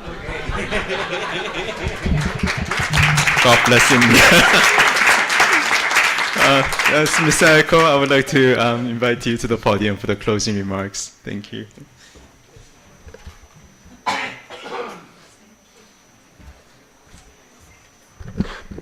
Well, thank you very much. First of all, my apologies. I missed the intervention of the first two speakers, but I really enjoy the session in a sense that what is very important, so we have the panelists are all either financiers or practitioners and with a lot of experience. I think as a concluding remark, the first things I wanted to say is that we are confirming again here is a testimony that the future of pandemic preparedness and indeed the global health security, it has to be built on a robust multi-sector investment at the intersection of human, animal, as well as environmental health. And I think it's easy to say than to practice, right? I think somebody was mentioned about fragmentation of collaboration. It's an interesting English, you know, but we all know what we're talking about, right? It's not that easy. So every time we have regional, conferences, global summit, is to repeat and repeat again. We all come out of this room really committed. But I would like really all of us to remember what our practitioners and financiers said about a commitment to One Health. Then, and here really I would like to thank the Pandemic Fund again to give us these opportunities to go through some of the projects that I think is really promising, that we really would like to see the result that brings really economic resilience, social equity. I think we talk about impact of the pandemic and infectious diseases or coming from animal also on the most vulnerable group, and most of them are women. So really, we really hope that pandemic funds, through this project, again, raise regional and global awareness so that, again, we commit ourselves here. Because to the respect to the host country, I will really mention only one project, which is from the Asian Development Bank, our partnership with the Department of Animal Husbandry and Dairying, World Bank and FAO in enhancing the animal health security, focusing on strengthening laboratories, surveillance, workforce capacity, and institutional framework for the zoonosis and AMR. Okay, so looking ahead, and I think, Dodo, I'm not going to mention all the fancy name that you're putting into your investment, but just to, again, from our side, we do commit to mobilizing as much fund as possible for climate vulnerable infectious diseases, preparedness, investment, to have integrated investment across surveillances, labs, and resilience system. Thank you very much. I think it means that I should stop. Anyway, so I'm not going to continue. It's just to say that we work together, and then we have many of the practitioners again and the international financing institutions. So please talk to them again, and